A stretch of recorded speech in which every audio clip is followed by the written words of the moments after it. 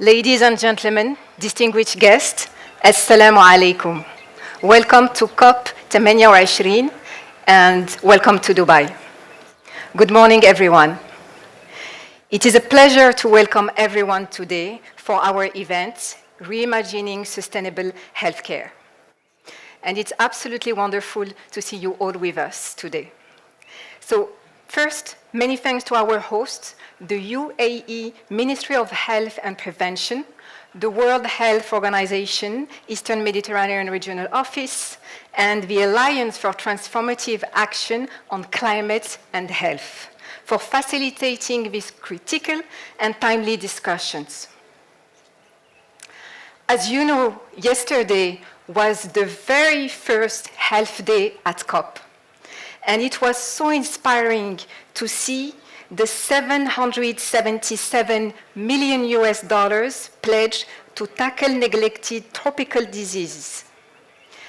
This is a major step forward in acknowledging the impact of climate change on people's health.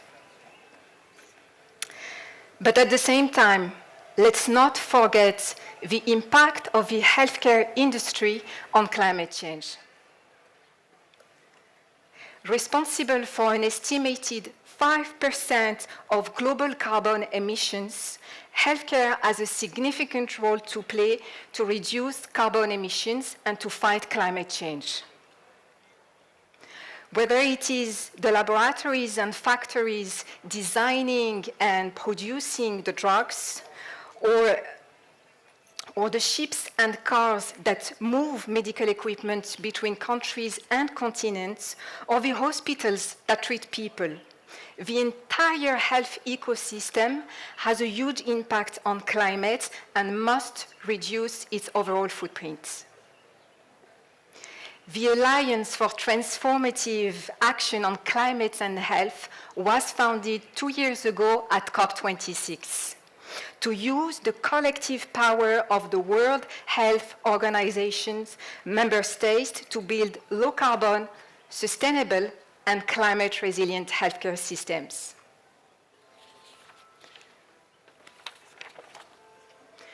Today, we are here to boost attached engagement among critical Eastern Mediterranean region stakeholders. As a region of the world that is already being disproportionately impacted by climate change through changing weather patterns, extreme heat, or drought, it is critical that countries join forces to tackle this shared challenge. This event is not just a platform for discussion. It is a call to action. We are here to listen and learn from attached countries in implementing their sustainability goals. As we delve into our keynotes and panel discussion, we will explore the intricate link between health systems and climate action, emphasizing the urgent need to define policies and strategies tailored to our region's unique challenges and opportunities. We will showcase sustainable healthcare initiatives and best practices that I'm sure will inspire you to take action. Let me introduce quickly myself. I am Nadine Zidani. I'm a purpose-driven entrepreneur and the founder of MENA Impact, a UAE-based company on a mission to build the impact ecosystem in the MENA region. And today I'm thrilled to be your MC and guide throughout the session. As COP28 President said, Dr. Sultan El Jaber, this is the time to unite, act, and deliver. And this is why we are all here today. So welcome to our event.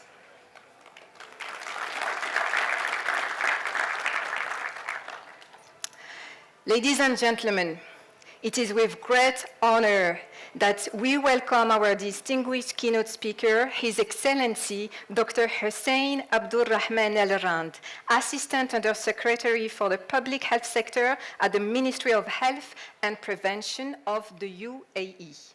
Dr. Hussein Al Rand stands at the forefront of healthcare innovation and sustainability in the UAE, embodying the spirit of visionary leadership and commitment to public health.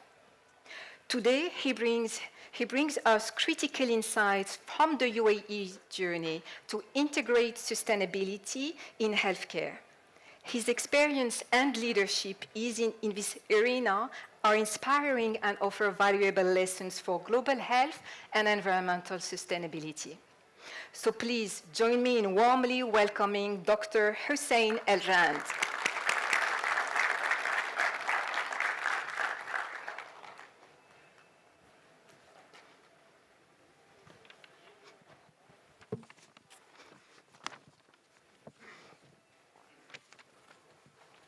Bismillah ar-Rahman ar-Rahim.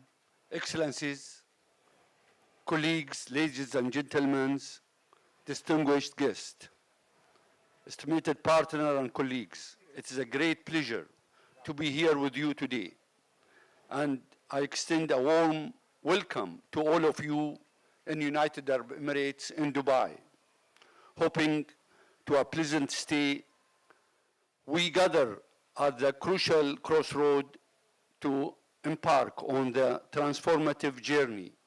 Our mission is to lead the way in developing climate resilient and sustainable low carbon health system.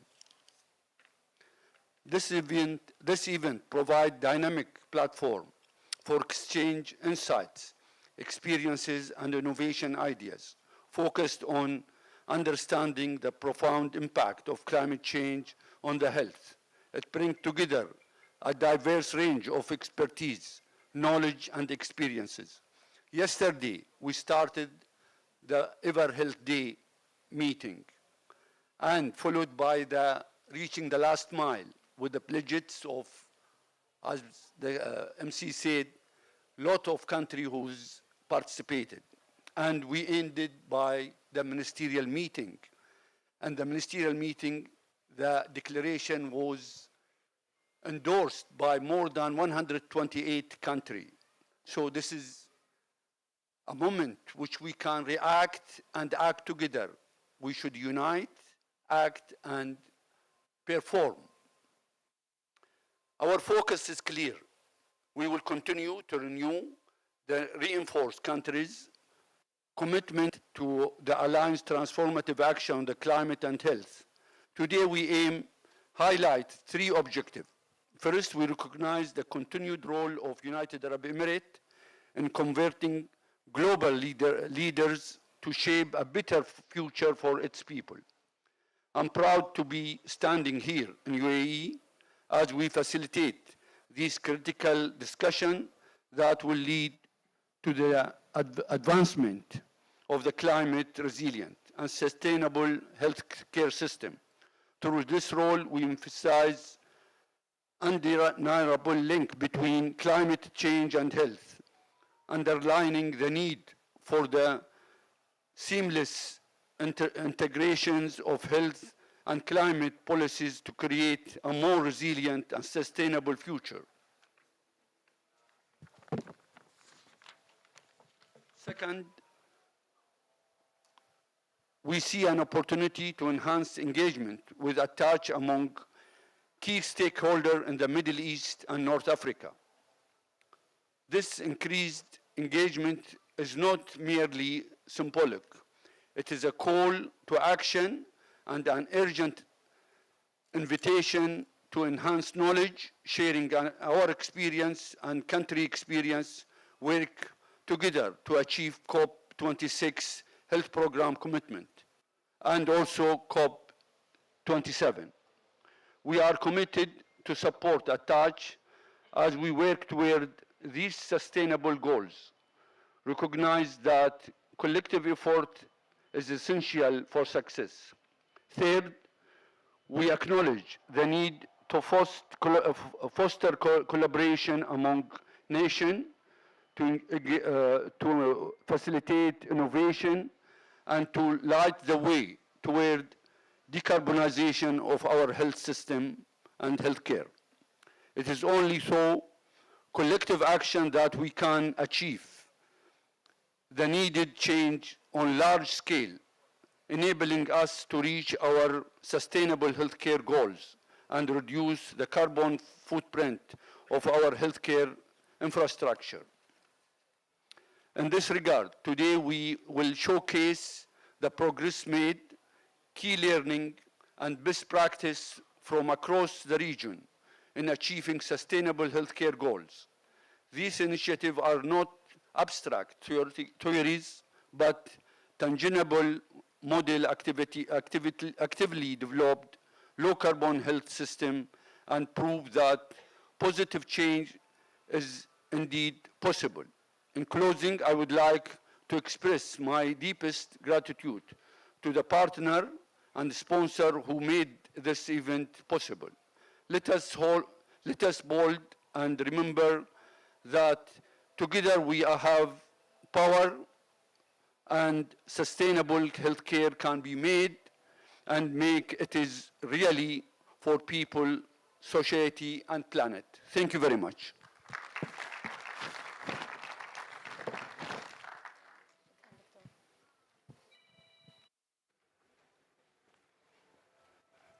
Thank you so much, Your Excellency, for this inspiring start to our event. So I forgot to mention that we have translation, English to Arabic and English to French. So if you need that, just raise your hand and someone will come and help you. So, ladies and gentlemen, let's move on to our second keynote. We are honored to welcome Dr. Rana Hajji, Director of Program Management at the World Health Organization Eastern Mediterranean Regional Office, a key figure in bridging the gap between climate change and healthcare. Dr. Rana Hajji will share insights on sustainable healthcare and the importance of collaborative action from her experience with the Alliance for Transformative Action on Climate and Health, known as ATACH. Her vision emphasizes the urgent need for resilient, low-carbon health systems and a unified approach involving diverse stakeholders for a healthier and sustainable future. Please join me in welcoming Dr. Rana Hajji.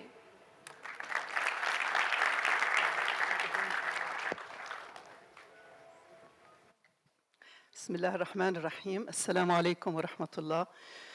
Good morning, colleagues. صباح الخير جميعاً. I am really delighted to join you here today on the side events. I would very much like to thank our host, Dr. Hussein Rand, and the UAE Ministry of Health and Prevention to jointly organize this event with us. Also would like to thank, of course, the Transformative Action on Climate Change and Health, the Sustainable Market Initiatives, SMI, and Global Health Strategies for facilitating this event. I would like to first start by conveying the apologies, sincere apologies from Dr. Ahmed Al-Mandari, our regional director, who couldn't join us today. He has been tied up with the really devastating crisis in Gaza.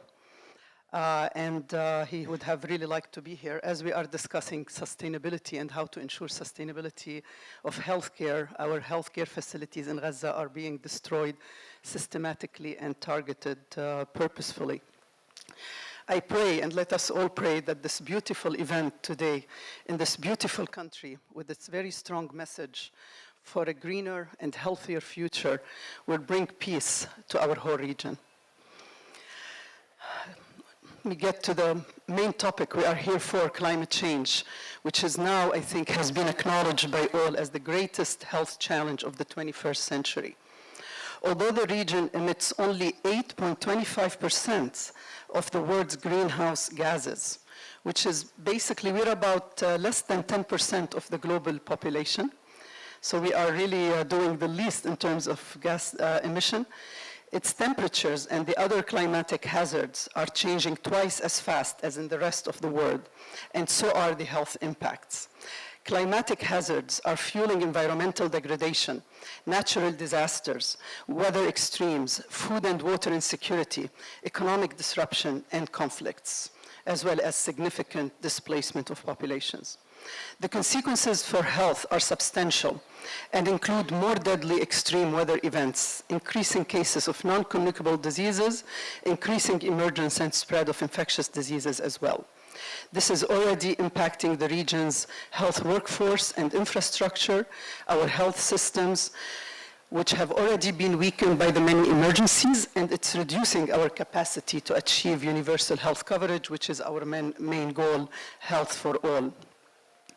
The recent deadly floods in Yemen and Libya in 2023 and in Oman recently, as well as in Pakistan in 2022, are very sad examples of the serious health impacts, where tens of thousands of people were killed, thousands of healthcare facilities were destroyed, leaving millions of people without adequate health services. Your Excellencies, ladies and gentlemen, deep, rapid, and sustained mitigation and an accelerated implementation of adaptation actions would reduce the projected losses and damages for humans as well as for ecosystems and deliver many co-benefits, especially for air quality and health in the region. Any further delay in actions will increase the risks of climate change, undermine decades of improvements in public health, and contravene our collective commitments to the Sustainable Development Goals and the human right to health for all.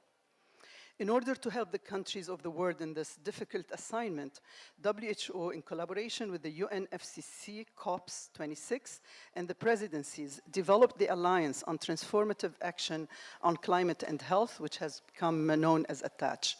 So far, I think more than 80 countries now of the world, including 14 countries in our region, and I think soon there will be 16, I understand, have joined this alliance. We need to work together to support and expand this initiative to help in minimizing the health impacts of climate change. I hope that this event will provide a very dynamic platform for exchanging insights, experiences, innovative ideas on the impacts of climate change on health. The focus is on renewing and reinforcing countries' commitments to ATTACH, driving momentum to achieve sustainable, resilient healthcare systems in the region. Let us work together during the coming 2 hours to first boost engagement with ATTACH among key stakeholders in the Eastern Mediterranean region. We would like to see all 22 member states or countries in our region joining, highlight the UAE's prominent role as a convener for facilitating critical and timely discussions to advance the creation of climate resilient and environmentally sustainable healthcare systems and health systems overall, and showcase sustainable healthcare initiatives and best practices across the region and how they are actively promoting low-carbon health systems. I am very inspired being in the UAE as usual, and the United Arab Emirates, which just celebrated its 52nd anniversary. So with inspiration from the United Arab Emirates, let us all unite, act, and deliver, and may God guide us all on the right path to protect our planet and our health from the detrimental impact of climate change. Thank you very much. Have a good day.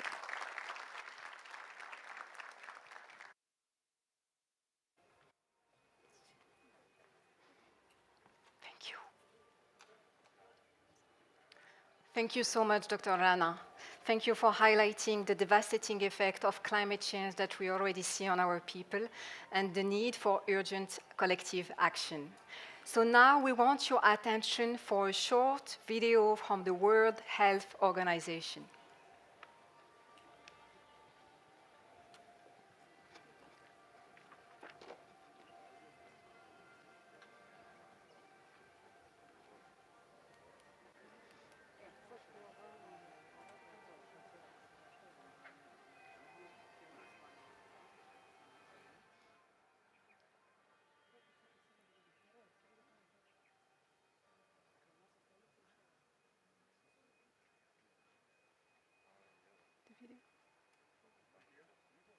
The video?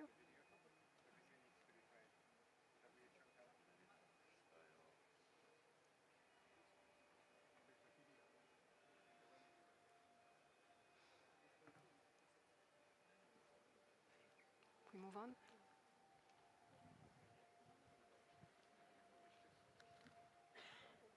just have a small technical issue, so just 1 minute, and we'll show you the video.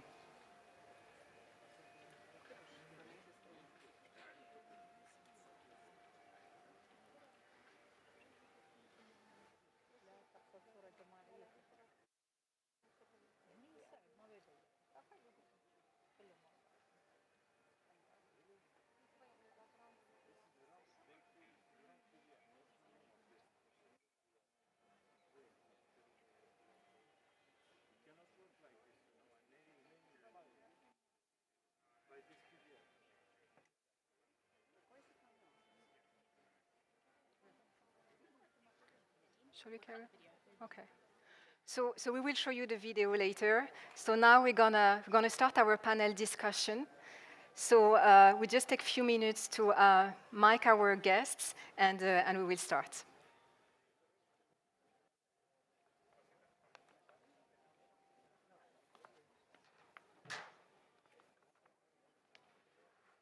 Shall I start? Shall I start the introduction, or we wait? Yeah, they can come up. Yeah, you want to stand in front of them, put him on the seat.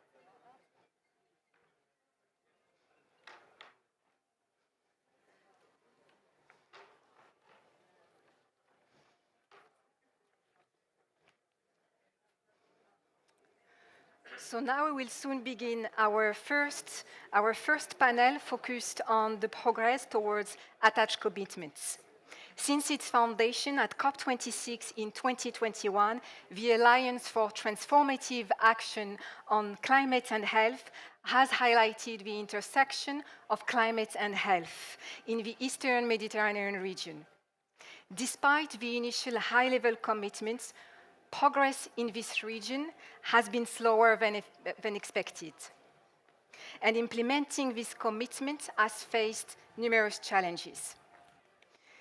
This panel includes health ministers from countries in the region that are signatories of ATACH, including Egypt, Lebanon, and Tunisia, who will discuss those challenges as well as the achievements to date. So it's a great honor to introduce our panelists. His Excellency Dr. Khaled Abdel Ghaffar, Minister of Health of Egypt. Welcome.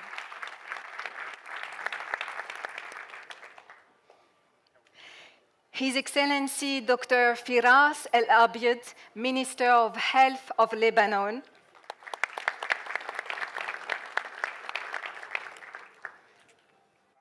His Excellency Dr. Ali Al-Marabet, Minister of Health of Tunisia.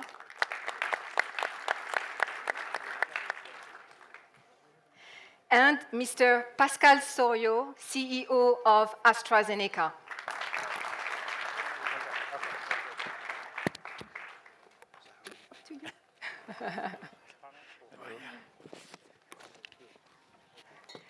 Thank you so much, gentlemen, for joining us today and making the time for this discussion at COP28.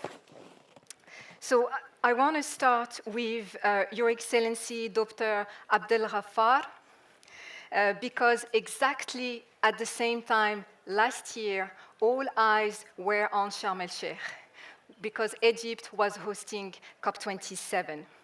So I really want to ask you, what are the key achievements and initiatives that Egypt has introduced in relation to health and climate, especially that you played a pivotal role in this discussion around health and climate? Thank you, moderator, and it's really a pleasure to be among this esteemed panelist with my dear colleagues from Lebanon and from Tunisia, and certainly Pascal from AstraZeneca. But allow me at the beginning to highlight the work that we are doing with AstraZeneca, because it's really a success model that we have to elaborate on. I think Egypt was one of the leading countries that considering strengthening resilience of the health system for climate change and related to health impacts. And this involves many public health initiatives that we've been doing, and certainly strengthening the early warning system and trying to develop a very robust emergency response mechanisms. And because of the communication and partnership with different agencies from the private sector, from the NGOs, and certainly from pharmaceutical companies, I think we've done a great job in terms of communication. And I have to highlight here what we call the 100 Million Lives Presidential Initiative, where we managed to screen more than 60, 70 million of Egyptian population in different aspects. And certainly one of the success models was for hepatitis C, where Egypt has just been announced by the WHO to receive the golden tier to be eradicated from virus C, and that's a great achievement that we've done that also with the WHO, with the pharmaceutical companies related, and certainly with other partners.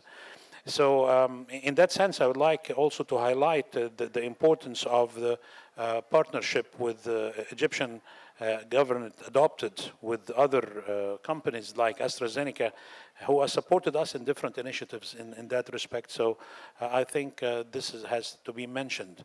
Going back to your question, I think when you talk about initiatives that has been adopted since Egypt host the last presidency COP27 in Sharm el-Sheikh, we've done a lot of achievements since that time. I will just mention some of them. The first one is the initiative on climate change and nutrition, which we call it ICAN. And this initiative will help the fostering the collaboration to accelerate transformative action towards integrating climate action and one important aspect, which is nutrition.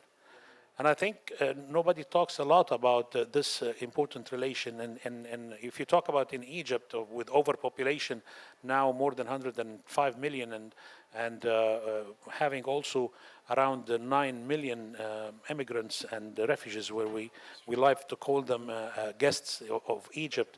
And that's a big burden when it comes to nutrition and food security. And Egypt is considered one of the vulnerable countries as regards to climate change affections because of the raise of the sea level that was expected to be like around 68 centimeter by 2050, and that maybe subject cities like Alexandria and Nile Delta to floods. As you mentioned, floods in Libya and in Yemen and in Pakistan, and this is countries of related to the to our Eastern Mediterranean regions. So we are vulnerable in terms of climate impact.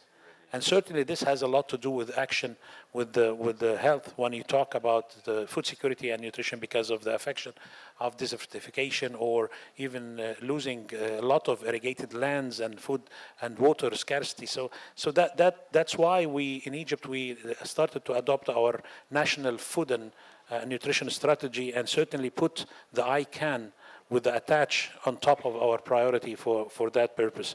And that will definitely improve the nutrition status of the population and will address the food security, particularly in the vulnerable group in different Egyptian governorates. Second, the Green Hospital Initiative, which we also adopted with our friends and partners from Gahar to put like green standards for hospital accreditation. Whenever we are going to build a new hospital or even accredit any hospital, it has to go with the green standard. And I think this is an initiative that needs to be respected when it comes to the healthcare sector and try to facilitate, as you mentioned, that sometimes the health facilities also impact on the climate change. So that's why we need to start by ourselves, by having our green hospitals and facilitate environmentally friendly, energy efficient buildings and reducing the carbon footprint of hospitals. Third, also Egypt launched what we call the Green Bond.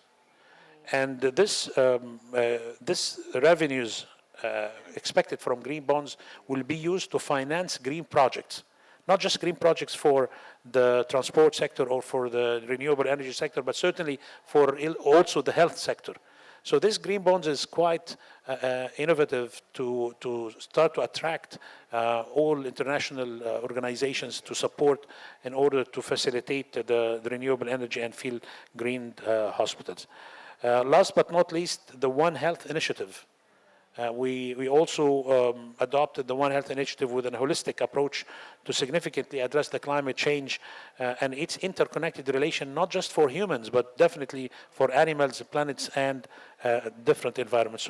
So these are just initiatives that we managed to work since the Sharm el-Sheikh from last year to now, and hopefully with our friends and partners we can even adopt more initiatives in the future. I'll stop here. Thank you. Thank you. That's a major achievement, and thank you for mentioning the partnership between private and public and the power it can bring to a country like Egypt. Moving on to Your Excellency, Dr. Firas El Abied.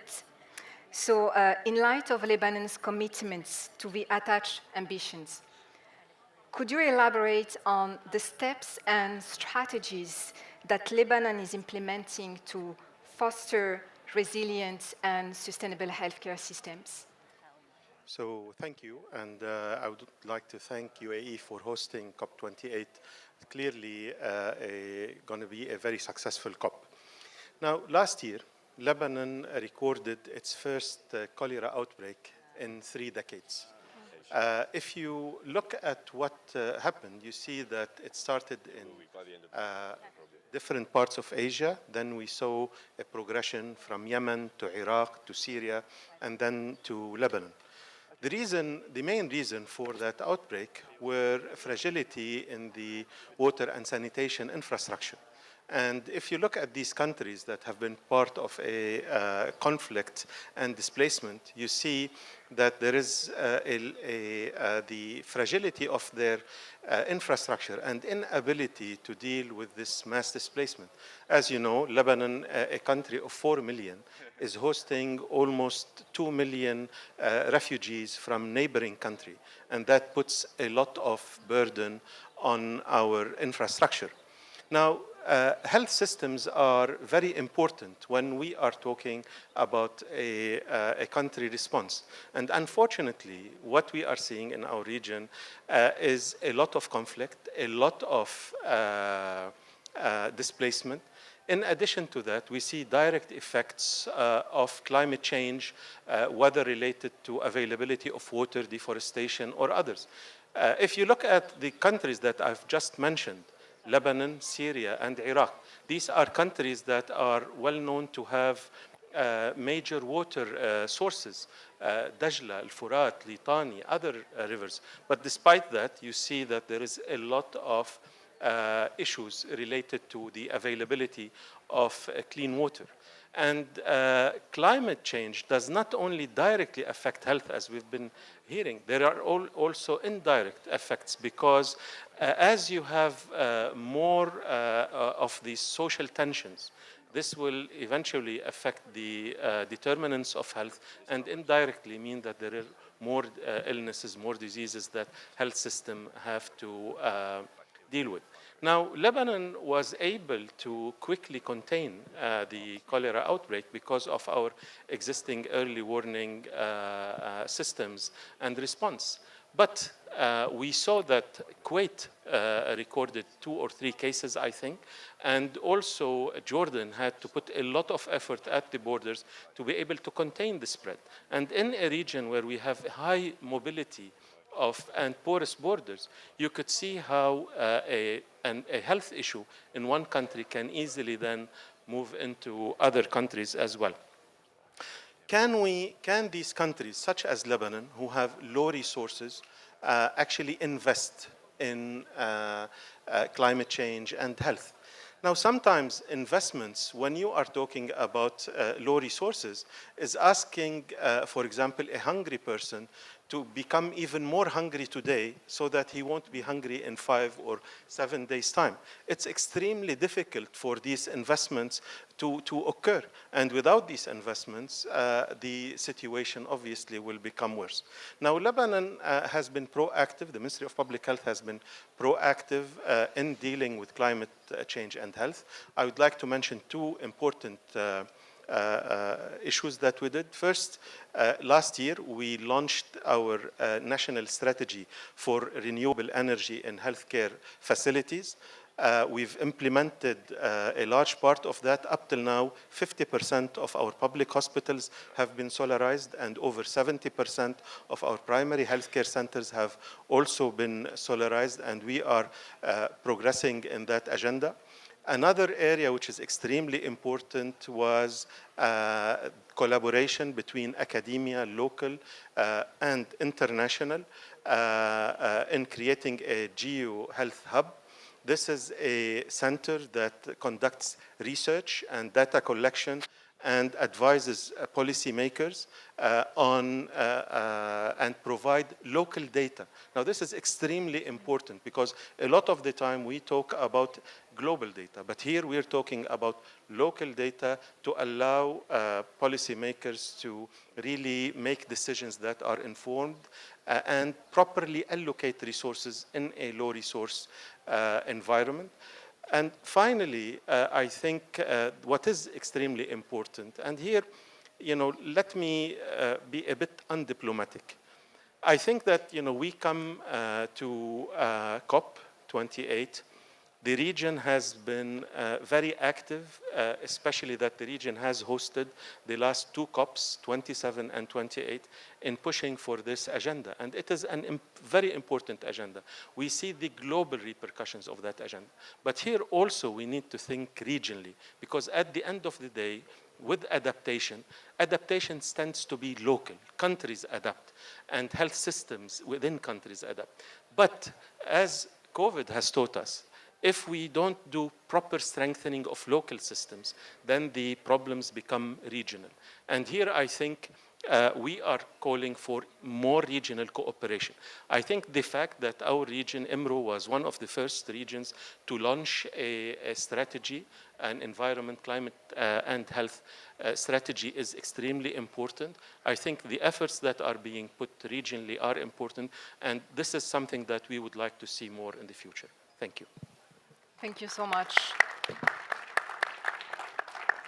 Thank you so much for highlighting the challenges, and despite those challenges, still taking action to transform the healthcare system. And you mentioned something really important is data. We absolutely need data from the region if we want to take action, and that's something we're gonna dive in the next panel. Thank you so much. Moving on to Your Excellency, Dr. Ali El-Mrabet.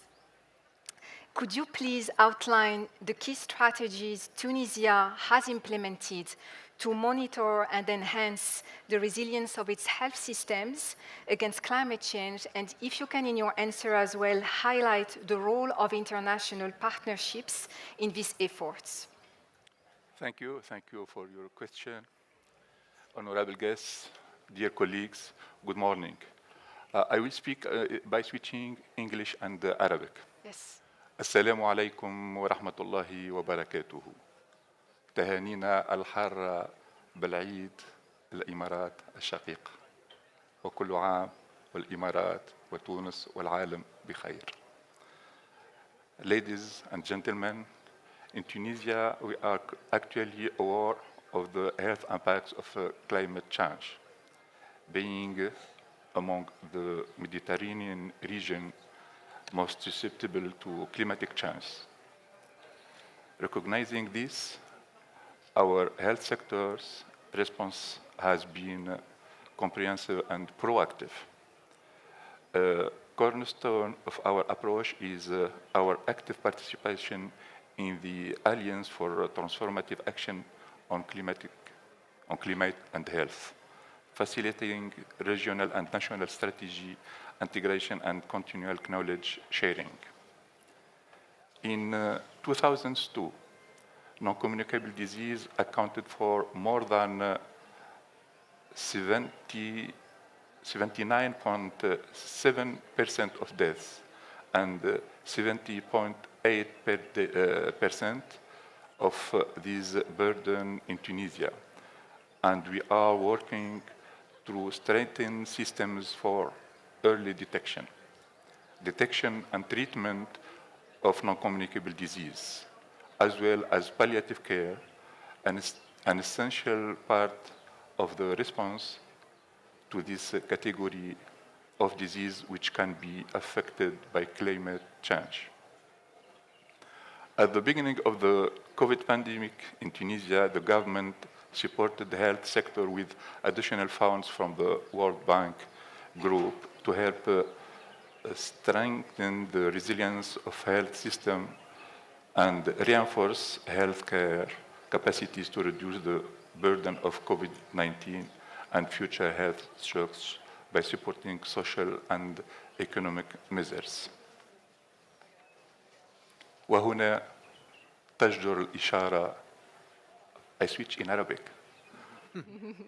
وهنا تجدر الإشارة إلى استراتيجيتنا الوطنية الصحية للصحة تونس 2035 والتي نعمل على تطويرها لتركز على تحسين الأداء العام لنظامنا الصحي مع التأكيد المباشر على تكامل السياسات الصحية والمناخية في بلادنا ويشمل ذلك تعزيز قدراتنا في مجال التطعيم والفحص وإدارة الأمراض المزمنة لتوفير الاحتياجات الصحية اللازمة لأبناء شعبنا في تونس إذ تتوافق هذه الاستراتيجية مع استراتيجيتنا الوطنية للحياد الكربوني ومقاومة التغيرات المناخية حتى عام 2050 مما يبرز التزامنا بالممارسات الصحية المستدامة.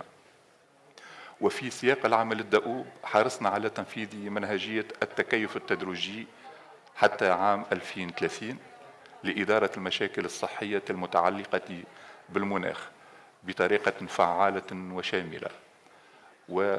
ستنتقل هذه الاستراتيجية إلى منهج التكيف الشامل للتغيرات المناخية بعد عام 2030 مع التركيز المستمر على الوقاية والمراقبة الاستباقية لمخاطر الصحة المرتبطة بتغير المناخ ويشمل ذلك بناء قدرات مقدمي الرعاية الصحية وتعزيز خارطة عملنا في مجال الصحة في تونس لتشمل العوامل المناخية المؤثرة على صحة المواطنين.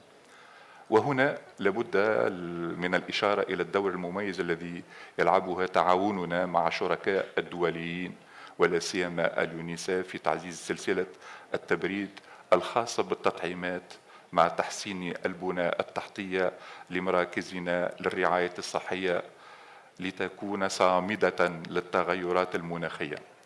كما يعتبر التعاون بين القطاع العام والقطاع الخاص عاملا أساسيا أدى إلى تطور محددات الصحة وذلك من خلال الدعم البنى التحتية الصحية والمستشفيات وخاصة فيما يتعلق بإدارة النفايات الخطرة ونفايات العلاج والنفايات المنزلية. وبصدد الحوكمة المناخية أنشأنا لجنة قطاعية تحت إشراف وزارة الصحة للتركيز على جوانب حاسمة مثل التخطيط لموجات الحر واقتصاد الموارد المائية واليقظة الصحية وذلك للتحكم في النواقل وإعداد مخططات للمحافظة على نوعية الهواء وذلك بالتعاون مع وزارة البيئة. وكل هذا يعكس مشاركتنا النشطة في تعجيل التقدم نحو المساهمات المحددة على المستوى الوطني حيث تم توثيق مساهمتنا الوطنية المحددة للمجال الصحي في الجلسة 26 للمناخ لمؤتمر المناخ COP28 مما يعكس تفانينا في الالتزامات المناخية العالمية. Currently, we are developing a health national adoption plan focusing on the vulnerability of our health system to climate change. This includes addressing disparities in water access and healthcare provisions, particularly in rural areas, and ensuring the resilience of our healthcare infrastructure to natural disaster. To conclude, Tunisia's approach to climate change and health is holistic integrating national strategies, international collaboration, and robust governance to create a resilient, sustainable health system. Thank you very much. Thank you so much, Your Excellency. Moving on to Mr. Pascal Soriot. You are the CEO of AstraZeneca, but you're not here as a CEO of AstraZeneca, but more as a convener of the Sustainable Markets Initiative Health Systems Task Force. Can you share the progress that has been made since its inception at COP26, and especially in partnership with ATACH, and the impact these joint efforts on accelerating the delivery of net zero healthcare? Yeah, with pleasure. First of all, let me say it's really a great pleasure to be here today. Does it work? Yeah, cool. Let me say it's really a great pleasure to be here today and share this be on this panel. I think it's important, before I comment on SMI, it's important to remember the scale of the issue. COVID killed 7 million people, but climate change and pollution killed more than 7 million people every year. And if the temperature increases by 2 degrees, which is more than 1.5 degree targeted as part of the Paris Agreement, so if it increases by 2 degrees, the number of deaths will increase by 370%, so almost 4 times more. So you can think about 30 million people every year dying of climate change and pollution. And it's important to remember that in the end, we all breathe the same air globally, because it is tempting in some richer country to think it's affecting other parts of the world. It's not affecting us in Europe or in the United States. It's affecting other countries, not us. It's affecting everybody.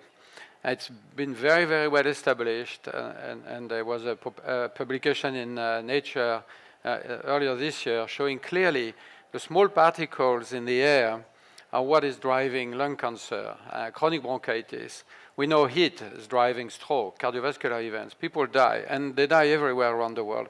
So we actually, one of the things we have to make sure is that we make everybody around the world realize it's affecting us all. I think it's really a critical message. And at the end of the day, you know, the healthcare system is in a strange position, right? Because our role collectively is to help people stay healthy or cure them if they are sick. But in reality, we're also hurting them by producing carbon. You said it a bit earlier, on average, the healthcare system produces 5% of carbon emissions globally. In more developed countries like the United States, it's more than 8%. So it's enormous, much more than the airline industry. So the question is, what can we do about it? And there are 2 big buckets of carbon production, if you will. One is the supply chain. And of course, pharmaceutical companies are part of this supply chain with others. And the second bucket is delivery of care, which is mostly hospital.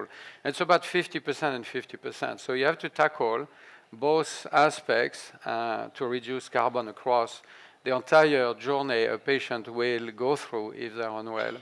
So on the supplier side, what we are doing is working through the SMI, and I'll say a few words about SMI in a minute, to reduce our carbon emissions. And one of the messages is absolutely feasible. As a company, AstraZeneca, since 2015, our company has doubled in size, but our carbon emissions have reduced by 60%.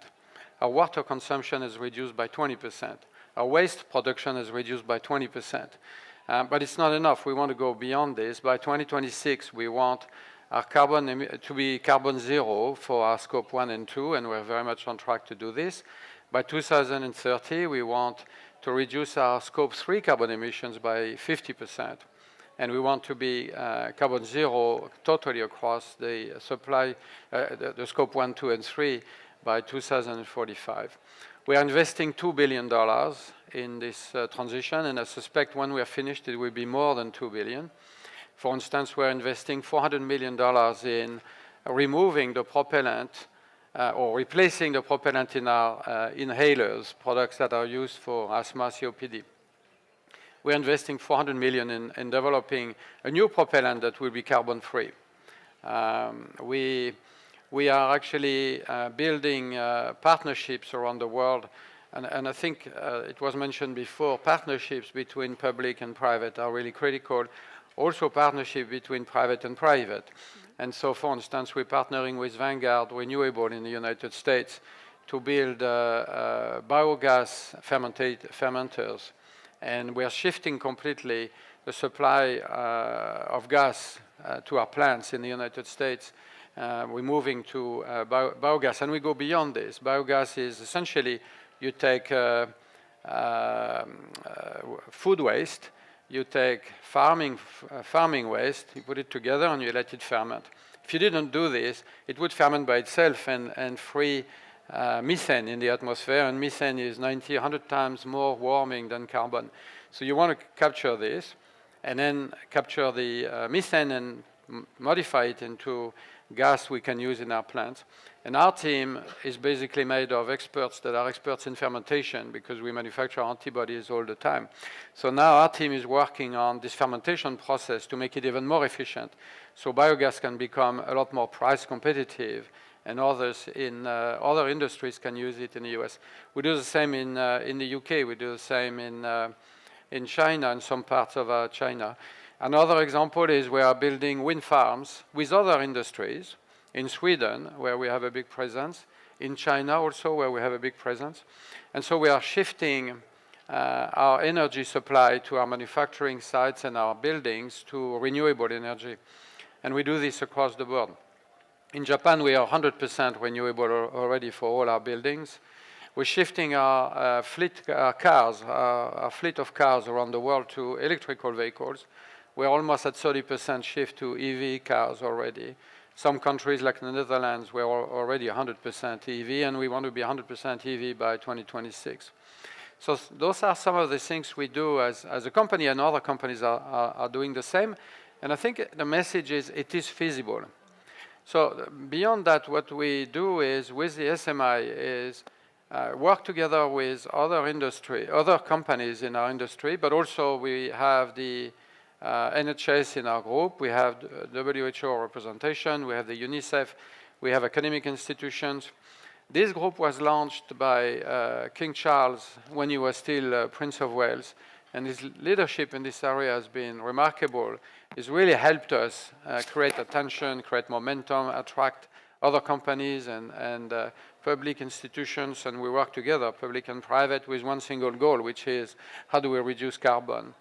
So by working together, for instance, we are now introducing a program in India and in China where we are going to produce green energy, and we are going to offer this green energy at competitive cost to our suppliers.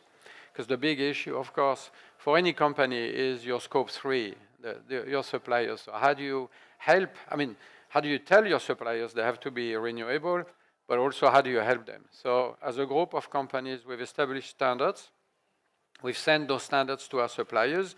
We've told them you have to have goals, and you have to move to renewable energy and be green by as per your goals. But we also will help you. And those standards are key, because if AstraZeneca tell our suppliers, we want you to be green, they may decide it's too expensive, we don't want to do it for one customer. But if the entire industry tells the suppliers, here are the standards, then they have no choice. But on top of it, we help them. And so in India and China, for instance, this collaborative project will generate 70 megawatt of green energy, which is the equivalent of taking 25,000 cars off the road. And that is what the SMI is helping us deliver overall. So beyond that, we're also tackling the second part. So that's the first part, which is supply chain. The second part is the hospital. And the number one thing you've got to do is stop people from being hospitalized. That's obvious, because when they are in the hospital, it's not good for them. They cost money, but they also produce a lot of carbon. So what you have to do there is really run screening, diagnosis campaigns, so you can treat people early. So take kidney disease, especially in this part of the world, there is a lot of kidney disease. So we are running campaigns to diagnose people early and stop them from moving into severe kidney disease. If they move into dialysis, their carbon production is multiplied. And of course, it's not good for them. Lung cancer, how do we diagnose lung cancer early so we can cure people? If you diagnose it too late, which is the case today in many cases, people are metastatic. They're going to live longer if they get the right treatment. But the unfortunate part is they will still die. And in the meantime, they'll be in hospital a long time. It will be bad for them, and they will also produce carbon. So diagnosis disease early, whether it's chronic bronchitis, kidney disease, cancer, or any other thing, is one of the things that we work on, is putting together, working together with governments to introduce policies. We've done this in Japan and the European Union, policies to diagnose people early and cure them. Another thing we do is look at digital technologies, so we can actually use digital tools to run our clinical trials, reduce the carbon production. So we can introduce digital tools in how patients are treated. Interactions with doctors through digital tools reduces traveling and carbon production. We're looking at, now we're looking at potentially developing a curriculum for medical students. Because doctors, young doctors, are very interested, but it's not part of the medical courses. So how do you help them become more aware of how can I be green in the hospital? Because they don't even know. So we are looking at this, and we are working together with a group in the United States that is led by Dr. Zhao, who is the president of the US National Academy of Medicine, and is really working on some of those aspects. We're working with NHS. To do this, we have launched a chapter of the SMI in China a couple of weeks ago, so that we can actually do the same in China, bringing companies together. So those are some of the things we do, and of course we are collaborating with Attach to implement similar policy. But I think the key messages are, it affects us all, and we really be careful, because often people say, well, there's inequity, it's unfair, it's affecting poor countries, and it's true. But it is too easy then for people in the richer countries to say, well, it's not affecting me.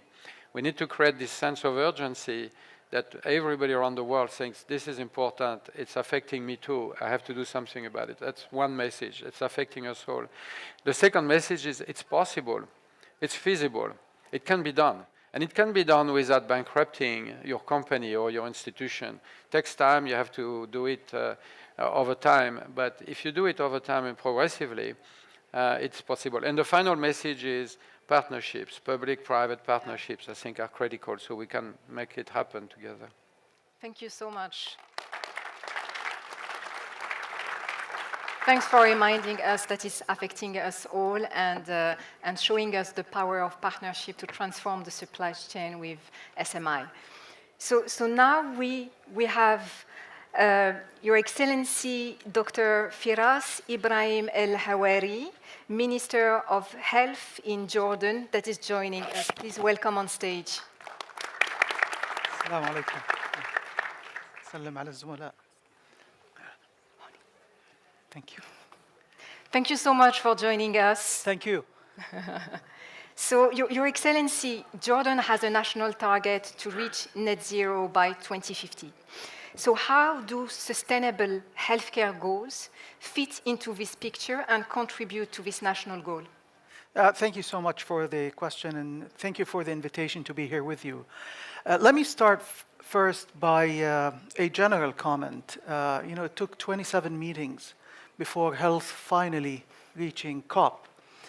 And I think this is a golden opportunity, because we all witnessed how the world got together during the COVID crisis and got it under control within few years. We're talking about three years.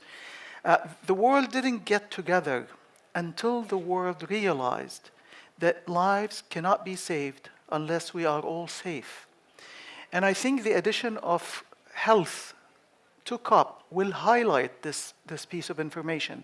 So now we're not just talking about the economy, but we are balancing the economy versus health, or economy and health, to be honest. And we're seeing the impact we started seeing the impact of the extreme change in weathers, extreme change in temperatures, floods, natural disasters, and soon we will see also new surging infections because of that.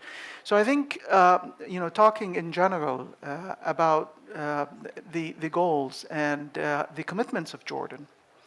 Jordan has definitely shown commitment towards all the initiatives, whether it's the Paris Accord, whether it's the Attach initiative.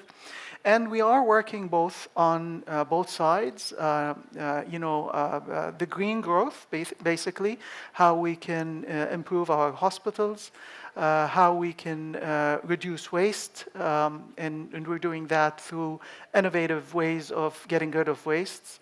We are putting renewable energy in every single spot that we can do, and we're doing it fast. And at the same time, we're putting plans to train our staff on that.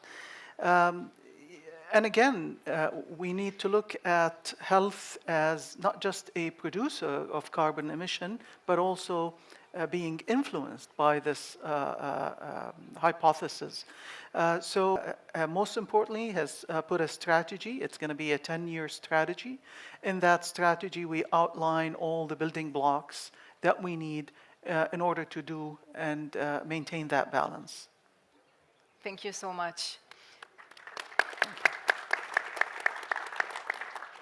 So before we end this session, so you highlighted, all of you, a lot of challenges that you're facing in your countries and the need for more action. So I want to ask you in 1 minute maximum, if you can share with us what's the main takeaway from you, from this session, and what we must do next to make progress towards the attached commitments. I think for me, awareness and budgeting and financing of the health system to be more resilient is a great challenge that I'm sure that it's not just for Egypt, but for all of us. Finance is a great issue, and the international community and the funding agencies has to look at this point very, very much, especially in countries highly affected by that was told to be more adaptive, and that considered, I think, is a major issue as it regards to the challenges. Thank you. Thank you. I think there are two main messages. If the climate change and health is important for the international community and developed countries, for countries with fragile health systems, it is critical, because a lot of those countries are just one step away from complete collapse of their health systems. And therefore, this issue is of paramount importance for these health systems. Adaptation is something they have to do now, and it cannot wait. Now, the other problem then, and this is back to what His Excellency was saying, is we do have a resource problem. A lot of the resources that we have are mainly directed towards humanitarian action, and there isn't enough resources that are allocated for looking at the medium to long term. And we need financing solutions. Now, whether those financing solutions are partnerships, whether it is the industry, whether it is international organizations, whether it's innovative financing, looking at green bonds or others. But at the end of the day, without financing, these countries that are showing commitment cannot deliver. And if they cannot deliver, and this is a final lesson that we learned from COVID, health cannot be put into borders. If we have a problem in health, borders cannot stop that problem, and that problem will become global eventually. Thank you. شكرا. أبقى في نفس سياق ما قاله زملائي معالي الوزراء، وقد علمتنا جائحة الكوفيد وحققت أن العالم قرية كبيرة بدون حدود، وتبقى التغيرات المناخية لكافة أنحاء العالم. وليست لها حدود. فلنعمل جميعا معا للحد من أسباب التغيرات المناخية، ولنعمل معا اليد في اليد كافة الدول وكافة الشعوب لحلحلة هذا الموضوع والمجهود الكامل للصحة لكافة مواطنينا في القارة وفي العالم أجمع. Thank you. Well, I think the most important message that I would like to send is I would like to call upon all leaders in health in the world. It's time for us to think about this as an emergency.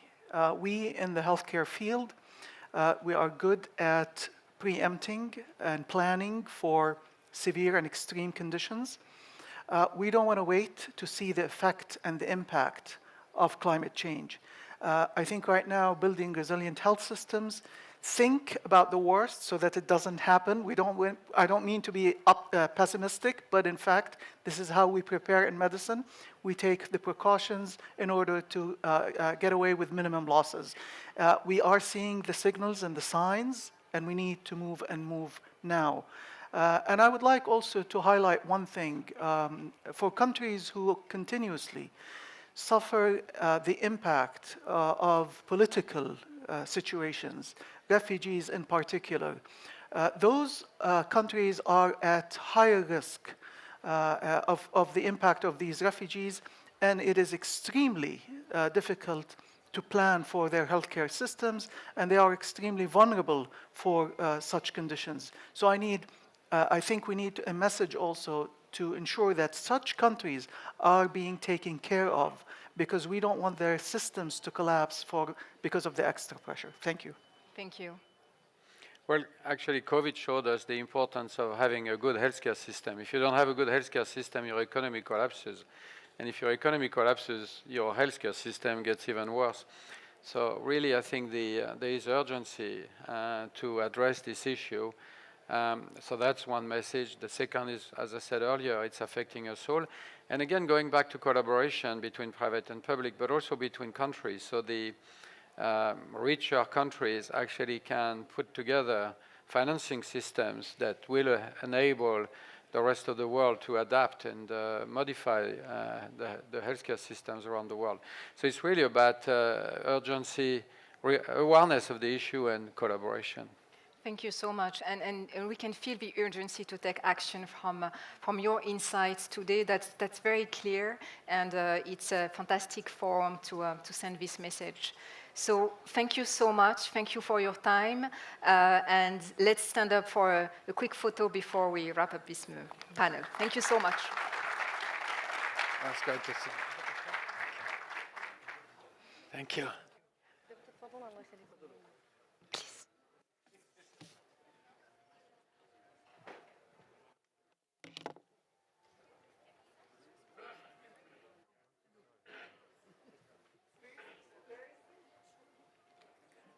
Oh, wow.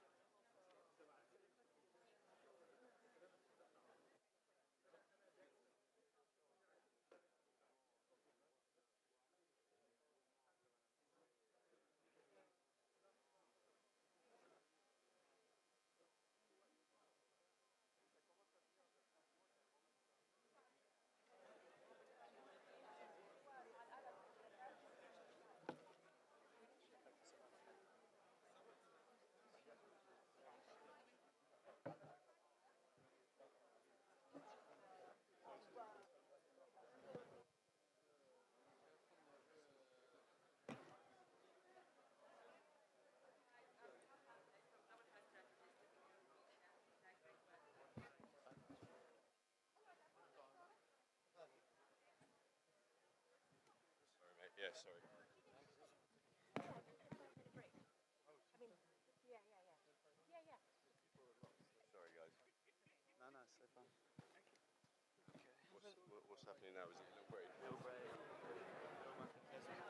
Ladies and gentlemen, please stay with us. We have another panel in 5 minutes. So just a quick break so we can, rearrange the stage, and we'll come back in 5 minutes. Thank you so much.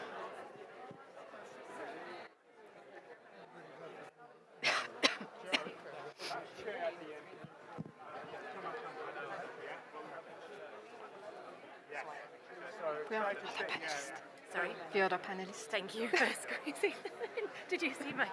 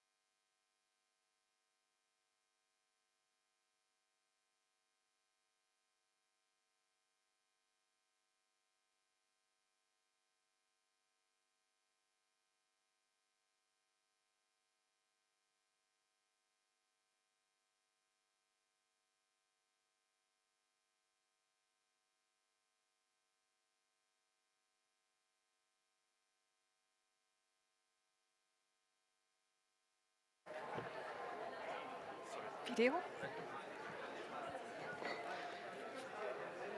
feel like I can't tell him to go. Okay. Ladies and gentlemen, can I please ask you to come back to your seats so we can slowly start the next panel discussion, please? Video? And now, the video is finally ready. So we want your attention to watch this short video from the World Health Organization. Climate change is here, happening faster than expected, posing the single biggest health threat to humans and communities. Direct and indirect effects of climate change will cause an increase in mortality and morbidity rates. Changes in the burden and distribution of many climate-sensitive diseases, with vulnerable groups facing more drastic health outcomes. Recent floods we've seen, dust storms, polluted air, the heat we're living, droughts spreading, raising sea level, all will affect our health, putting more pressure on health systems and service delivery. Do we need a new pandemic to start acting? We need to build our health systems to be climate resilient and environmentally sustainable through oriented leadership and governance, climate smart workforce, climate risk assessments and early warning systems, more resilient and sustainable supply chain, emergency preparedness and more informed programs, and sustainable finance. Every effort is crucial if we want a health system that can protect our health and future generations. Without action, climate change will undermine decades of progress in global health.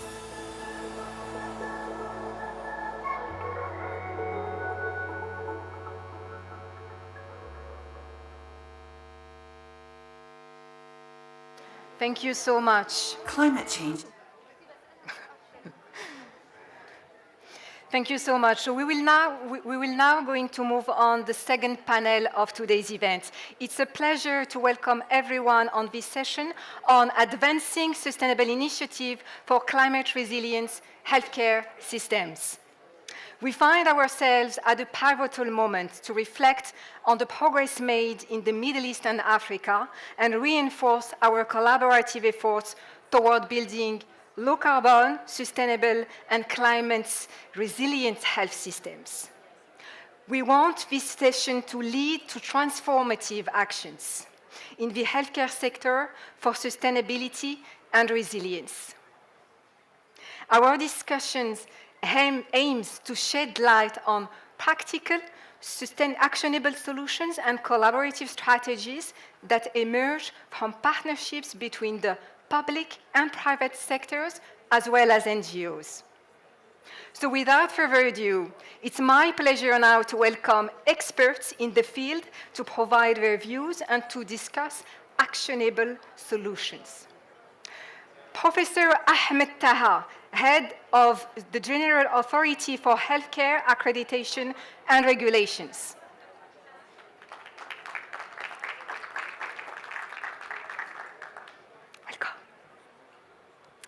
Dr. Stephen Holt, Director and Chief Executive Officer of SEHA Kidney Care. Welcome. Dr. Bassem El-Kadisi, Executive Council Member and Chairman of the Healthcare Sustainability Division, Arab Hospitals Federation. Dr. Wael El-Delemi, Overall Co-Lead Principal Investigator at GeoHealth Hub, Professor of Public Health at UC San Diego. Welcome. Ms. Desta Lekiu, Group Partnership and External Affairs Director at AMRF Health Africa. Welcome. And finally, Mona Isi, Executive Director of AGH.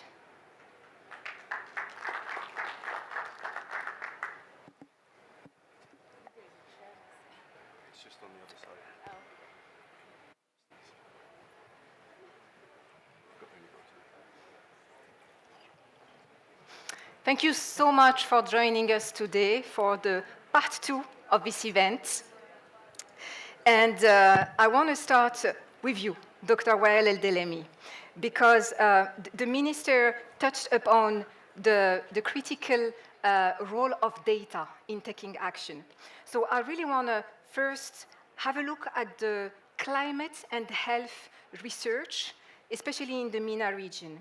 And I want to ask you, what are the unique challenges and opportunities that we are facing, and how does GeoHealth Hub aim to address them? And if you can explain very quickly what's GeoHealth Hub before. Thank you very much. Thanks for the opportunity, and thanks for Center for Environmental Health Action and Engineer Mazen and the IMRO for inviting me on this panel. As a public health professional and in our field in epidemiology, public health, we did not pay attention to climate change impacts until recently. Everybody in the physical sciences and the atmospheric sciences were already knowing about the climate change impacts since 1960s. But it was only when these extreme weather events began to hit and show then the attention to health came. For the MENA region, it is going to be the ground zero. We're already seeing the impacts of health of the climate change, whether it's the extreme record heat records, or the scarcity in water, or the dust storm frequency, or the lower precipitation. All of this is in the MENA region. So that caught my attention a few years back. And with colleagues, we had a book that I edited, and one chapter was dedicated to the MENA. When I was looking at the data, there was no data. The only data for the MENA region was mostly from the World Bank. And these are more less technical or less research oriented and more about the finances and the cost and so on. So I used that. But I was dedicated to try and find a solution. And that's when the GeoHub come, which is the global environmental and occupational health hub. And we are the only hub on climate change and health in globally. So, and we are localized in the MENA or focused on the MENA. The idea is that we would fill in the gap in many aspects of climate change. First, there's lack of awareness. Second, there's lack of capacity. Third, there's lack of partnership. Fourth, there is lack of data. So the GeoHub is formed of 6 universities: Harvard, Berkeley, University of California, San Diego, leading this. And from the region, we have Jordan University of Science and Technology in Jordan, Balamand University in Lebanon, and Mohammed Sadis University in Morocco, plus the CDC, plus the WHO represented by CIHAB. So it is a really amazing platform and a tool that is there to help the region. We have 45 experts in every field you can think of climate change, from economics to social science to physical science, hydrology, public health. So this is a resource that is available to help the region and fill in that gap. And we're already looking at aspects of dust storm, water quality, air pollution, and policy. The ultimate goal is pushing policy that will help address climate change. And I can talk a little bit more about other aspects in the later on. Thank you so much. Amazing work. Dr. Bassam El-Kadisi, so I want to ask you, what prompted the launching of the Arab Center for Healthcare Sustainability within the Arab Hospitals Federation, and how does it tackle the urgent need for actions in addressing climate change? Well, thank you, first of all, for having me in this session. It's a great pleasure for me and for the Arab Hospital Federation to be part of this COP28 session related to healthcare. As we were hearing in the previous sessions from the ministers, that we should go into actions. So we are all attending and promoting sustainable design, sustainable approach in the healthcare sector. But I guess, or we also in the Arab Healthcare Hospitals Federation, it is the time to start seeing actions. And this was the reason why we have launched the Arab Center for Sustainability, where we have experts within the federation who can support also in promoting the healthcare. We have signed also, as the doctor was saying, with some universities in Lebanon, and we are also planning to do this abroad, to have this advocacy role and to play this important link in between, in between the educational and the NGOs and the WHO as well for all of this approach. We have also the training sessions that we can start promoting with in partnership with the private and the private sector. Thank you. Thank you. Thank you so much. And I'll come back to you because I have another question on that. Ms. Destalekyu, you're bringing to this discussion the NGO perspective. Can you tell us more about the work you do at AMREF, and especially to create awareness on the link between climate and health? Thank you very much, and I'm really happy to be here, and I'm really happy that we have two women on this panel because women and children are often affected disproportionately around climate and health. I think first of all I want to say, I don't know how many of you, because this is not our typical audience, but how many of you know AMREF Health Africa? We're the largest Africa-based health development organization, and our work really is between supporting governments and ministries of health and community. So it's really linking the last mile to first access care. So that's where the space that we're in. For us, Sharm el-Sheikh was the first COP we had attended. In fact, we weren't even sure if that was where we should be. And when we arrived, what we realized is that health was not a pillar in the COP conversations. And that really got us thinking that we Africans, especially in sub-Saharan Africa, we are less than 4% contributors, but we are seeing a devastating impact of climate. You see things like Malawi's recent cyclone Freddy, which actually killed and affected Malawi more than COVID did, that one cyclone.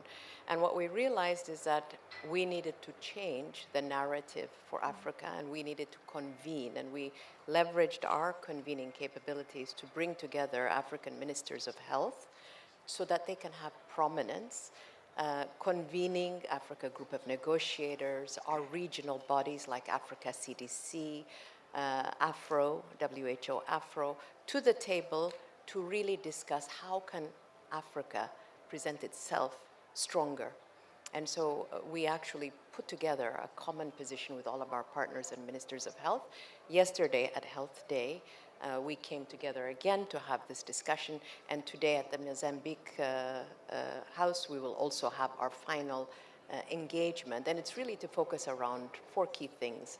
First is mitigation, which we believe is important, and second is adaptation, loss and damage, and financing, because for Africa, we need stronger health systems. We have very fragile health systems, and so this is what we prioritized, because we have to support the Africa agenda on climate.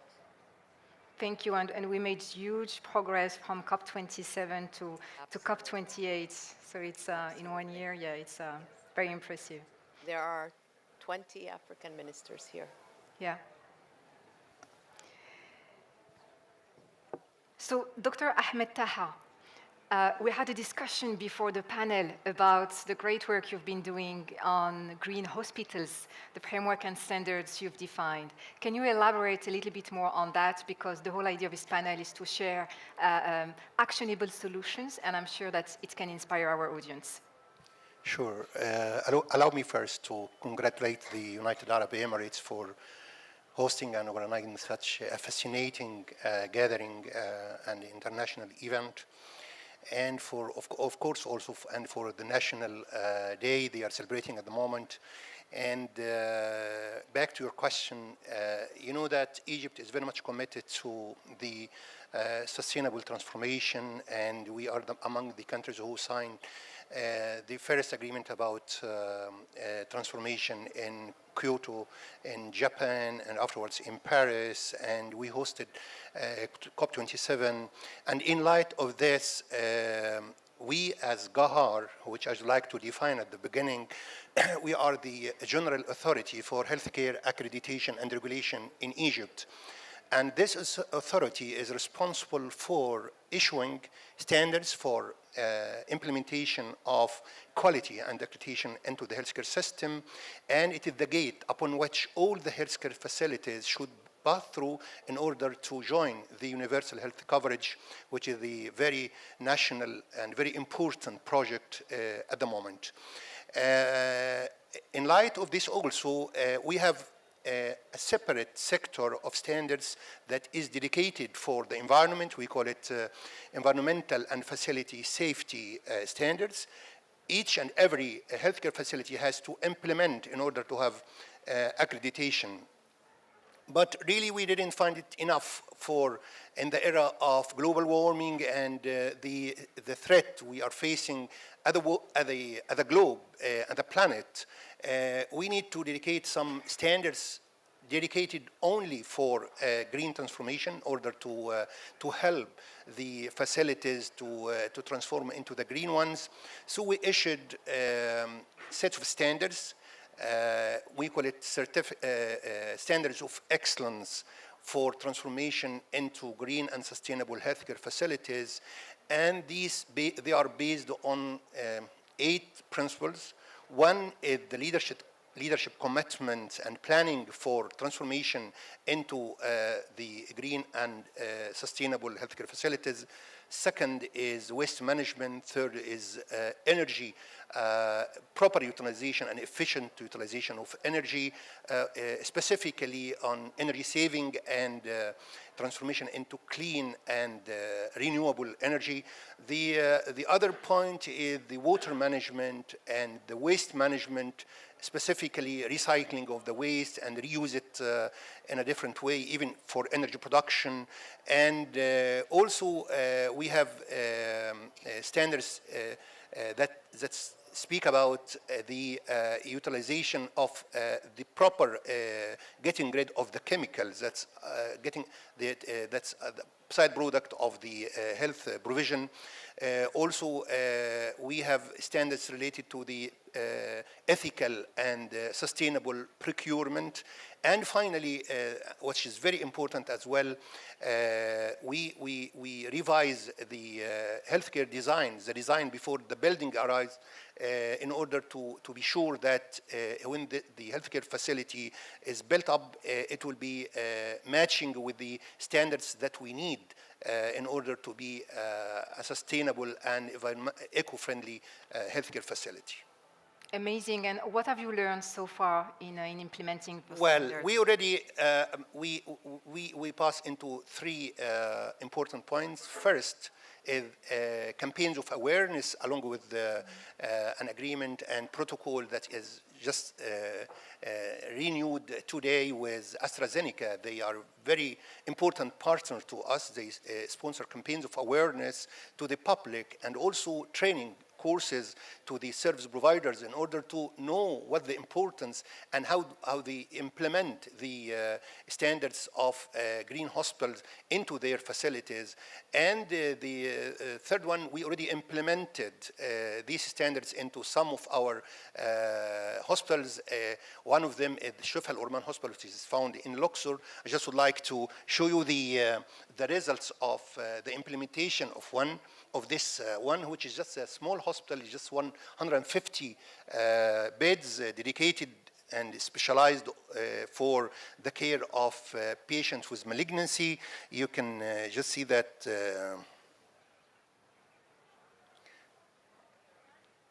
solar cells have been installed in the hospital. They managed to convert 15% of the hospital's energy to clean, renewable energy.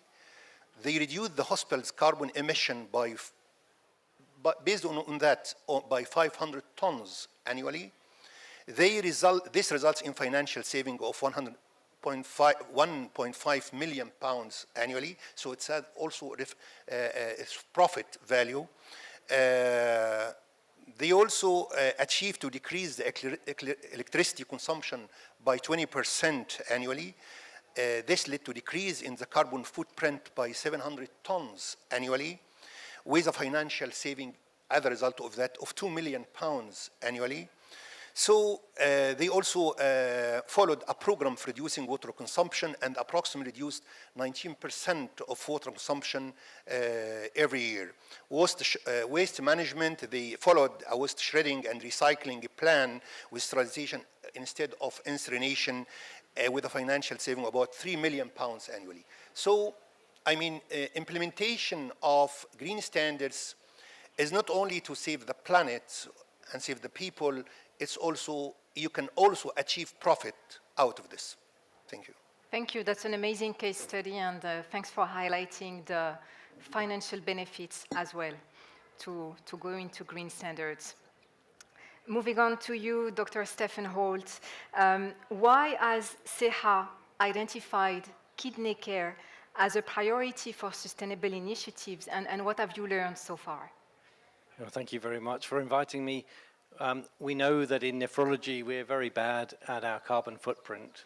we've got some now data, some good data, showing that as kidney disease progresses, we produce excessive carbon CO2 in the atmosphere. So as we progress from stage 1, we produce around about 1.5 tons per patient in CKD, right through to dialysis patients who produce nearly 13 extra megatons of CO2. So it's very expensive in terms of CO2 production. But it's not only very expensive in CO2, it's expensive full stop. So we know we're both financially a big burden. We know that we produce very large amounts of carbon dioxide, and we have to get better. So we're expensive because we use a lot of energy, we use a lot of water, we use a lot of single-use plastics. And we have to become more sustainable. And so a lot of the work we've been doing is to, one, quantify our carbon footprint. And no surprise there, we found that our carbon footprint is pretty bad, but it gets worse the worse your kidney disease. So some of the work that we've been doing here in the UAE and with AstraZeneca is to try and catch patients early, treat them early, and prevent them going on to later stages. And in that way, we not only help our patients, because we don't want them to be dialyzed, we don't want them to be transplanted, but we also improve our sustainability. And the other thing that we do quite a lot is we try to transplant patients. And the UAE has just been named as the most improved transplanting country in the world. And this is a strategy which means we not only improve the care of patients, but we're also improving the carbon footprint because transplantation also has a much lower carbon footprint. We're also aware that a lot of our patients use a lot of transport, and transport is a big driver of CO2 production. So we've been doing a lot to try and look at that and to use telehealth solutions where we don't need to. And one of the projects I was involved with in Australia, we cut our carbon footprint quite dramatically by just doing some follow-ups with telehealth rather than asking patients to come to hospitals. So lots of really practical things that we can do in nephrology to not only help our patients, help the finances, but also help the CO2 footprint.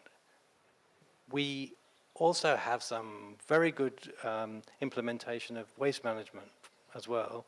And we're hoping, and you gave a really good example in Egypt of processing waste locally. Because we use such a lot of single-use plastics, if we could only reprocess that on site and then find a purpose for that, either syngas or just reprocessing into other things, we would save an awful lot of carbon dioxide. Because otherwise it's just taken away by road and burnt, and more CO2 comes into the atmosphere. And we have to stop this. It's not sustainable. But these solutions don't have to cost money, because we've shown how the return on investment is really very short. And as you've said, if we can show the financial sustainability as well as the good we're doing for the CO2 footprint, we really are going in the right direction. And we have to do that, because for many countries, renal care is almost unsustainably expensive. And we really want to find ways to try and prevent people not only from progressing down chronic disease pathways, but also from stopping them having to be dialyzed. And that's a really important goal, because we now have much better treatments for early chronic kidney disease. And if we can implement those widely, then we can stop that very large CO2 production of all of our patients in chronic disease space. Thank you. يعطيكم العافية وشكرا.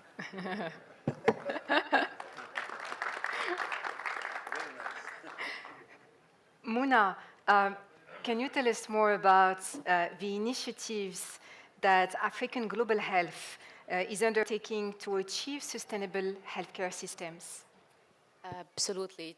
Thank you so much. Allow me to thank the organizers and AstraZeneca for having me today. I would also like to apologize on behalf of our president, Dr. Iman Kandili, who was supposed to be here today, but couldn't make it. So to answer your question, African Global Health is a Moroccan initiative composed mainly by African experts from diverse countries in Africa and more.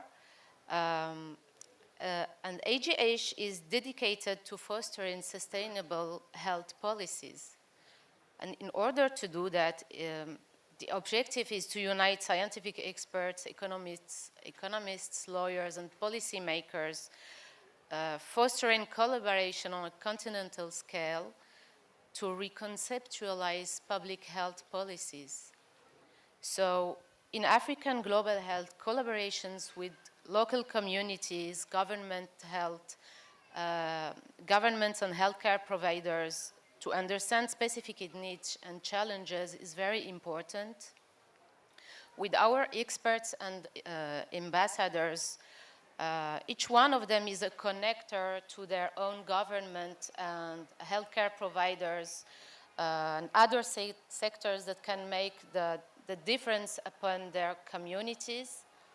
We advocate for policies that promote health sovereignty, such as equitable access to healthcare, strengthening healthcare systems, and supporting local health initiatives.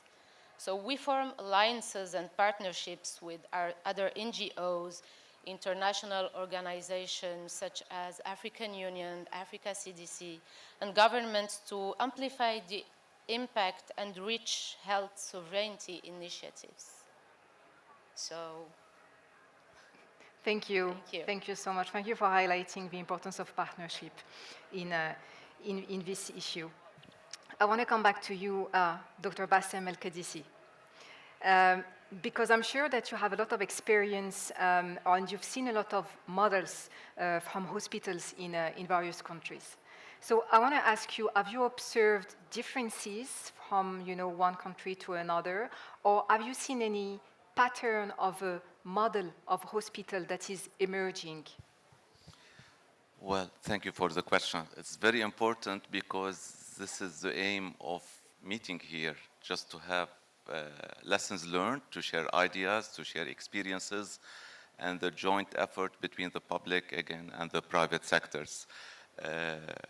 Actually, there is not a single model for a hospital to be copied and pasted all over the world. Whatever is applicable in a certain geography, definitely it will not be applicable in the other one due to several reasons, whether it is political, geological, climate, whatever, financial, as the ministers were saying. So we at the Arab Hospitals Federation, we have launched the Gold Initiative Certificate or Champion. This is one of the roles of the AHF in the region, other than the strategies that we have. So I'm talking specifically about this certificate because it allowed us to learn more the Arab countries. Once we have launched this certificate, which is related to the climate change challenge in the healthcare sector, we have received applications and participations from almost 47 hospitals from the region. 9 out of the Arab countries, 9 countries have showed interest in participating in this. There were different approach or different fields to apply for, whether it was waste management or the sustainable design and architecture or whatever is needed for the waste treatment, etc. So, and we learned that there is nothing in common between these. However, Cleveland, I will just mention few, just an example, because these were amongst the most, the 10 awards that we have submitted, the Cleveland Hospital and the hospital in Sharm el-Sheikh also. And we have the Bellevue Hospital in Lebanon, despite maybe all the challenges that we are facing in Lebanon. But they showed good resilience approach in this field. I guess the common platform for sustainable design would be the incentive, and maybe you will not agree with me, or most of the audience wouldn't agree with me, to have a prototype to copy paste and have it in all countries, but at least the base should be there, and then everyone will deviate in its own direction based on the challenges and the resources they have. And this is what makes us evolve more and more, and to have some more and more expertise. And this is what we are all facing in the COP27 was different than COP26. COP28 is surely different than the 27. And we are all looking for the coming COPs, especially for Africa as well, because I know the challenges there are also significant. Exactly. Thank you. Thank you. Thank you so much. I want to come back to you, Dr. Well. You touched upon the great work of GeoHealth Hub. And I want to ask you, what are the strategies that you've implemented so far that have proven to be successful? Yes, within just 1 year, the GeoHub has been funded just for 1 year by the United States National Institute of Health. We have held 2 conferences, regional conferences, on climate change and health. We have trained about 10 master's students and 5 PhD students.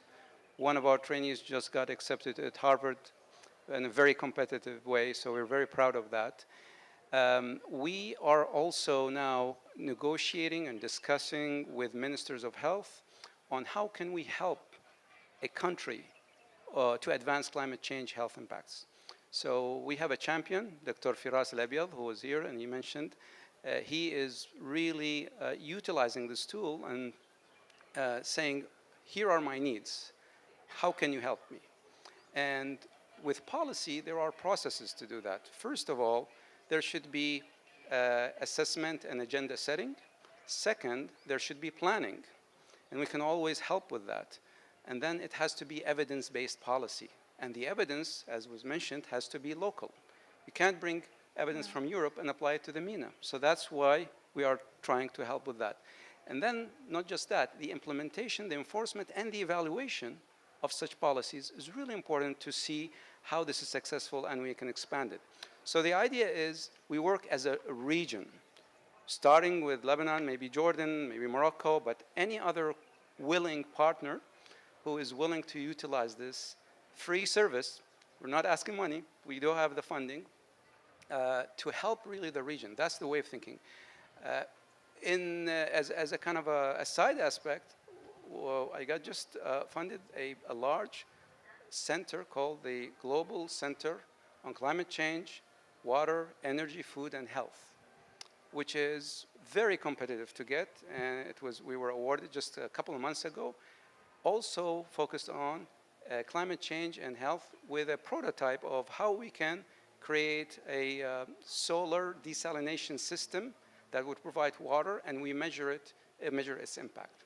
Now, all of these aspects may not relate directly to healthcare, but all of them are going to serve in prevention and addressing the resilience. However, on a side note, as part of our, let's say, state-of-art advances, with our team in Jordan, we have now implemented or developed the first hospital climate healthcare resilience index, led by Dr. Faiz, who's an engineer, but because it's very multidisciplinary. So this is an index that can be used, for example, by the Arab Hospital Association and others, and then we can have some baseline to see where each one is at, or the green hospitals. They're probably going to be very high in this index. These are some of the examples we can provide. Do you want me to say the challenges, or are you going to save it later? No, please go ahead. Okay. The main challenge is having the region work together. That is our main challenge. Everybody wants to work on their own area and not interested. Exceptions are like Dr. Firas Al-Abyad, who's really open-minded about that. So that's a major challenge. The second challenge is access to data. So we need data to advance science, evidence, training, and we are not asking for any cost to do that. We are doing it as trainees. We can have a PhD student develop this.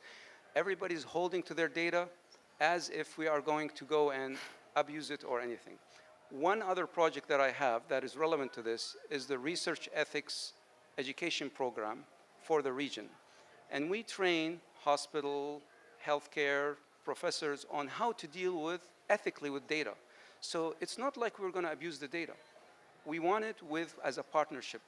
Without climate change cannot work on a city. It works on a region. It doesn't even work on a country. I mean, a country is okay, but we need a region.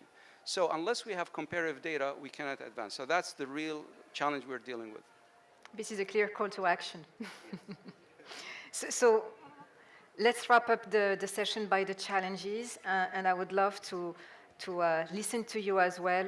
What's the main challenge now to move on building more sustainable healthcare systems? What do you think is the main one? Please.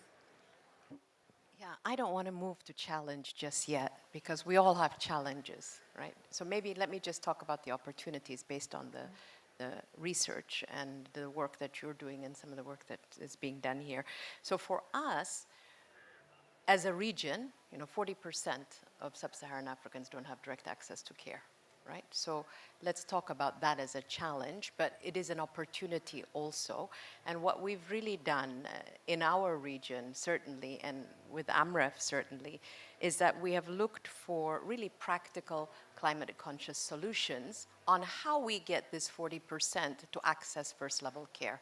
And remember, our populations, this 40% are dealing with conflict, COVID recently, climate certainly. So what we've really looked at is what are creative solutions. We had tried actually camels. So wherever there are migratory routes, we actually have camel clinics. And then we pulled forward and said, with the help of AstraZeneca, we now have mobile units, basically, that can hitch on to any vehicle and that can access any community. And these are really with the not a satellite, but they are climate ready, refrigerated satellites, and we can go out and actually do vaccines. So we've been using them, I think, over the last couple of years. We've reached last year. This came out after COVID. Is we have vaccinated over 144,000 people across 3 countries. We use it now. It's an easy solution. So how do we find solutions? We have to find those solutions. We have to work together because what we realize also is that it's important. When you want to go fast, you go alone, but when you want to go far, you go together. So as a continent, we've been trying to really pull together our resources and our priorities. But I just want to come and say to you, our first line of defense in everything that we do are community health workers. They're the people who connect the last mile to first level care. They are also the people that we are looking at to do surveillance, data collection, right? Community-based surveillance. And it's been very successful when these community health workers, if we can build their capacity and train them and remunerate them, because many of them are not paid, these community health workers actually give us information at the community level that we can collect as community-based surveillance and use also for decision making.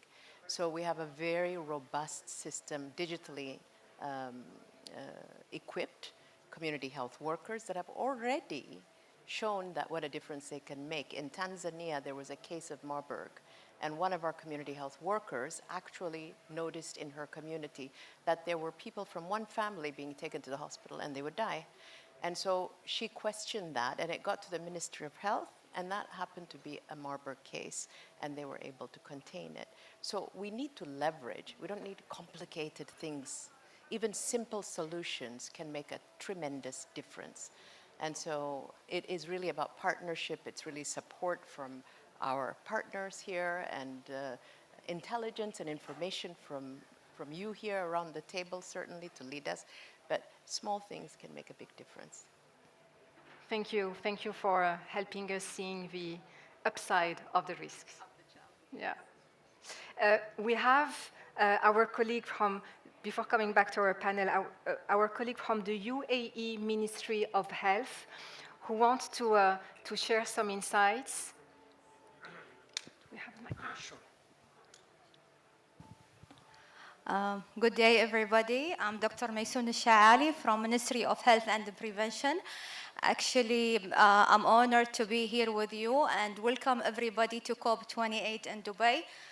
We just wanted to share with you our pilot study of carbon footprint analysis in two main hospitals in UAE. Ministry of Health and Prevention plays a pivotal role in sustainable and climate resilient healthcare facility. We collaborate with environmental experts to conduct this pilot study, and our colleague from EY company, Mr. Sarvanan, will give you the results of this study. Thank you. Thank you.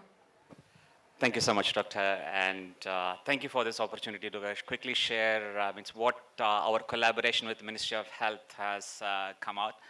So it's a study to actually to see within the hospitals here in UAE, where do they stand in terms of collecting the data related to carbon footprint, because I can see that some of the panelists already reflected data is actually really a challenge, especially within the hospital environment, because it's not only about the scope 1 emissions and scope 2 emissions, but it also a hospital generate a good amount of waste, which actually in turns actually contributes to scope 3 emissions as well. So we were able to do a study, a pilot study for a major hospital in Ajman and also as well as in Abu Dhabi. And also we try to benchmark their footprint, per employee, per bed, or per number of patients. And not very surprisingly, the energy intensity and the carbon intensity of the hospitals here is not in a way great in terms of performance compared to the hospitals in Europe or even within the region, some of the private hospitals. So, but this also gives us a great opportunity, in a way, to reduce the emissions, yeah. And also to create a pathway, and we have agreed upon and to see that the hospitals under the Ministry of Health will be able to hit the target even much before 2050 UAE net zero. So we have created a scenario, and those are cost attractive and economically feasible scenarios for the hospitals to achieve. I'm so happy to share this result, and hopefully in subsequent meetings we will be able to cover for the whole of UAE the outcome of the study. Thank you so much. Thank you so much for sharing. And we will have time after the panel to continue the conversation and share more sustainable practices.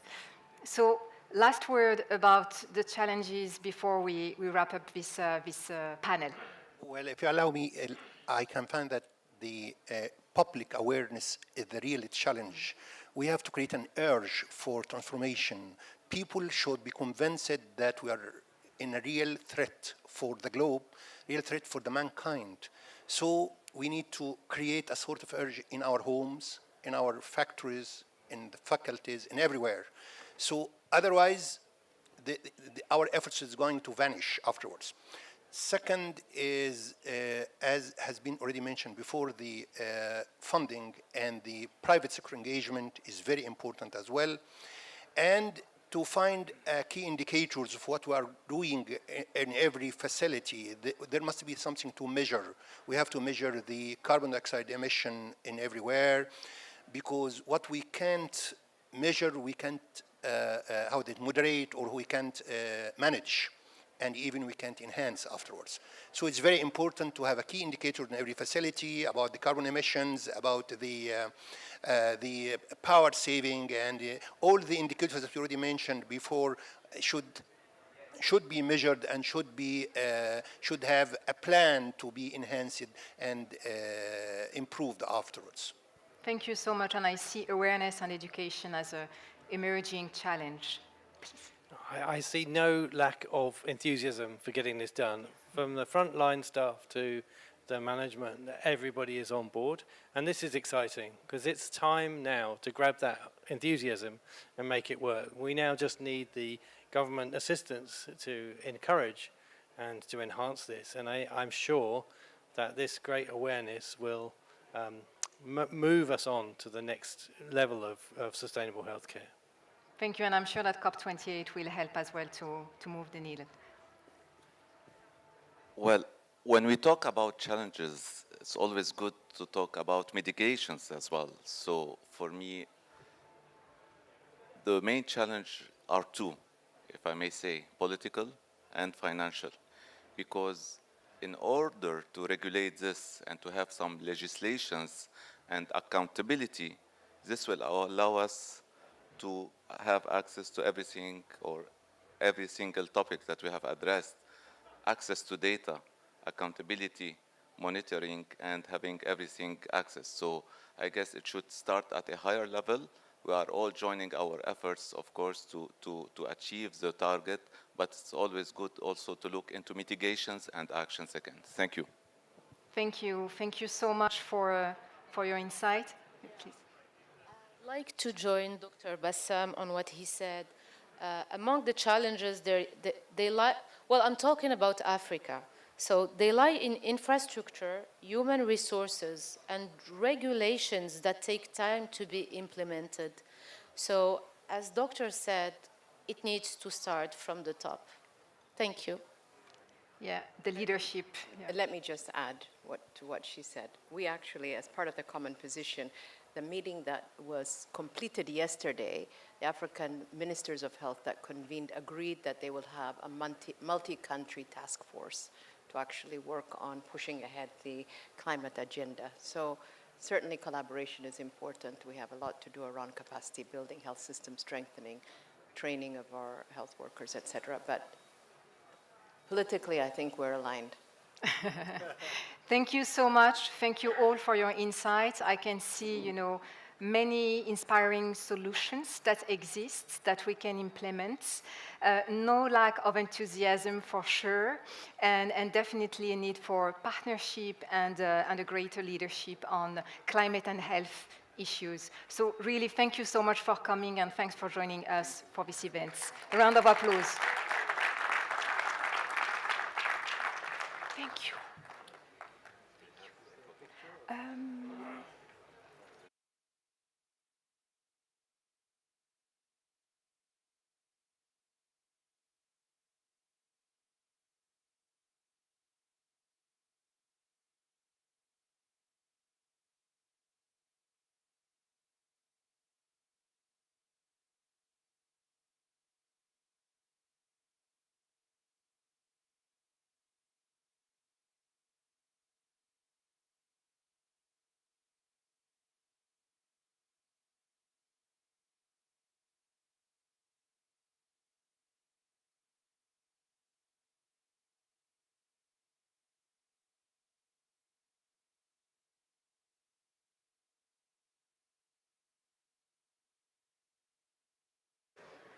Thank you.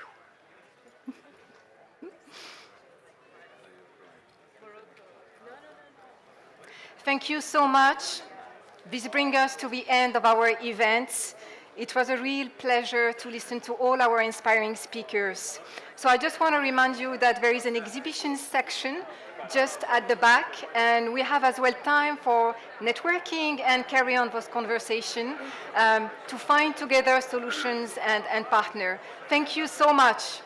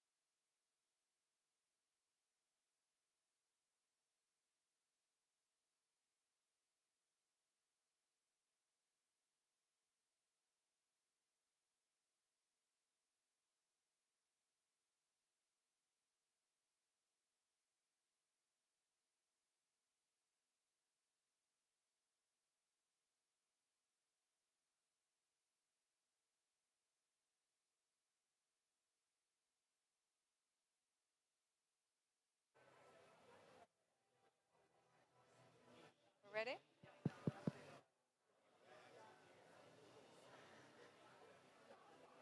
Ladies and gentlemen, good afternoon. It is my pleasure to welcome you back to the Extreme Hangout this afternoon.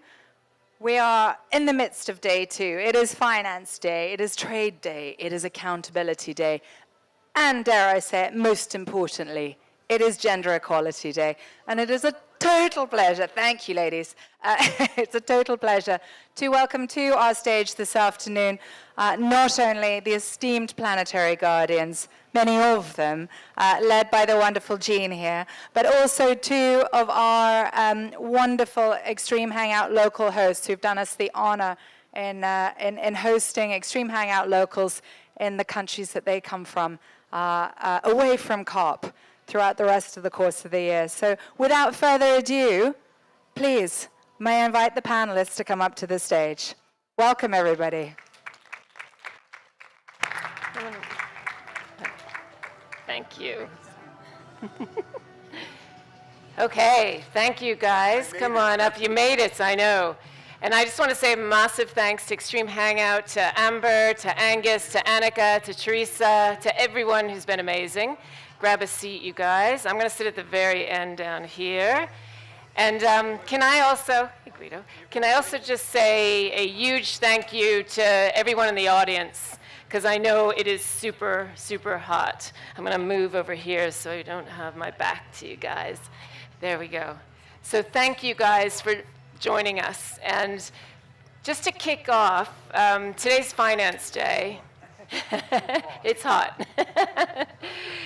Today's Finance Day, and there's no way we're going to reach our goals unless we change our global financial architecture. That is super clear. So we have an amazing panel to talk about that, and that's what we're going to focus on today. A little bit of background on the Planetary Guardians before we start. So we had the great privilege and pleasure to work with Johan Rockström over the last 13 years or so, and he and 28 other scientists created the planetary boundaries. So it's 9 boundaries that we need to stay within to stay in a safe operating space for humanity. And of course, climate is one of those, but it's also biodiversity, it's also land use, chemical pollution. And we really believe that we can't disconnect climate and planet. The 2 need to be together. And there's no way we're going to have a safe landing on climate unless we start to focus on the whole planet. So we've been very fortunate to bring together and partner with Johan on the Planetary Guardians. And I want to give a call out to Jess on the Planetary Guardians team, who's in the back there, and she won't wave her hand even if I ask her, who helped us organize all this, and also to Maria, who's sitting here, who helped us from the very beginning in starting up the Planetary Guardians. A huge thank you. And we have 4 Planetary Guardians with us.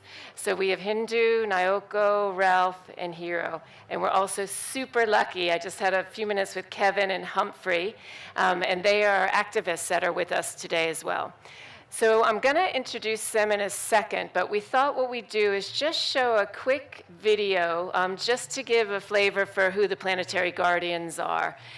So if we can go ahead and roll the video. Thank you. Do you guys want some water? Yeah.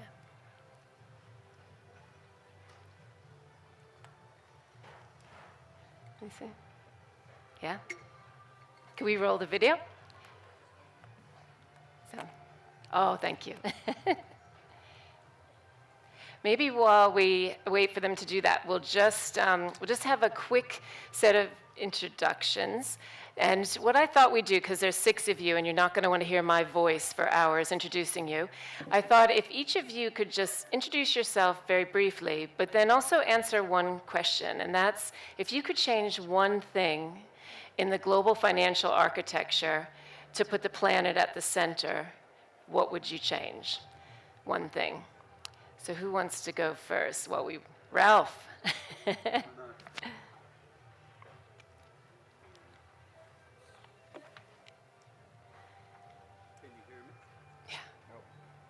Is that working? This one is. All right.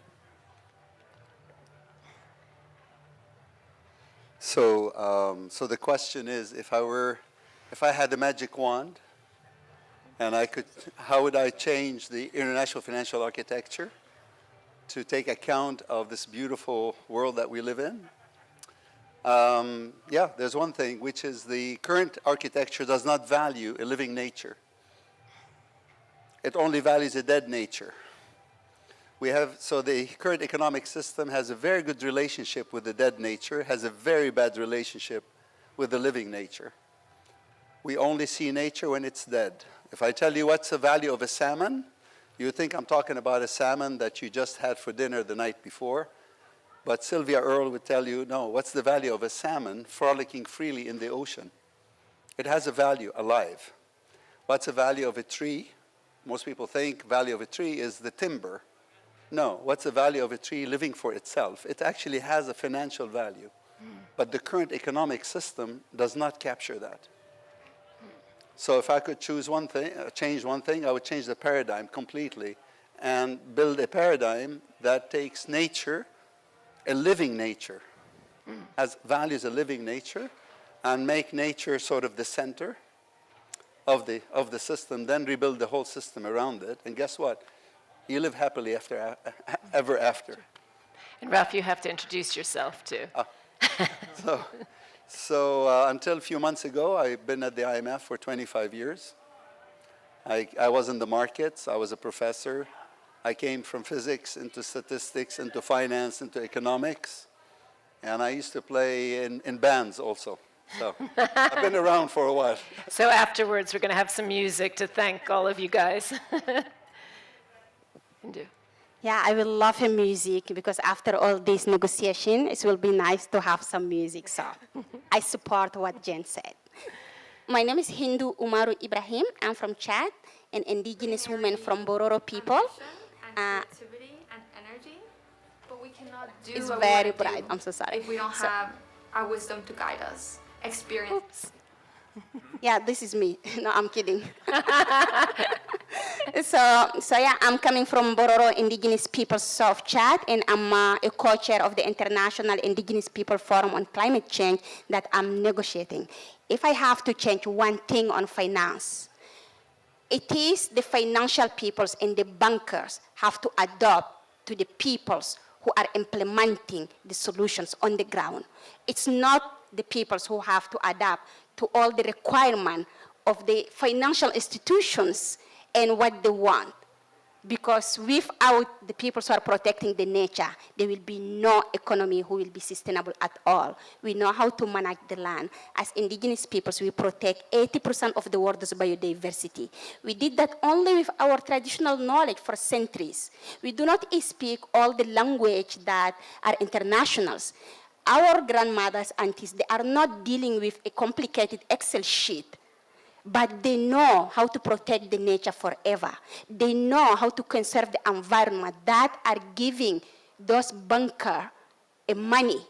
So it is time that the banker adopt to my grandmother, but not my grandmother adopt to the criteria of the banker. Bravo. Thank you so much. My name is Humphrey Mrema, chairman of Youth Survival Organization from Tanzania. If I could change one thing in the global financial architecture, I could make sure that we have policies that divest from fossil fuel, renewable energy to renewable energy. More than 70% of the emission comes from energy, and this is fossil fuel. We need to channel the trillions of dollars that have been invested in fossil fuel to be invested in clean energy. It's literally meaning that we are shifting this amount of money from the cause of climate change to the solution of climate change, which is clean and renewable energy. Thank you, Humphrey. Did you introduce?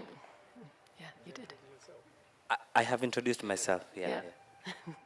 Humphrey Mrema, chairman of Youth Survival Organization from Tanzania. Okay, yes. My name is Kevin Mtai from Kenya.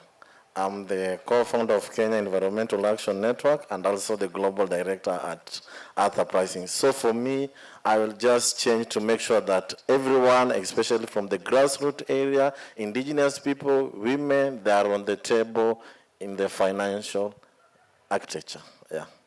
Great, thank you. Good afternoon. My name is Hiro Mizuno. I grew up in finance and asset management. I used to run the Japanese government pension fund, which was the world's largest pension fund with $1.7 trillion. So probably I sat on the top of financial supply, financial ecosystem. And then if I can change one thing to change the whole financial system, I wouldn't have struggled this much. Financial ecosystem is so complicated and so interdependent on each other. So it's very hard to change one player to really change the system. But one of the top lesson I learned from, just trying to manage the biggest pension fund from top down was that the financial system is a huge machine, always looking for and very hungry for new information. And then once they got the new information, particularly as a set of data, the machine starts moving. And at the moment, these climate and also the nature kind of things, if you ask a lot of bankers or financiers in this green zone or blue zone, they actually believe this is an issue, we need to deal with it. But we just don't have a data to start processing.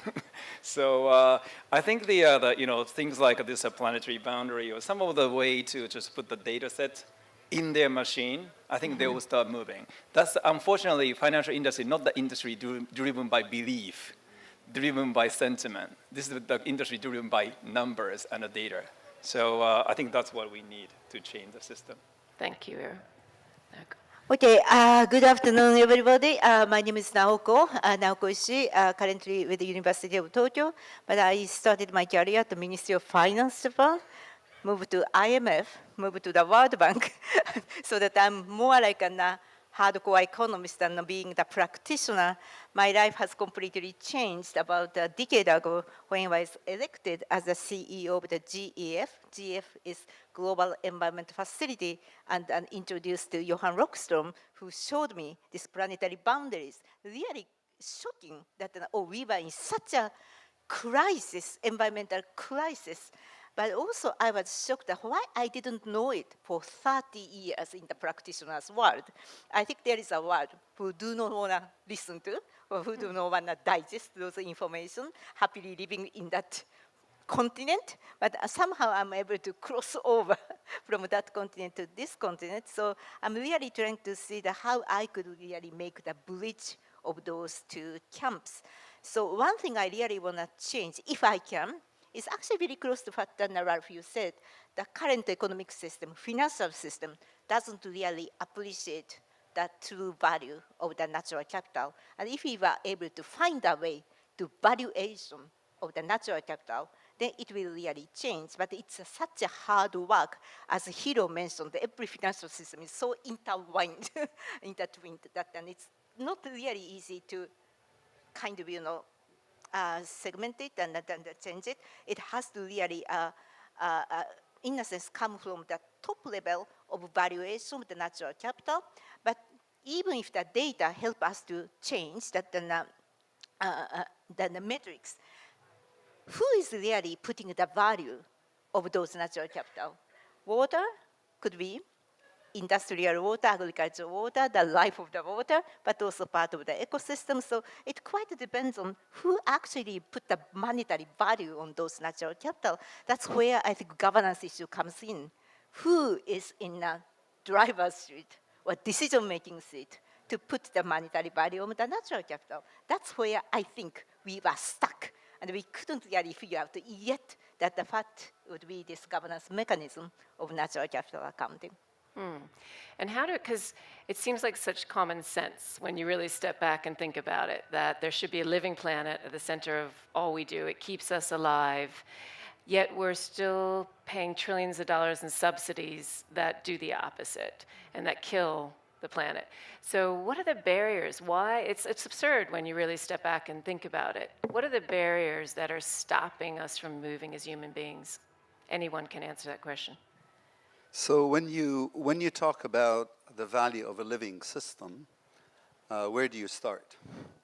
So we know how to value, dead things, but valuing a living system is something new for us. For example, in 2019, when I was still at the IMF, we published a paper valuing the services of a living whale. And everybody was saying, why would you do something like that? I said, because the whale is a great ally in the fight against climate change. It sequesters carbon equivalent to 30,000 trees. Did you know that? The scientists knew that, but we, as economists, didn't know it, right? So for the same thing, then the scientists called me up from Paris, and they said, oh, did you know that the cousin of the whale, which is the elephant, also helps to sequester carbon in the forests, but between 7 and 14%, depending on the concentration of an elephant per square kilometer. So I said, no, where is this work? They said, oh, it's published in Nature Journal, which is a top journal. But somehow that knowledge was not being communicated to people, to the rest of us. So the scientists were having conversation among themselves, and the rest of us on the econ side or the finance side, or just the general population is not hearing that, or the language is pure scientific language. So what we did, we took that knowledge and science, and we said, well, if the elephant could speak, what would she say?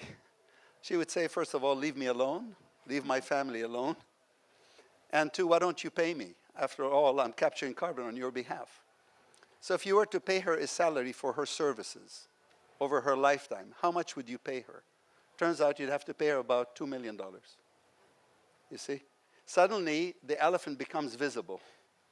Whereas before, you like elephants because they're majestic, they're charismatic creatures. But now you get to see that the elephant, by living her life for herself, her intrinsic value has a financial value equivalent to it. So it's a matter of translation. So back to your question. You have to start with the science. The science is revealing to us how valuable is a living planet to us, which we took for granted for a long time. We made an assumption early on during the Enlightenment period that nature was infinite and that we had dominion over nature, that we were to tame nature. These two assumptions were deadly. It separated humans from the natural world. And then if you think nature is infinite, then all you're concerned about is growing because it's infinite, meaning you can kill it, pollute it, destroy it with impunity.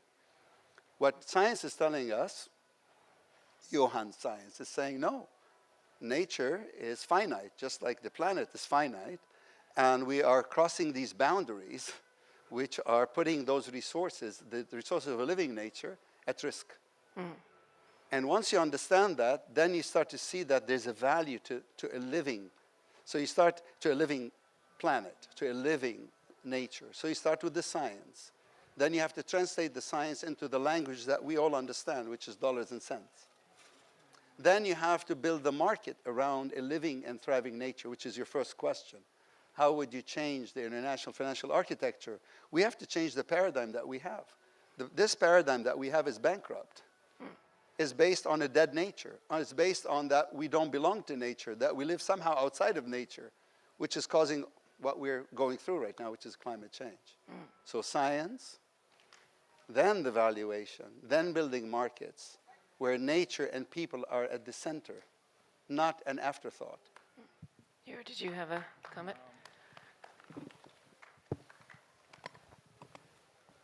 Yeah, I agree with Ralph, but the one thing struck me is like, it's not about the people just neither not informed by the scientists or they don't believe in it.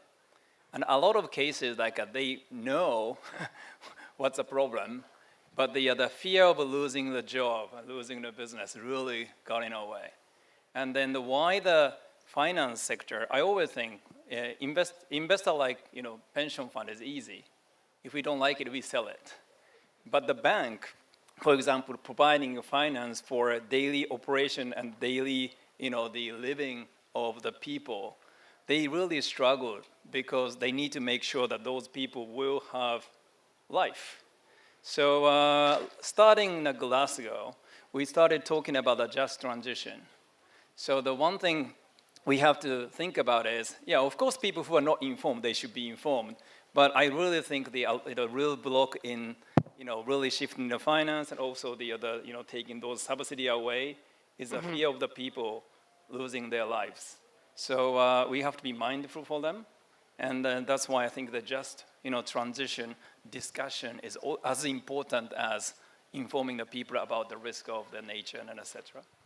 And let's come back to that just transition and also how we frame this is probably one of the biggest opportunities of our time to create jobs. So I want to come back to that. But first I want to just ask another question about, we're sitting in COP right now. And I can't help but think every time I walk in those gates that whose voices are missing in the blue zone? What is the intergenerational voice, the indigenous voices? And so I'd love just to hear reflections on how do we shift that? How do we make sure that the right voices are at the table? And would love also, Humphrey and Kevin, to hear from the two of you about how do we create those spaces for intergenerational conversations. And Hindu, I know you've done a ton of work on COP and on the multilateral system to get indigenous voices to the table and to get young voices to the table. So we'd love to hear from you guys on what can other people be doing to help make that happen? Okay, maybe I should start based on the youth voices. Yeah, I believe that youth empowerment in this context is developing on stages. When we reflect back 5 years, 10 years ago, we didn't have such number of young people attending COPs. And we didn't had a chance even to sit on the table with the decision makers to discuss and also say what we demand. But as we are speaking, this is something which is going on. We can't keep quiet, we have to comment. However, it is unfortunate that all these things are done tokenistically. Like, I mean, they have to submit reports to show that youth were included. So this is the part of checklist. So to show that diversity, that we had young people, they have to put tick in the boxes. That's why we are invited. And far more enough, we are invited, they listen to us, and then it's done. Nothing is taken into consideration. So we can see the gap that we are currently having. They already know what we want, very clear. Our message is very clear to every leader everywhere. The problem and the challenge we currently have is implementation. We have good policies. For example, in my country, Tanzania, we have National Climate Change Response Strategy 2021-2026, of which it has recognized contributions of young people in the fight against climate change. But when you go to the ground to see how many young people have given that space, it's not enough. So I think we have been doing advocacy a lot, and I wish to tell my colleague here, Kelvin, and the rest of young people sitting, that we need now to rethink how we can convey our message. Because if it's the message, they have already get it, but now how are we making sure that we are on the table?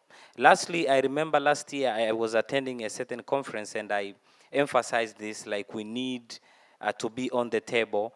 Then one of the participants called me later and said, so you want us to go out? We have not yet retired. We have to be there. I said, no, it's not about facing you out, but we want to extend the table so that we can also accommodate young people in the discussions. By the time you are facing out, you already have another generation which has experience, has skills, and have that momentum to keep the agenda moving forward. Thank you.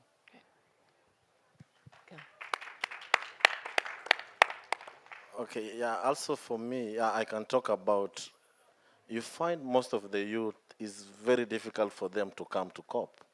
first of all, to get even a badge to attend COP, it is very difficult. And here I'm talking about party badge for negotiation. And also another thing is, I was talking to one of my friends, he told me, you know, even I have not eaten for 3 days here in COP.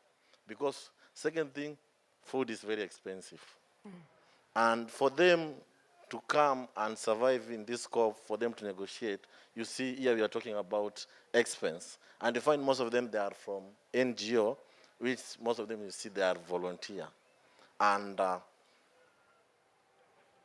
for me, it's like, if you are not in the menu, can you put us on the table?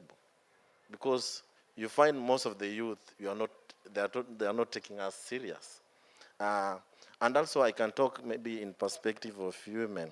You find, like I've been trying to see, most of this COP, we have been having the president of COP, most of them, they have been men.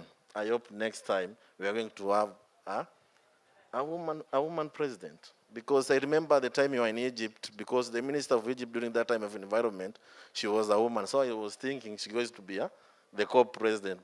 But you find that it was a man. They usually prefer men than women, and also youth. Because if they were to give a youth a chance to go there, maybe to speak in those global sessions, they usually need for them to write them the notes, the speech. They don't want them to say what they believe. They want to control you, to control your mind, to say you need to go there and say this and this, not this and this. So that's another thing we need also to make sure that we're able to remove. Because you can't invite me to come to speak to the world leader and then you give me a speech. You know, so just tell me to record a speech when I'm at home and then you can play it. So there's no meaning of me coming to COP to say my speech. Yeah. Thank you.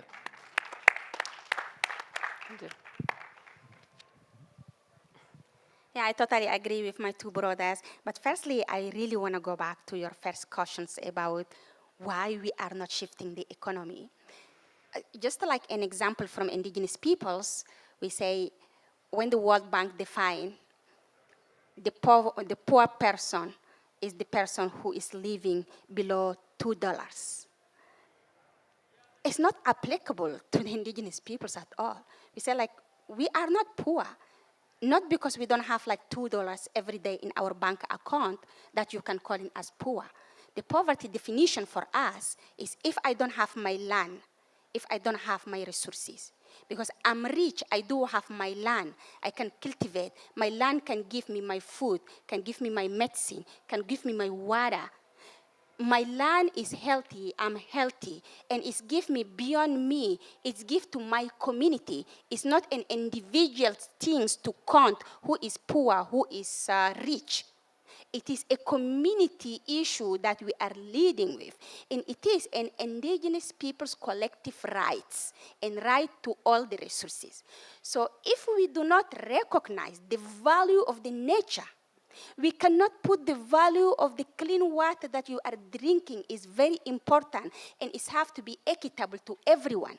If you do not think that the food is coming from the ground because the rain is penetrating the soil, because the system is working in balance, you cannot cut everything. If we do not recognize the air that we are breathing is very important for everyone, the babies or the people in the city or outside of the city, and it is linking by the environment that we are protection. So if we do not recognize all that, I think we are not going to change our economic system, and it is so selfish. That's why I say in my first point, it is the financial institution, it is the bankers who have to adapt to the communities. It's not the communities who have to adapt to the system. Coming to your questions on the participation. Participation is a big challenge, especially at the COP negotiations. Every single year, we have to ask the normal, simple questions. Women, today is a Women Day. Happy Women Day at the COP. It is agenda. And I'm seeing some of sisters wearing yellow because we have to put some colors out. So yesterday, human rights, we say like, wear white. So at least if they didn't hear about human rights issues, they can see everyone wearing white. Gender Day, let's wear something with yellow, so everyone must know that. and tomorrow just transition, you're all orange, etc. So we have to make them understand the importance of the woman. Like, come on, women is more than half of the population around the world. Why we have to put that as agenda item of the negotiations? It's not possible. Indigenous peoples, it is the same. We are talking about our home. We are talking about our forests, our oceans, our savannas. It is not a commodity. It is our home. It is our natural resources that we are protecting naturally. But they are taking the decisions without us in the tables. You cannot talk about us without us. How are you going to be expert on forest replantations or restoration of the land if you just like sitting in the city or in the office and counting the numbers and you say you are expert? How about my grandmother who lived in this forest forever, who protected forever?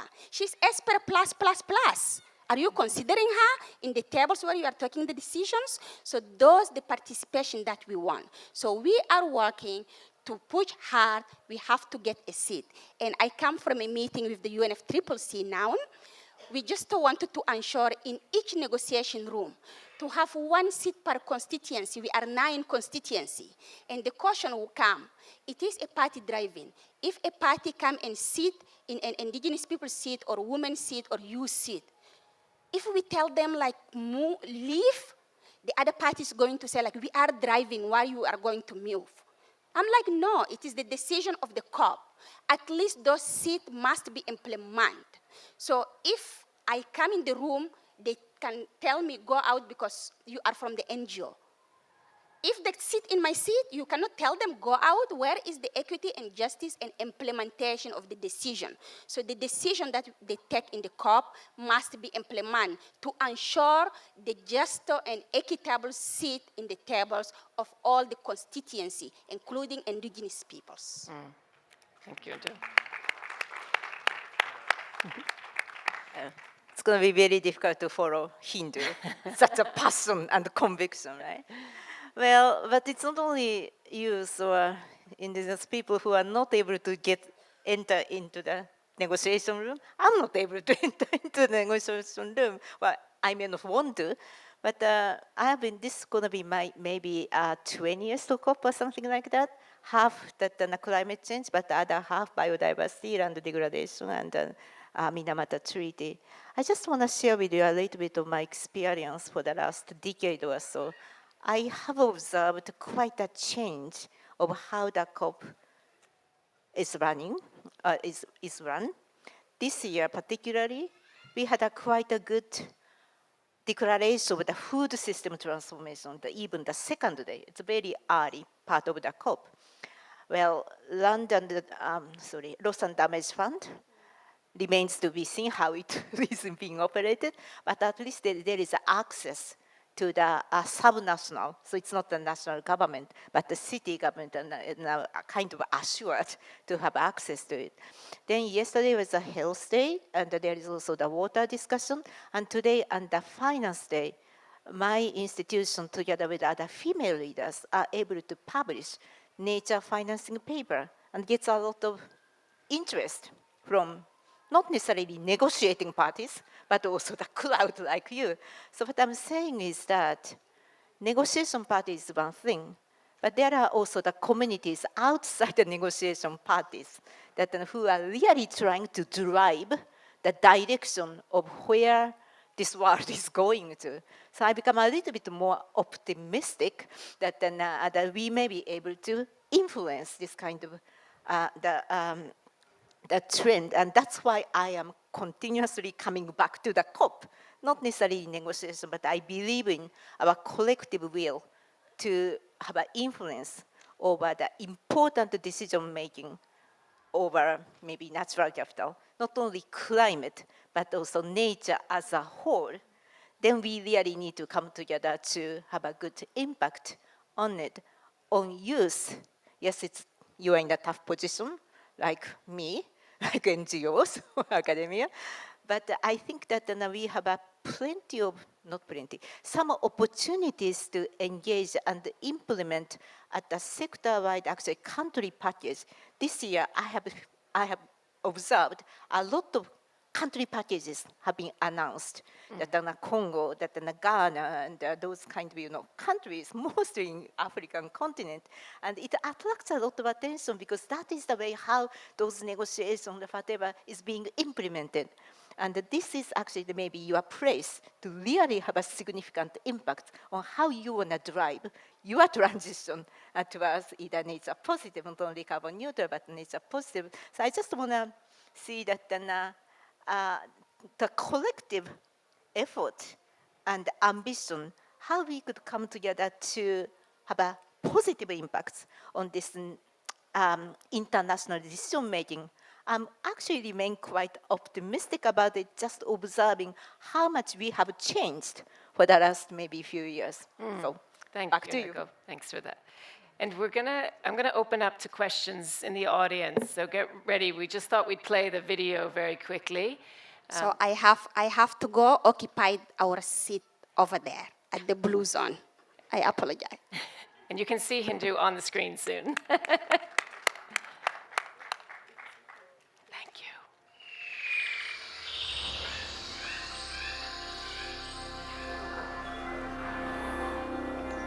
Humanity is at a critical juncture. We're in the midst of this unprecedented global crisis. We're at risk of destabilizing the whole planet. But as science shows so far, the window is still open for us to have a future for humanity where we can remain within the planetary boundaries.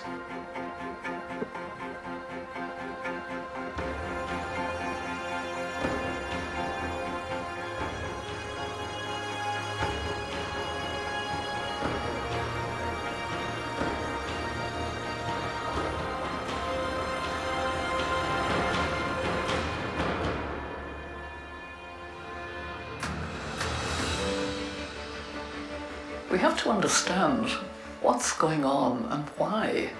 We are moving in the right direction.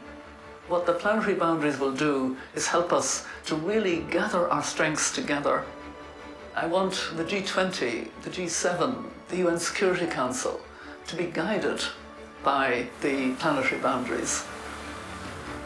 Nature is not limitless, and it's a living system. We know very well the value of a dead nature, unfortunately, but we haven't really appreciated the value of a living planet. And this is really what the planetary boundary does. It's that science that says the value of a living planet is incredible.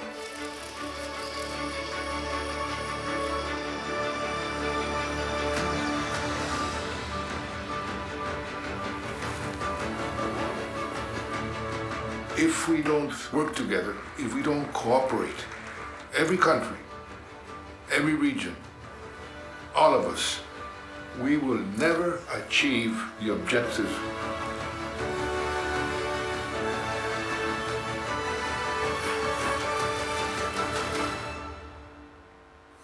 We are youth of extraordinary ambition and creativity and energy, but we cannot do what we want to do if we don't have our wisdom to guide us, experience to guide us. We have thousands of years of wisdom from our ancestors. And imagine if we combine those best knowledge of indigenous peoples and the science and technology, we can have the best tools who can fix all the problems that we are facing now.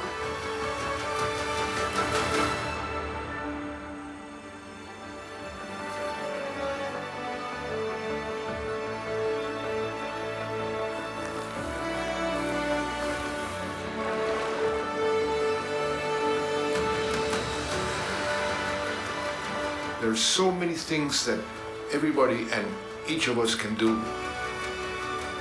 We are all guardians. You are guardians. Your decision can help the planet to thrive. We must all take our responsibility and feel not just the responsibility, but also the privilege of being guardians of our future. We've got this.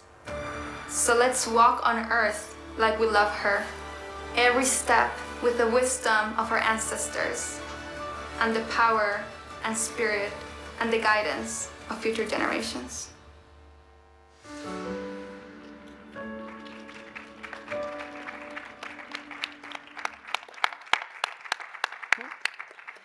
Great. Now we'd love to open it up to the floor for any questions. So just raise your hand. Any questions? Up there? Okay. I actually have a question to Kevin because you were part of the loss and damage fund that got this. So I'd love to hear how you helped mobilize youth behind that. Okay, yeah, thank you very much. So I'm a part of the Loss and Damage Youth Coalition, and I'm very happy because also in the Youth and Children Pavilion, we were able to launch the grant, especially to give out to the Global South organization, the grassroots organization.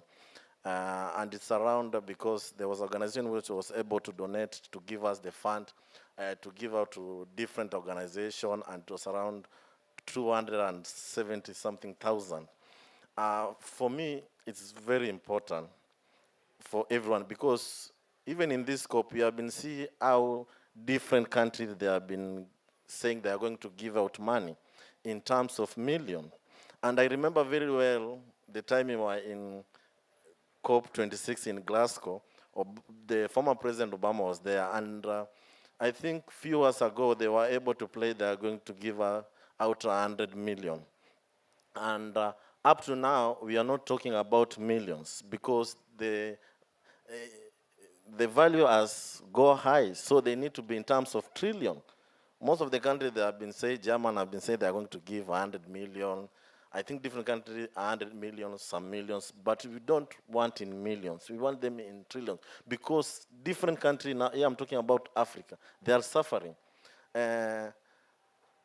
Country like, I'm from Kenya, we had a flood in Mombasa, in part of the coastal region. Many houses, there were destruction. And we have been seeing the way effect of loss and damage in most countries in Africa. They are not destroying environment, but also they are destroying the culture, because you have been seeing some people, their culture is losing because of effects of loss and damage. And the way the world, they want to tackle loss and damage, they want to track all the results, not the source. Because in COP, we need to talk about how we are going to phase out fossil fuel, not about how we are going to negotiate to put these people in table, to continue talking to them, because as we continue, many people are dying. Every year, people are dying because of the effects of fossil fuel. I was reading an article in India, Delhi, India, we had air pollution. People are not breathing very well, and this is leading to cancer. So as we continue going to this COP, discussing, it's high time for us, especially for the world leader, to make sure they have been able to phase out. Because if you can try to remember during the old age, we didn't have fossil fuel. And people in many countries, especially in Africa, they were living a good life. They were interacting with the nature. But as we talk now, people, they are not interacting with the nature because we have been able to destroy the nature. Now we are fighting with animals. And this has led also to many diseases, because even they were saying COVID-19 was due to China, and it was China, I think it was China, interfere with the environment of the animals, because we are just want to go to the forest to destroy the forest, and then the animals, they want to attack. And through eating this animal, that's why COVID-19 came out, because there was a research which was done. So for me, we need to make sure that we have been able to phase out fossil fuel, so that we can make sure that we have been able to accomplish this, the effects of climate impact. Yeah, mostly in Africa and also South America. Yeah. And thanks, Kevin, for the work that you've done to create that movement. And just as a final question, because I want to leave on a moment of hope, because sometimes this all feels really daunting when you think, oh my God, changing the global financial architecture. So I'd love, and all of you have been deeply committed to this for years. So would love just to hear what gives you hope right now as we close off, just to go around to each one of you. to say what gives you hope. Ralph, you started us off, so you can finish us. In fact, the story has a very happy ending. What is really missing in this is the vision for tomorrow. What you're really asking is, what is the vision for tomorrow? People are hearing about gloom and doom and climate crisis, nature crisis, and we're asking them to sacrifice. On the other side, they're going to ask you sacrifice for the sake of what? What does tomorrow look like? Tomorrow will look like this.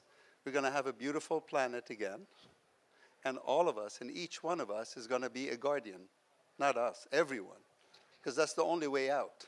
The only way out of this, if we all have an equity stake in Mother Nature. You have something to gain, you have something to lose.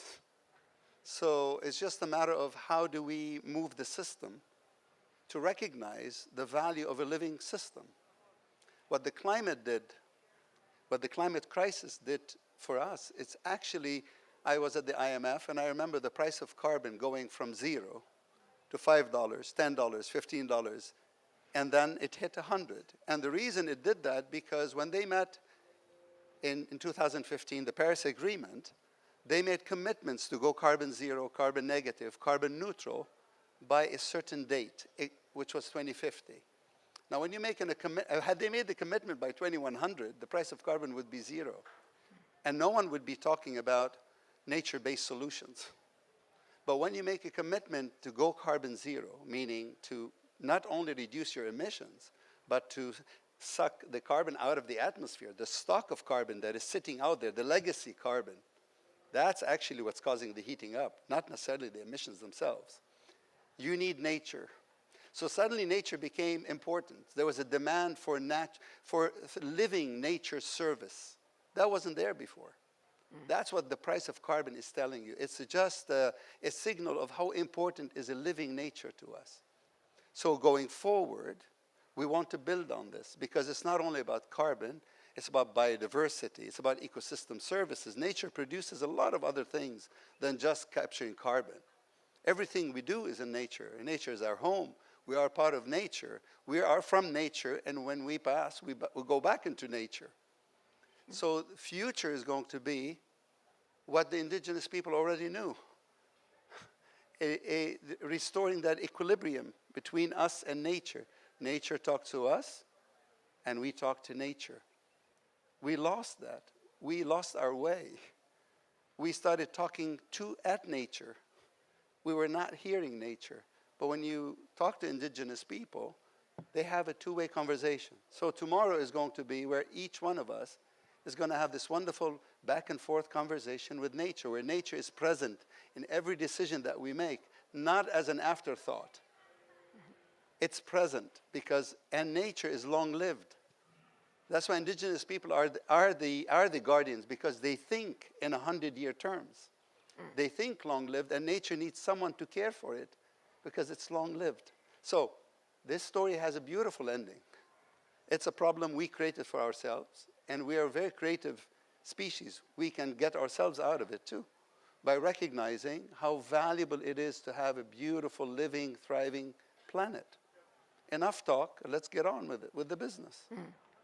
Thank you, Ralph. Yeah.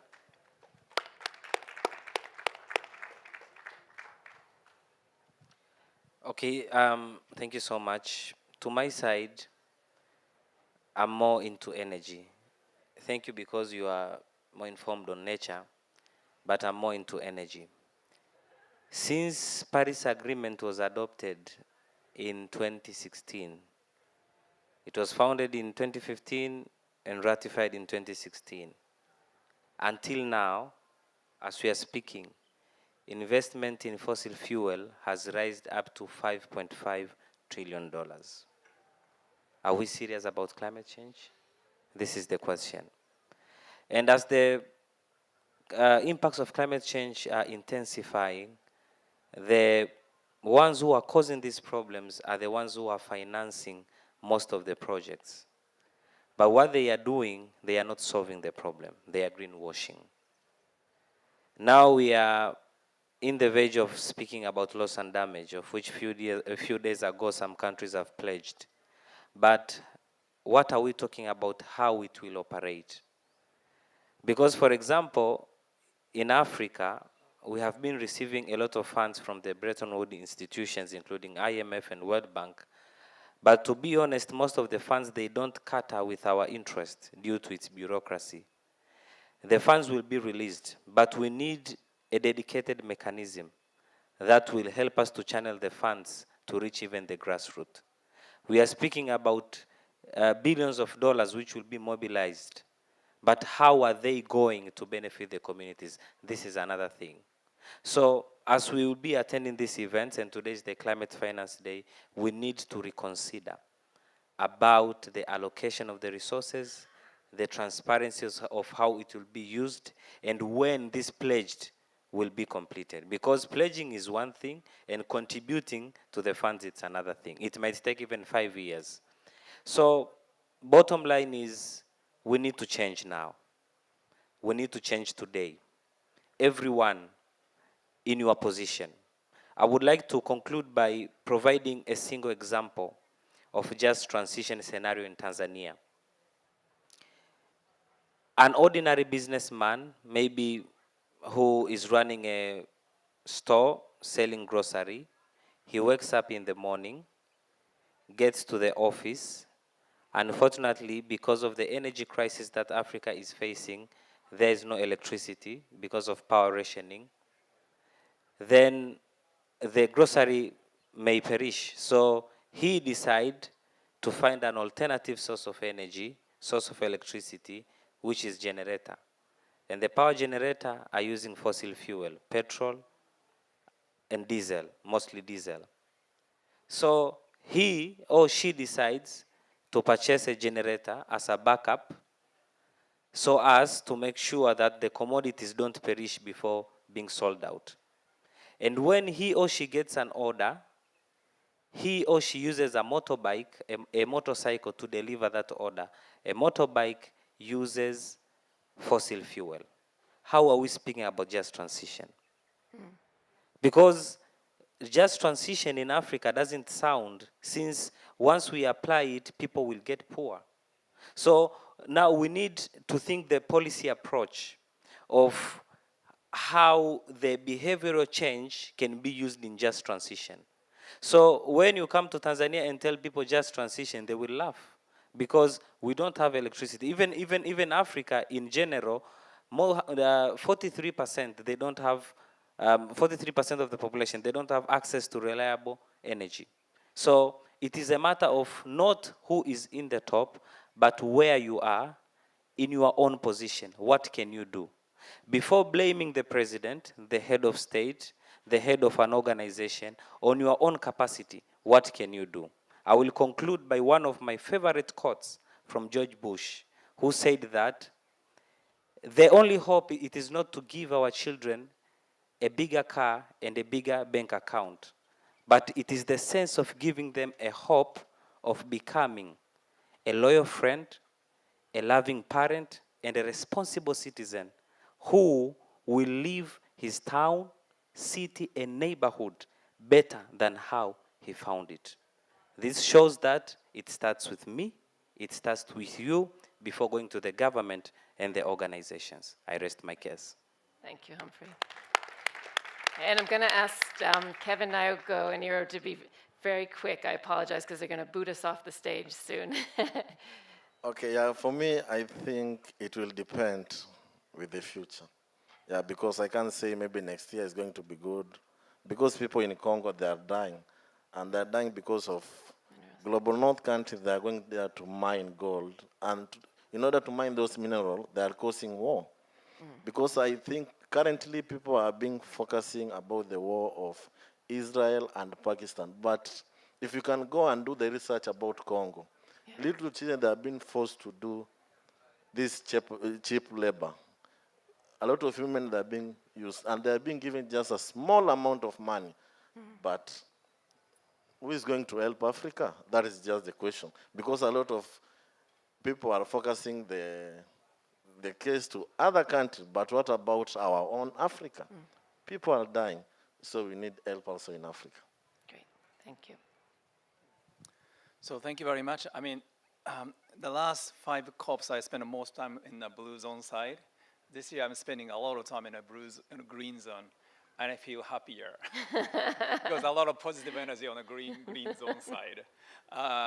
But I think with all due respect for the indigenous protecting the nature for all of us, but this problem is an industrial problem. Our industry really created this problem, and we probably need an industrial solution to do that because we don't have a time to really fix this problem. And then 7 years ago, I started my activism for sustainability, investment, and sustainability finance. I always have to spend a time trying to make sure the other CIO agree we have a problem. But now everybody agree we have a problem. And then although from your perspective, it's a bit frustrating, but we have been spending a lot of time trying to fix this problem. And then, as I said, finance and economics, industrial economic system, nobody can single-handedly change it. So we really need everybody keep working, and everybody around here keep sending the very positive vibes to those people actually seriously working to change the system. So thank you very much for all your good vibes. Thank you. And Naoko, over to you to close us out. I cannot agree more with all of you, Ralph, on the need of the valuation of the natural capital. And here we are stuck in the current industrial system, which does not value the natural capital, but which has a lot of incentive to continue to destroy the nature. And you are dead right that we are not single-handedly change it.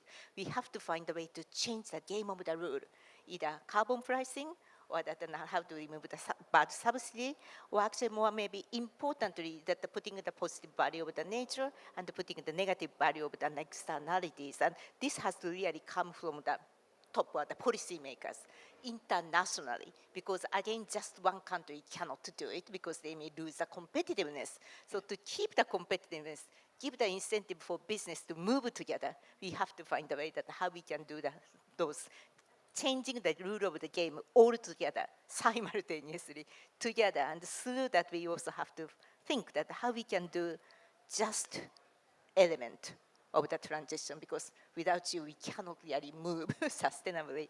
So my hope over the last 4 days here, we were able to publish the financing nature paper, which has not been done in the past 5 years. Finally, we got it with 5 other female leaders, and it already attracted a lot of interest. This gives me a lot of hope that we are able to chart some way going forward together with those female leadership. So yes, it's tough, but we will together find some way out. As you said, each one of us can find a way, what we can do to actually to change the system. So that's something I feel quite positive that for the last maybe 4 or 5 days, maybe first time in the COP, that the sense a bit of movement to solve or save planet, but save ourselves. And we can do it all together. Thank you so much. And the key is speed and scale. We have 84 months to 2030 right now, and every single day counts. And one of my favorite quotes is from Archbishop Tutu, where he said, "We are prisoners of hope." And I think if we lose that hope, but it has to be hope coupled with action, and we have to move quickly now, no question. So can we give a big round of applause for all the panelists? Huge thank you, guys. And thank you for guys again for putting up with the heat. Yeah.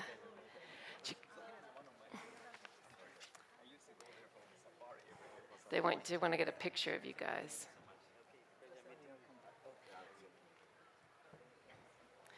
Yeah, I think they want to get a picture. We need the speed. You're a speed. Oh, we want to be in front of the tables.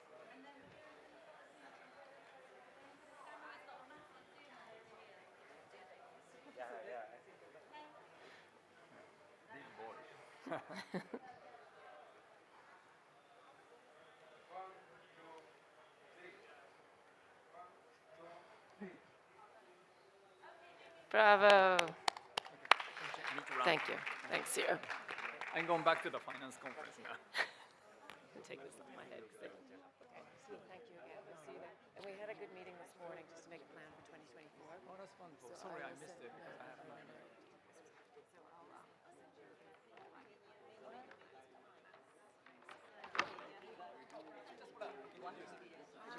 Hi, Jean. Linda. Very Jean nice is the to meet you. CEO of the Boston Unite, and then also the organized this whole like a planetary founding thing. Thanks for telling me about it, and I need to find out more. I only caught like the last half Yeah, of it, but it sounds amazing. you know, she's we fought the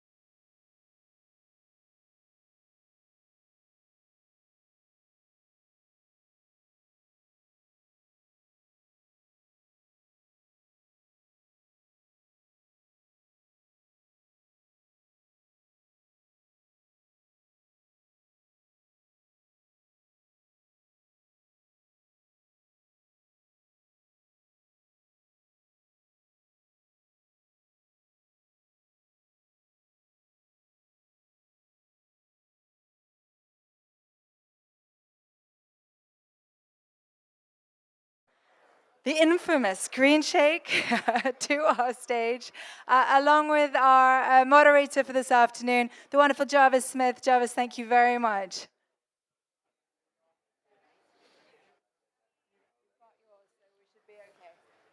Please put your hands together, everybody.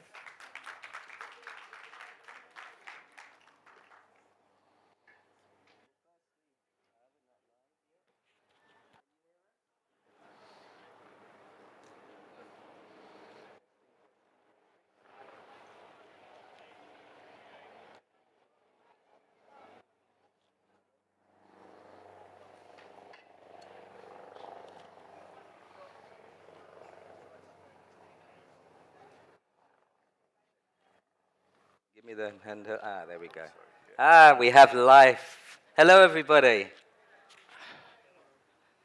Well, it's an absolute honor and a pleasure to be sitting here again. Good to see you, Jarvis. Good to see you Good to too. see you. I've got my earpieces falling Is it off first time now. for you to come here? To COP? Yes. I've been to the last few COPs. But in the UAE first time? I've been to Dubai 10 years ago. In fact, I met my wife for the first time in Dubai. Really? She was living in India. I was coming back from the Seychelles, and we met in Dubai. So it has a romantic moment, huh? So it's got a magical moment for me, yeah. Amazing. So here we have the great conscious leader, royalty, Sheikh Abdulaziz, known as the Green Sheikh. Should we start with that? Should we start with why are you called the Green Sheikh? Many million questions asking the same question. So, you know, green in the West, they know what green means, but they don't know what sheikh means. In our countries or in our East, they know sheikh, but they don't know what green means. So a green sheikh is a person, human being from royal family who passionate of this planet. And passionate just not for fun, no. For a legacy, for future leaders, and for making really a difference. And I'm not just coming from a spoiled family, no. If you just see the acronym of Green Sheikh, G for global, R for rethink, E for enlightenment, other E for ethics. I'm very powerful with integrity and authenticity. Very put 3 lines under those. Many people talks, but they contradict what's actions. But for me, come share with me the action, then we will talk. It's a different. So I'm not politician, I'm not philosopher, I'm actionist. In a different way, different perspective. So then the last letter in green is N, network with people. I cannot do it myself, but I need people like you, Jarvis, like you. Always I call him Jarvison, but his name is Jarvis. You need the voice to go. By the way, the consciousness is the base, really, to move the awareness and understanding. That's level. But again, we have a lot of misunderstanding about people. So that's green. And Sheikh, why is Sheikh? Sheikh in our tradition is a leader, not for a show. Is a leader to serve his people and to save the planet. Okay? So S for spiritual. How he can bring the strong faith into his foot, mind, and movement. Faith is not a shame. Faith is really powerful. If you have a strong faith and extraordinary efforts like this, believe me, you're going to create miracles. So this is S. Then coming after S, H. Humble, I'm really down to earth.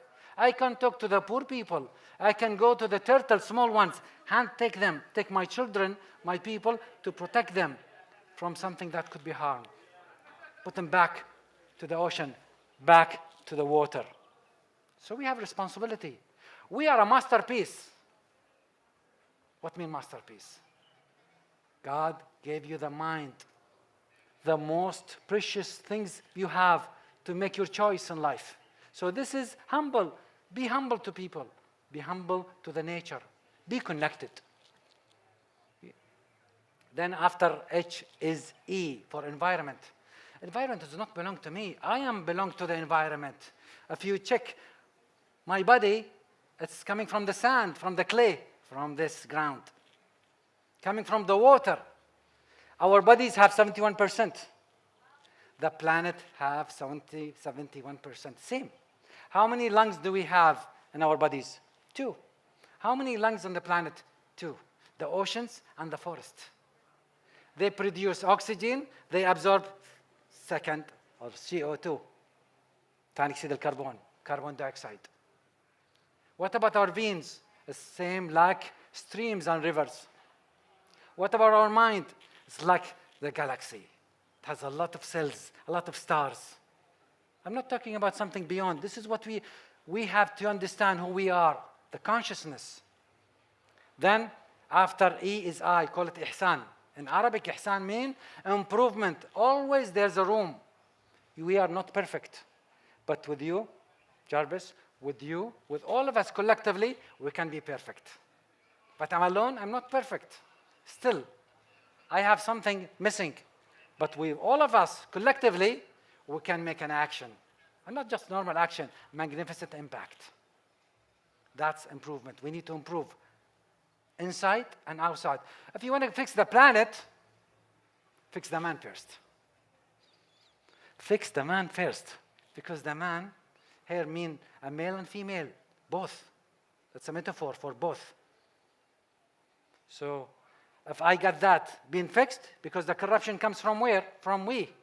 We are using those resources, non-renewable, and make things happen badly. Then, after I is K, is knowledge. Knowledge is practice what you have learned. If you ask anyone graduate from university, what you practicing from your professional, from your expertise, or from your studies, he or she will say 5%. It's not enough. So we need to practice what we have learned. And the mosque and the church, from family, from my parents, what they have taught us, what have we been raised of, to put them in practice. That's power. When knowledge, put them in practice. You have PhD. If you're not putting that knowledge into practice, you are permanent head damage. That's called PhD.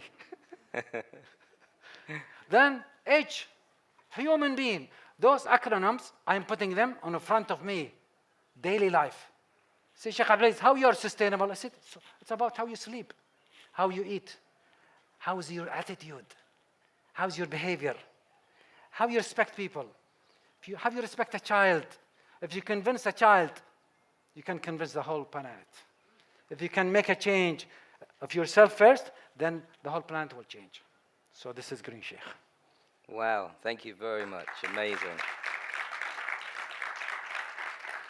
So I've had the great pleasure of hanging out with Sheikh Abdulaziz over the last few days. Let's stand up, relaxed. All day we're sitting. Let's enjoy having nice people here, having good time. It's a beautiful setup. Thank you for this meeting. So just to say that, you know, what I've experienced, certainly from you, you've welcomed me and our friends into your heart. You introduced us to your family, to your retreat. You've been a very welcoming and inviting, conscious leader, and I really appreciate that. But what's your vision for sustainability, and how might that vision actually meet these things that we are calling the Sustainable Development Goals? We have abundance of things around us. People, creatures, resources, money, trees, everything. How to manage that? It's a complex. It's all about communication. It's about respect. And the most how to sustain things is gratitude. We want to make the blessing of your children. Thanks God for that blessing. Because with the gratitude, you will be sustained. If you are a single and you're not get married, you're unsustainable. Because when you die, who's going to take your name? Who can take your step? You don't have. So if you're a single person, find a spouse, please, or a partner. I'm not talking to you, I'm talking to everyone. You look so attractive. What I'm saying, yes, sustainable is about building families, right? Children, because they are your treasure. Then you're doing all day, night for whom? For those beautiful family you have. This is the most expensive and the most richest. So they will not follow you, but they will follow their internal steps, what they can, but you can guide them. As I said, children and young people, they go fast, but they don't know the way. we need to guide them. Tell us about your personal journey. Tell us about what has spoken to your heart for you to want to be able to change the world through this issue we're calling a climate crisis. My background, engineering, especially chemical engineering, petroleum engineering, and I graduated from Sandhurst as well in 1990. So I'd have engineering background, military background, adventure background. Then I work in oil and gas. 1996, I said, no more oil and gas. I want to transform myself from a polluter to protector. Why? It comes up. Thank you. And I went to the GM, he's from British Petroleum. I told him, listen, Peter Carr, I'm going to leave this company, the petroleum company or gas. I'm going to leave. He's from British Petroleum. He said, good for you, Sheikh Abdul. Where do you want to go? I said, I'll be environmentalist. He said, good for you. Keep going. So it's not about good for you. No, it's good for others who want to come, because we are living in a short period of time. 60 years, 70 years. What the impact are you going to leave in this? I took 40 guests to the camp in the desert. It's a small visit, but to see the impact and transformation is not about environment, it's about ourselves, how we can contribute globally. We saw the universe, we saw Jupiter. So we are connected to the universe, we're connected to the sand, we are connected to ourselves. So that's, even earlier than that, I was a scuba diver. And diving, well, of course, when we dive, we don't do this. Or like this. This is a swimming, right? So we dive with your fins. And as a metaphor, as analogy, I saw a corals. Something happened to that corals. Some color change. I came closer to that corals, and that corals talked to me, Sheikh Abdul Aziz. We are sick. By the way, the corals is the most sensitive creatures on the planet to tell you what the planet is about. So they are indicators. They are sensors. If they are sick, the planet is sick. Full stop. So they said, please, Sheikh Abdul Aziz, help us. We need somebody from a human being, go back to the land and speak up. Do something, because we have some damages. At that moment, really, I said, I want to do voluntarily. I don't want to go into business. I want to go into the government. I want to establish a society that's with NGOs, bringing up from grassroots. At that time, from 50 people, the volunteers contributed to 5,000 people within 3 years. At that time, when we go to the government, I don't go one person. There are 50 people with me, 60 people with me from oil sector. They left that companies and they joined forces with me. How we can make a difference, how we can be part of, with you, Sheikh Abdul Aziz, the vision.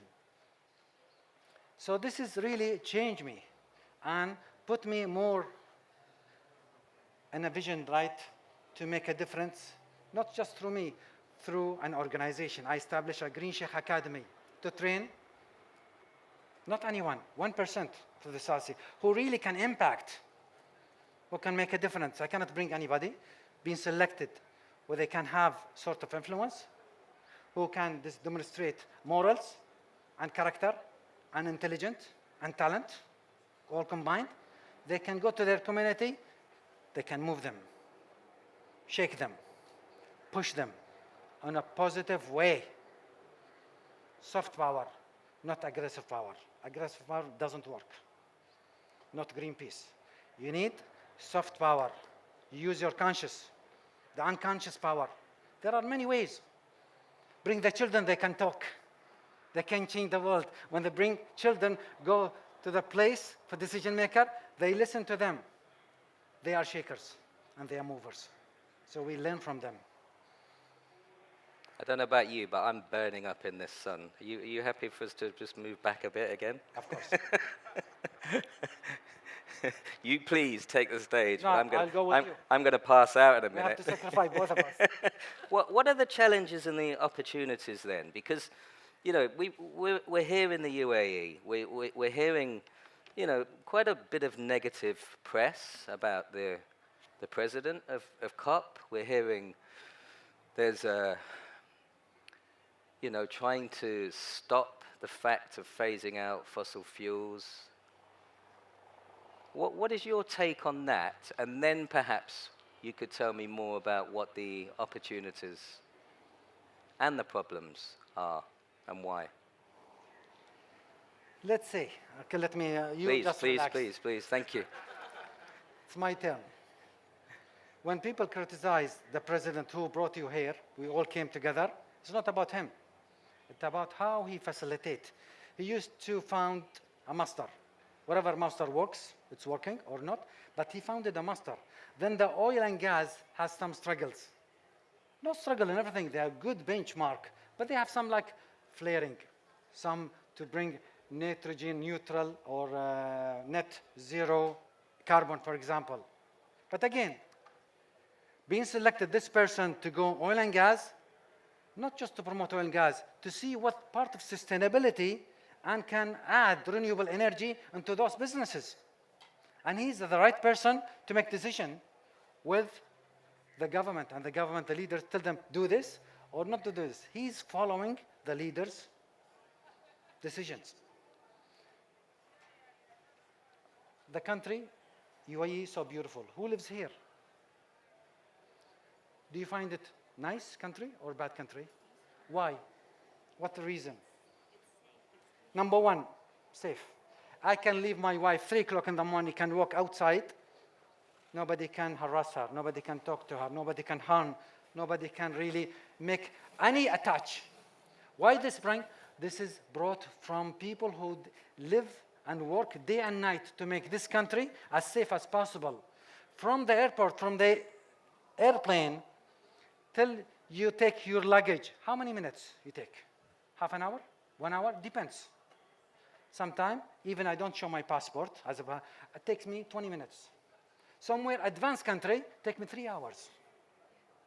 Why? Because in this, to facilitate the guests and the people to come safe, fastest, and more comfort. It's not need technology, it's need communication. So we're building this country 50 years from where? We don't have money. We need to bring money from oil and gas to build schools, infrastructure, to bring all here to make this conference happening. But we know that one day, these resources will go. So we have to build in parallel renewables to match with this, a mix. Clean energy, renewable energy. Fossil fuel is there, but one day will go. So we cannot stop one time. 30, 40 years, I believe you, I believe in that, it will have the full transformation to use the best renewable. But we cannot do it now. There is political, economical, social. Till now, the grassroots, if you come to the UAE, you want to see solar panels in the house.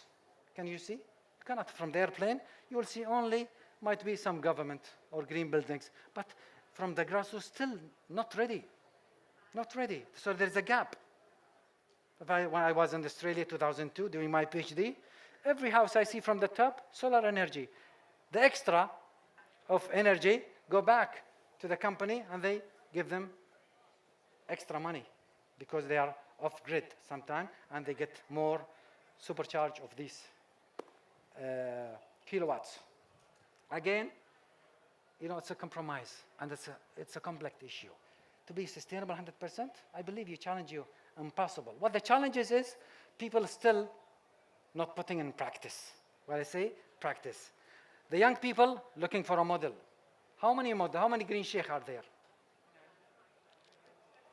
It's not for me. Green sheikh is not for me. For the generation, they can do better than me. I'm designing a cloning to clone myself. To be one in Africa, to be one in Australia. George in Africa, he's taking my principles. He already have, but he been inspired. Nick from Canada, he's been inspired. I'm not laughing at him, but I'm really doing something authentic. And I challenge you with even in integrity. These two things is important: authenticity, integrity, and challenge. And most business they don't have them too. Okay, they have something agenda behind. So we don't lie. We need to be honest, and it's not easy. It's challenging to make that balance. Okay, so shall I do this with a minimum impact? That's the best. With minimum impact I can do. So the challenges is there. Decision makers are our leaders are doing their best, but who implement, how they understand, little bit sometimes takes time. Sheikh Abdulaziz, thank you. We have to end it here because they have a very tight program. But thank you for your wisdom. Thank you for opening up, and thank you for clearing some misunderstandings for us about fossil fuels and the phasing out of that. It's been a pleasure. Pleasure is mine. Thank you very much indeed. They said when you want to go to heaven, first go to hell.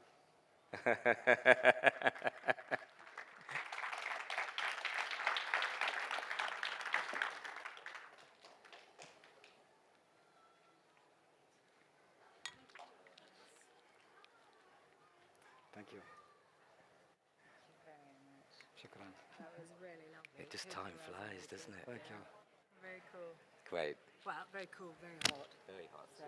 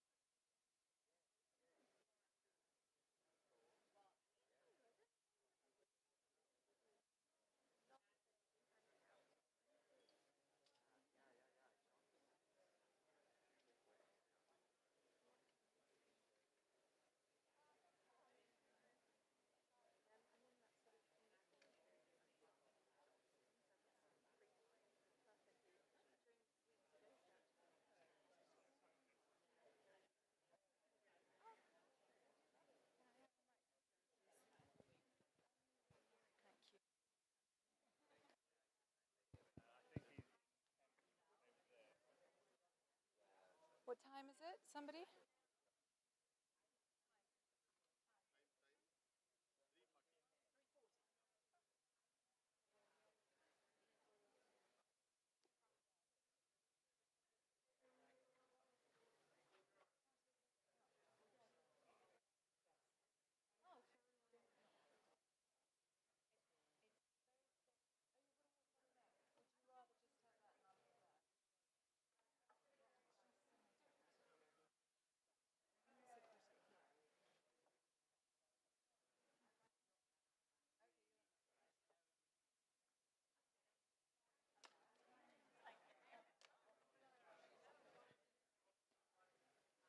Ladies and gentlemen, if I can encourage you to take your seats, please. Are we ready? Let me just give me. Okay. I was like, oh, give me. Yeah, yeah. Oh.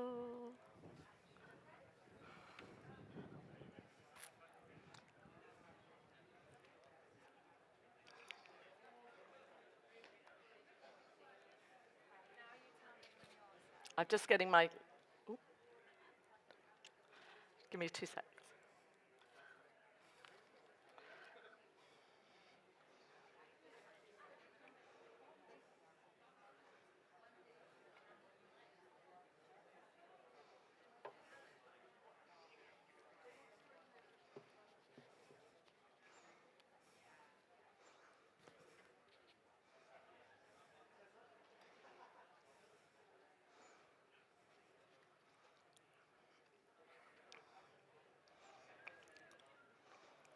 Amber, do you think I should get a picture with the sheikh quickly before I go with Aisling, if we can? Is Aisling here? Yeah, she's just there beside him. Oh, Aisling, can you take?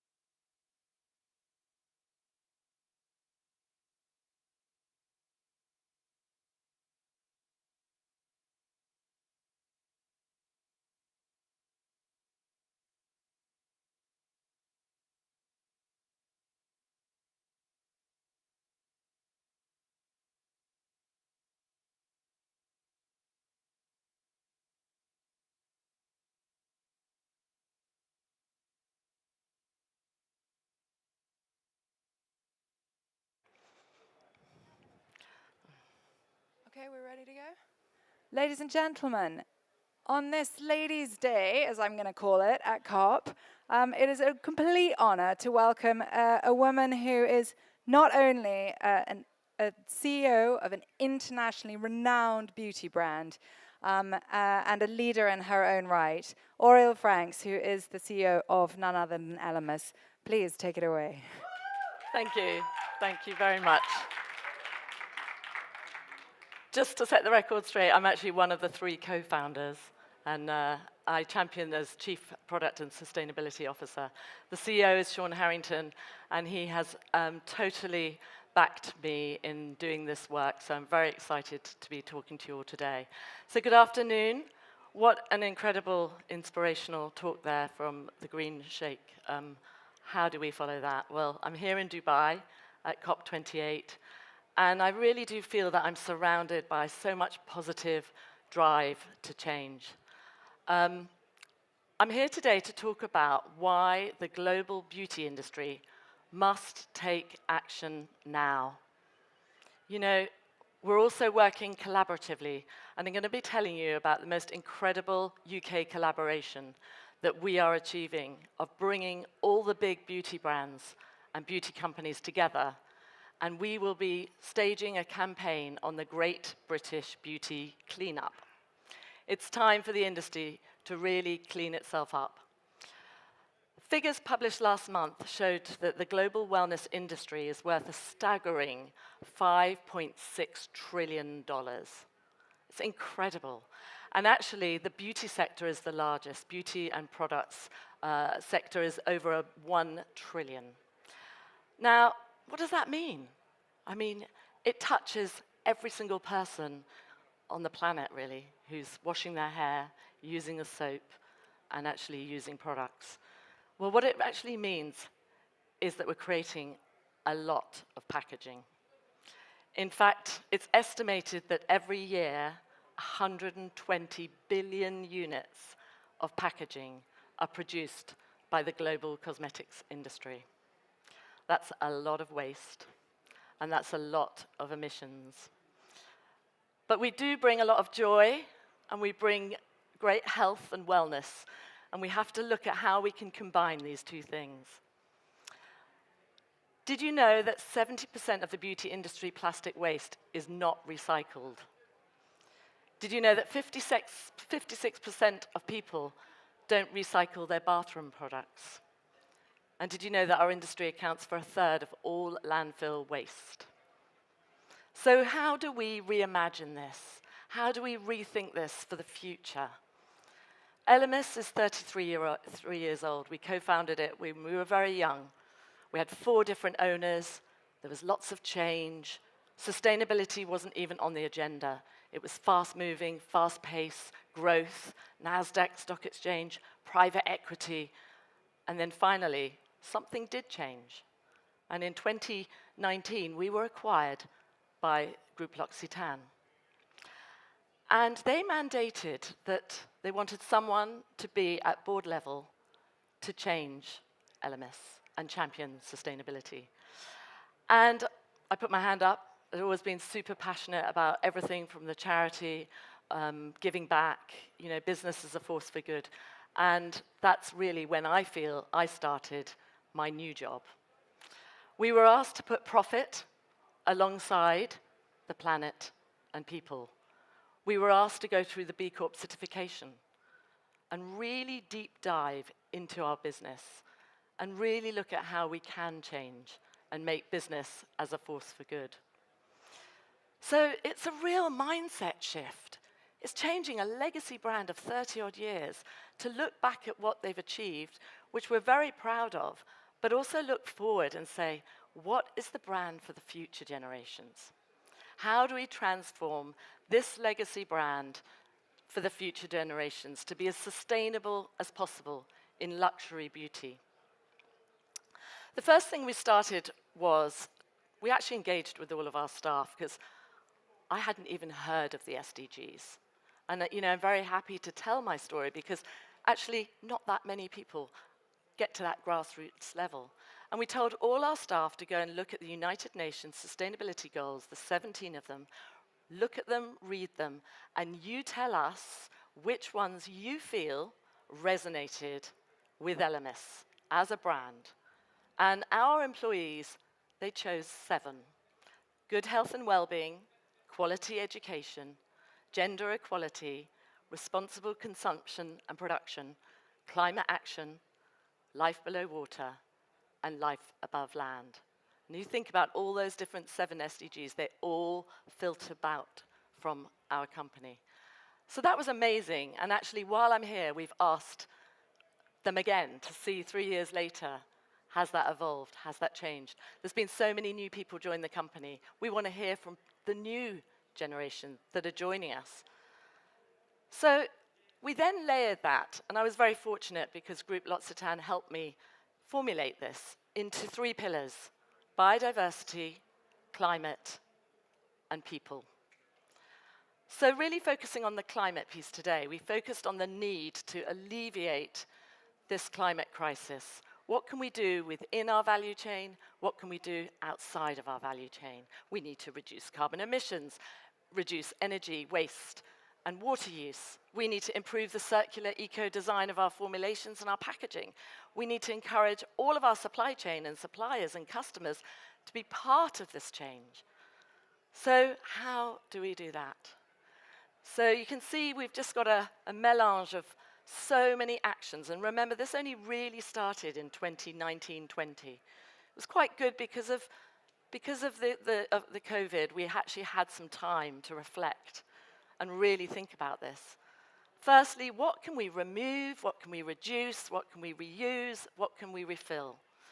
Overnight, we just sat there and we said, what can we get rid of? We've got these spatulas in every single product because you don't want to put your finger in. You put the spatula in. Single-use plastic. When we actually went out there and talked to all the journalists, they said, yeah, I use it once, and then it gets a bit dirty, and I leave it on the side, and then I don't use it. I put it in the bin. So literally, overnight, we got rid of these. We saved over 2 tons of plastic by just saying no more. Gone. We got rid of these leaflets. We had these leaflets, 17 languages. Just got rid of them. 13 tons of paper just gone. QR codes now, you can use technology. It's wonderful. We got rid of bubble wrap. You know, tons and tons of bubble wrap being used when we're packing all our consumer packages. Plastic bags, everything was wrapped in plastic. How can we get rid of that? Plastic vac trays for our Christmas gifts, gone. And even the magnet closures, you know, there's a lovely, you know, soft touch and it clicks with the magnet. But that magnet will go on forever polluting in the ocean or the land. All gone within a year. So, you know, we're really trying to, thank you, we're really trying to sort of motivate the industry to do those changes now. You can do it. So what are we going to do next? Well, actually, we did immediately switch to renewable energy. That's another quick win. And we did an interesting one. We stopped air freight for a few months to say, we actually want to know the reason why you're air freighting. So you have to put together a business case why you're air freighting. And do you know what? We found out that actually we were the problem. We weren't planning far enough ahead. We weren't looking to the future. So now we know what the problem is. We can solve that. And we have a huge, huge project going on at the moment. We're going to reduce our range by 50%. We've been in 33 years of building more and more and more and more and more. But when we really look at it, we need to scale that down. We need to be more efficient. We should be only selling what's really selling, and we should not be making all of this product. So we're going to rationalize the range. We're going to be far more efficient. And we're going to really reimagine how the range can look as the most sustainable premium luxury brand. It's a big job, but we're on it. And we're going to look at any ways that we can get that circular economy going. Secondly, so we've reduced and removed what we can do immediately, and we're looking at the future. What can we do to educate and measure? I'd never done anything like that before. I'd never measured our carbon footprint. And we measured that, and I actually found out that over 40% of LMS's footprint is actually from our in-use phase, our scope 3. And that's people using our product. So when they're cleansing with the cleansing balm and using 3 liters of warm water, or 35 liters of warm water when you're washing your body, that is now calculated as carbon emissions. And it's a huge part. So we're researching whether we can actually put together a cold water cleansing campaign in the warmer months, get people to turn the tap off. I reckon I can get the 3 liters down to about half a liter by just education. So we're going to try and educate our industry to turn the tap down, less temperature, more cold water cleansing if they're comfortable with it. We set up a training module for all our staff for Sustainability 101. Everyone has to do that. We put in KPIs for sustainability into everybody's job descriptions. We got all of our top suppliers to do EcoVadis, which is they have to fill out a whole environmental questionnaire, and if they don't rate high enough, we have to look elsewhere. But we also work with them to build on that year on year, and they have to see improvement. And we have to really encourage sort of a conscious consumerism. We need people to look at the sort of quality over quantity. We don't want you to have masses. We want you to have a couple of products that you love and adore, that you use every single drop of them. So thirdly, we've heard quite a lot about nature. And actually, I love nature. My grandfather was a bulb grower in Holland, and he created new varieties of daffodils and irises. So I grew up seeing nature in the heart of it. And we're very pleased actually today to be formally announcing here at COP that LMS is going to be working alongside the RSPB on a really, really exciting project. It's Europe's largest conservation charity, and we're going to be restoring and regenerating peatlands in the fight against climate change. And I don't know if you're aware, but peatlands are nature's greatest superpower. They're covering about 3% of the planet, which isn't a huge amount, yet storing more carbon than all of the world's forests combined. I couldn't believe that stat. And the UK peatlands are currently, they're in a crisis. Over 70% of our peatlands are in a degraded state, emitting more emissions than 5 million cars on the road. So these wet, boggy landscapes, ours are going to be in Scotland, are really important. And it's a restoration project. And what I love about it, it's forward thinking. It's a 60-year program. I won't even be here to see those final years, but it's so exciting. So we're going to restore this peatland area that's going to sequester the carbon, that's going to then be doing good for the environment. So that's really, really interesting. And that partnership with the RSPB will have a huge impact for nature, for people, and for wildlife, all whilst helping us fight back against the climate change. Fourthly, we need to innovate where we haven't got solutions. Now, we all know in the beauty industry, pumps aren't recyclable. Airless systems, product like ours, we quite often have airless systems. Still haven't found the solutions. So we're going to be pushing those packaging companies to come up with the solutions. But I wanted to tell you about something that was really, really interesting. The industry loves to sample product, that sachet, that usually ends up in landfill, polluting our lands, polluting our oceans. And this collaboration, this meeting people at places like this is where we need to be. And I was approached by a lady called Sian Sutherland. She has a very proactive Plastic Planet activist. And she said, you've got to meet these guys from Cambridge University. They're a startup called Zampler. See if you can do something together. And we literally had one meeting. They had an Innovate UK grant for £100,000 to help fund this research. We sat down and I said, this is our best-selling product. This is the Elemis Cleansing Balm. It's beautiful. It's got 9 essential oils. It's very oil-rich. And I was thinking, wouldn't it be amazing if we could build a sachet for this product out of something that's in it? So about 30 miles from our office in London is a 5th-generation farmer who I adore. He's in his 80s now. And he grows fields, 5,000 hectares, of borage starflower. And we sent the borage starflower that we take the seeds from, we press the seeds, and we're left with a byproduct after the seeds have been pressed. So we sent him the byproduct to the Zampler, and they researched it. And here, nobody's ever seen this before, and it's not that beautiful yet. This is a sachet of Elemis Pro Cleansing Balm in a protein from the borage. So now it's under test. They can print on it. It's brown, very earthy. It's going to have a few challenges. I can already feel it. I can smell the essential oils are permeating through. But we're starting. We're innovating. They're so blown away by this. They've done it on pea protein, but they've never done it on borage. And they said the elasticity is incredible. So now we've got to keep going. We've got to now merge this with the technology of people and make this happen and create a sachet that is sustainable. So there we go. We can use leftover plant material from our seed crops to create a circular, biodegradable film, which can be used for sampling. It can even be used around a dishwasher tab, and much more. We need to move towards this circular economy. We really do. We need to get rid of all single-use plastics, and we have to reduce the use of virgin plastic too. And finally, I'm very proud, my final 5th, and most importantly, is we do need collaboration. So I'm very proud that I was asked to join the British Beauty Council Sustainability Beauty Coalition. I'd never joined anything like that before. I'd spent 33 years of my career head down, Elemis, not really opening my mind to anything else apart from that. And I'm now the co-chair of the Sustainability Beauty Coalition, with 2 wonderful people, Joe Chidley and Mark Smith from Natru.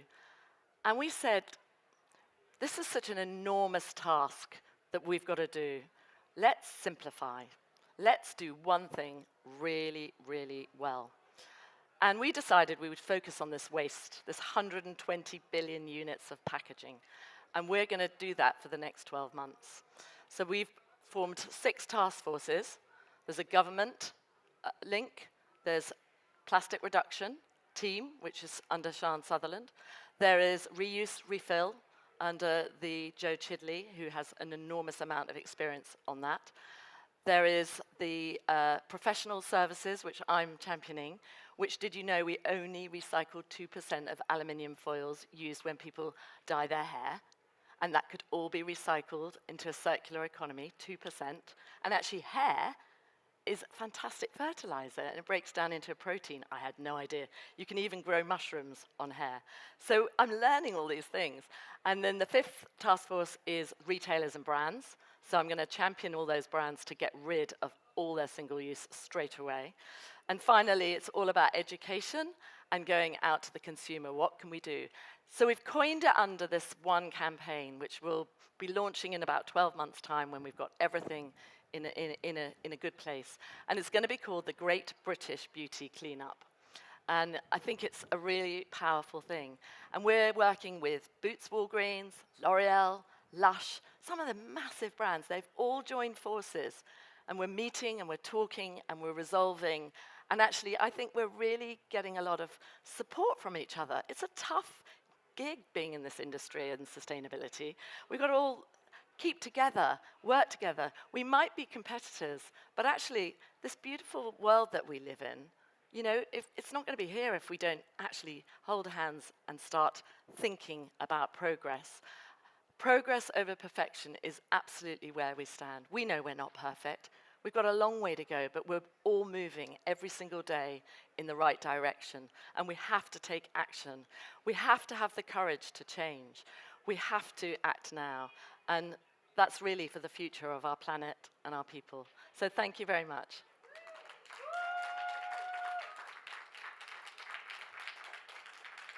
I don't know if anyone's got any questions that they want to ask me. Thank you.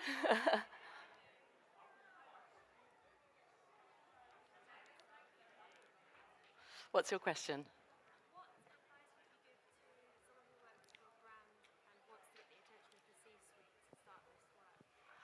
How do you get the attention of the C-suite if you're working in this?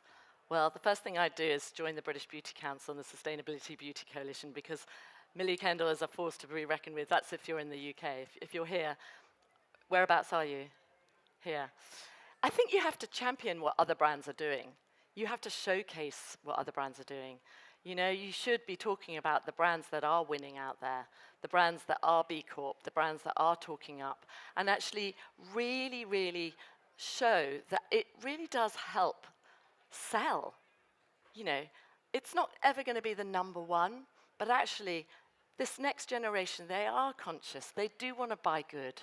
So I think highlighting the top brands and what they're doing is the easiest way to talk to the C-suite. And I'll come and talk to them for you. Any other questions? Oh, thank you.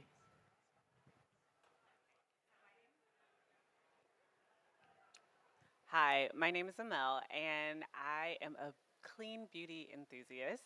Yes. And one of the things is in U.S., there's only 2 ingredients banned, and our bill hasn't been updated since 1924. What do you think, as an American, we can do to get to the standards of the European Union and also the UK? That's a very good question. There is news coming your way because there is new legislation coming in, and America will very soon be following the EU directive this year. So you're going to see a huge change, especially for a lot of American companies. There is big change. I mean, obviously you have state by state as well, so you have different legal structures in each state. But I think the US government are going to have to really listen up and look at what the EU have done. They've got 1,200 ingredients that are banned, and I think, to your point, I think there's 12 in the US. But they've got this new, it's called MOCRA, so have a little read up about it, and they are going to be looking at the EU as, you know, the future-proofing. And the EU has work to do as well. You know, there's still liquid plastics in there and things like that, which will be banned in 10 years' time, that are seen to be really polluting the oceans and the rivers. So I think it's all about making sure that you understand what's going on, reading about it, and you'll see that they are changing. So there's some positive news there.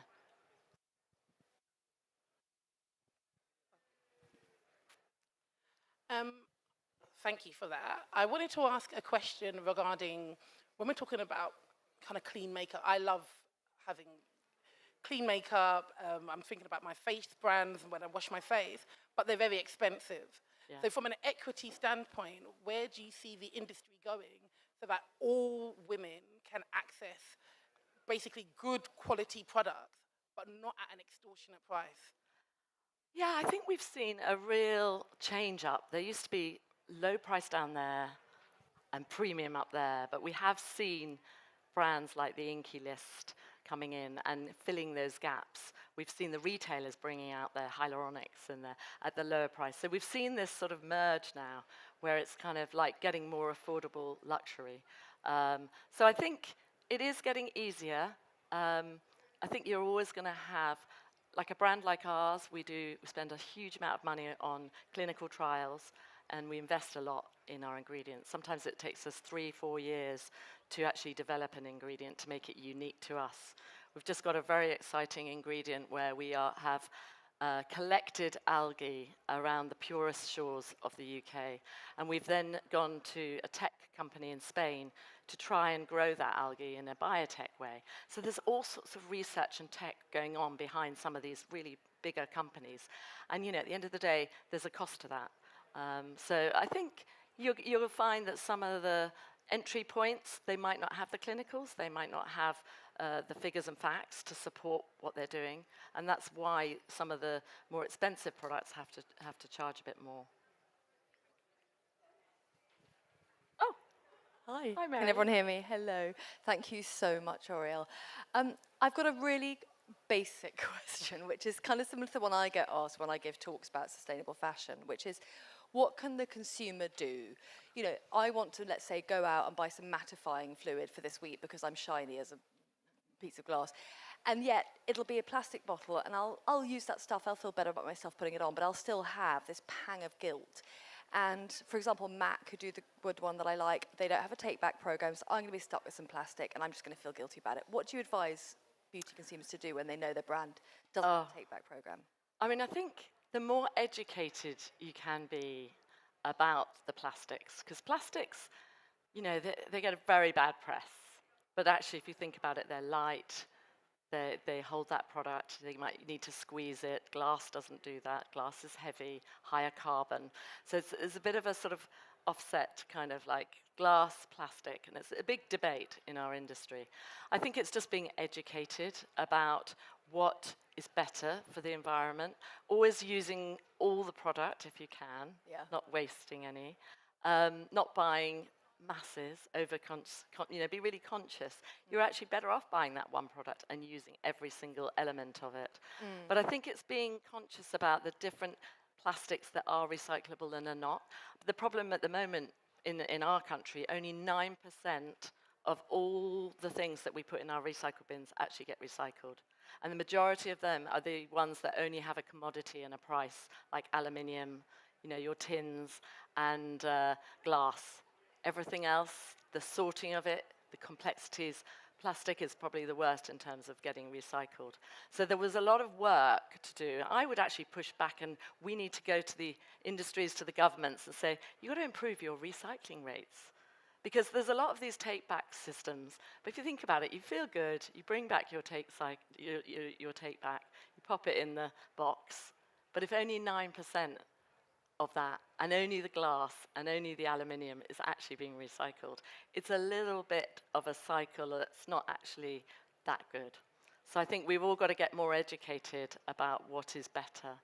And I think the industry has got to really shake up in terms of packaging and find the most sustainable materials to use, and then the governments have to up their game on recycling and get that circular economy working. There's a really interesting idea that Joe Chidley's working on, and it's called Reposit, and that's democratizing packaging. Could we all share the same bottle and clean it and reuse it and clean it and reuse it. And actually, there are models like in Germany, beers used to be done in glass bottles. Everyone had the same glass bottle, all the competitors, and they all did their own labels. So is the future, we've got to reimagine it in the future. How can we get packaging that we could just reuse and clean and reuse? And it's not an easy problem to fix. But we're all thinking in a very different way than we were 5, 10 years ago. Thank you. Thanks a lot.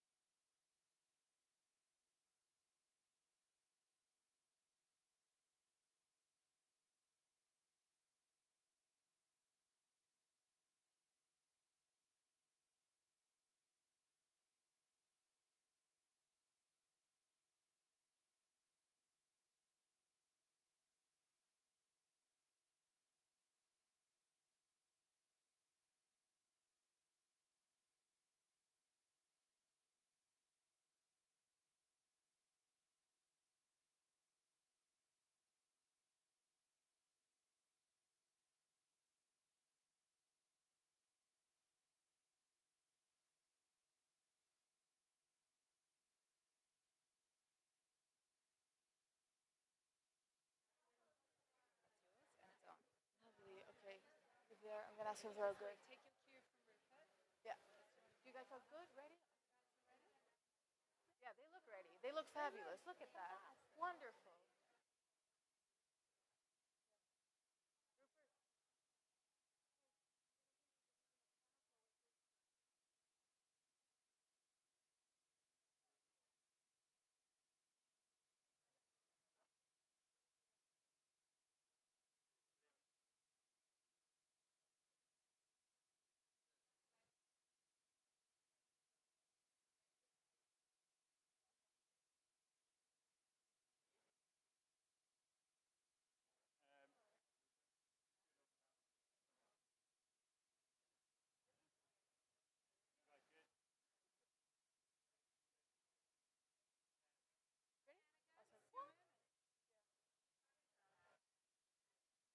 Hello, everyone. Fabulous audience. Thank you so much for being here. I'm really excited for our next session with our partners at One Young World, who, like us at Extreme Hangout, are driven to identify, connect, and promote young leaders, giving them a global platform.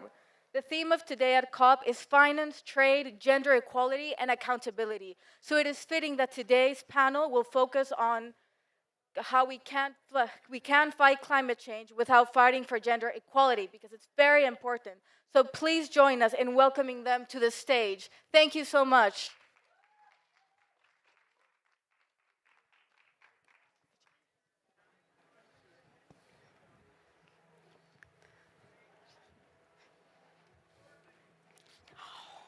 Be careful, Oh, Miss the Friend. So, are you ready? Sure. Yes? Yeah. So, hello and welcome everyone here in the Expo and COP28 in Dubai. We think you are very brave, and you are as brave as us, because it's super hot here outside, but we're going to make the best out of it. I also would like to say welcome to the people in the rest of the world that are looking to the live stream, so welcome to you as well. My name is Leon Peters, and I am Deloitte's global leader for clients and industries for sustainability. I'm based out of Amsterdam, and today we will discuss why we can't fight climate change without fighting for gender equity.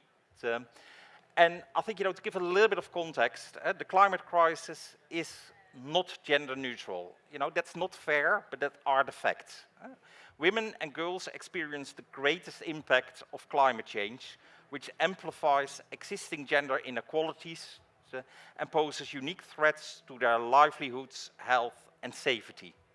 And it's even worse, climate change is a threat multiplier, because when climate change is getting worse, all of the other things for women and girls are getting worse even more.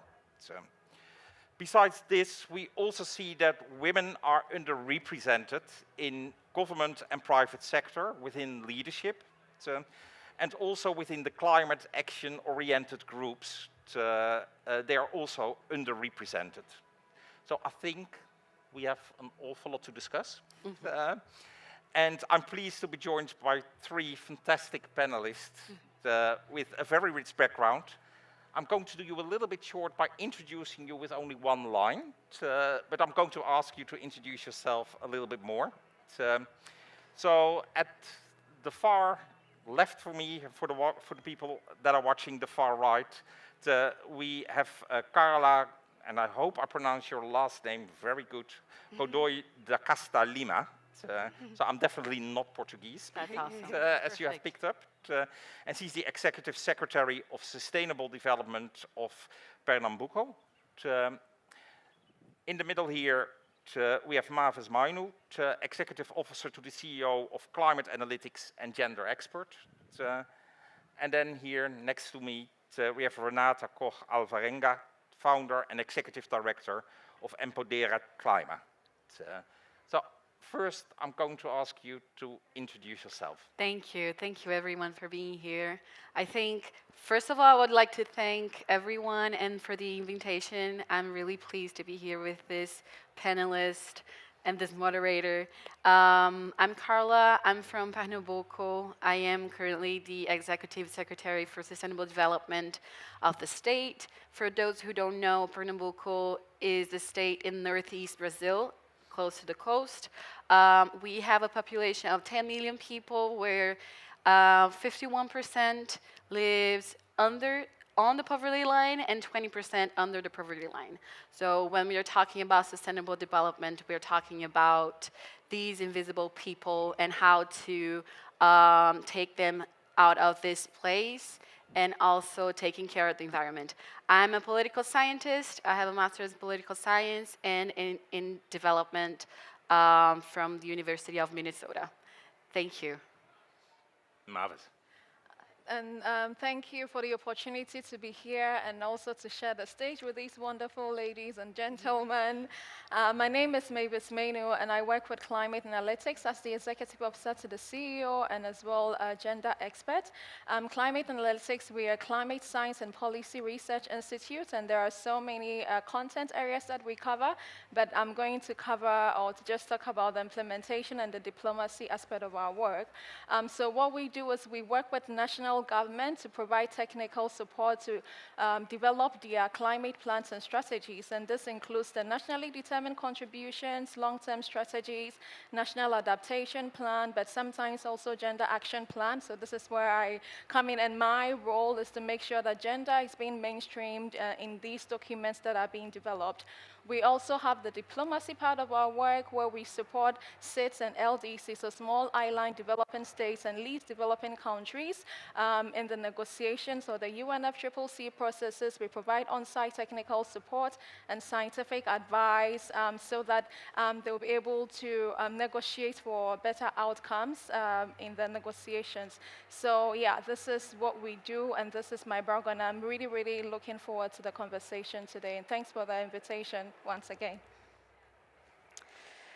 Hi everyone, it's great to be here, especially on this sunny day. I love the sun, love this energy for a COP. I've been to a couple of COPs, and whenever it's cold, it's definitely a different experience. But I'm Renata Coca Alvarenga, also from Brazil, so it's great to be here with a fellow Brazilian and also someone from Ghana who's doing really amazing work, and also with the moderator. Thank you so much. So my background is in activism, in climate activism.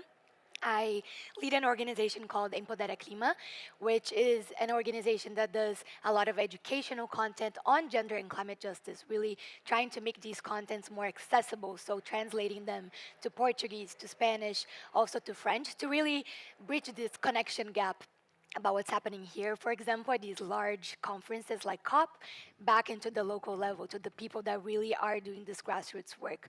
So that's what I've been doing for the past 4 years or so. We have a team here of 7 young women from all over Brazil and Mexico who are doing this work. And also I do a lot of public policy engagements. I just finished my master's in public policy at the Harvard Kennedy School in the US, and I'm also working a bit with the World Bank on disaster risk financing in the Caribbean. So different experiences, but I think it's important to mention because it all kind of intersects and connects on the finance, policy, gender side. So very excited and looking forward to this conversation. Thank you. And I will say, what a rich diversity we have here on stage. And you might think, 3 young female panelists and an more senior white guy, why? And 2 reasons. The first one is at Deloitte, the average age is around 28, 29. So working with a lot of young people, I love it because, you have a diversity of thought. You bring different perspectives. You challenge, what is actually being seen as common way of working. So you are really thinking out of the box. And I hope you do that also during this panel. And there's also a second reason, and that relates back to my mother. So she is 90 years old. And 65 years ago, she got married to my father. And my mother has always been a teacher at the elementary school. And the day she married my father, she got her a very nice present of the Dutch government. She got her resignation letter because she was a female and she had to take care of my father and for the house and the family to come. But my mother is absolutely not a housewife. She has never turned into a housewife, I have to say, and I'm really pleased of that. So she didn't want to be at the sideline, and she went with 7 other women to court to fight against that law. And a few years later, she went up to the Supreme Court of the Netherlands, and the law was changed. So that's a little bit the heritage of my mother, and that's why I also feel, I would say, very connected with everything that has to do with gender equality. So I also wanted to share that with you. But now we go really to the topic, because that's why we are here. And I already said in my introduction is there is an awful lot to discuss.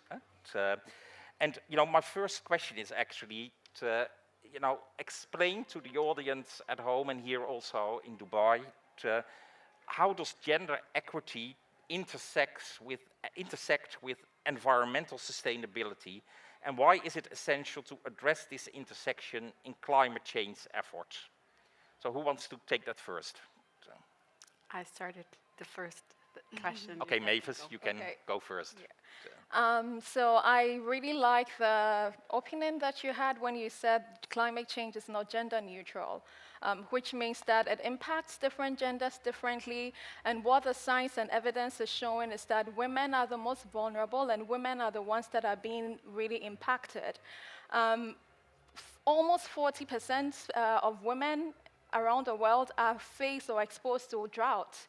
And most of these women live in very rural and vulnerable communities that do not have the adaptive capacity to be able to adapt to the impact of climate change. This means that they are positioned, and already we know that men own a lot of the resources as opposed to women.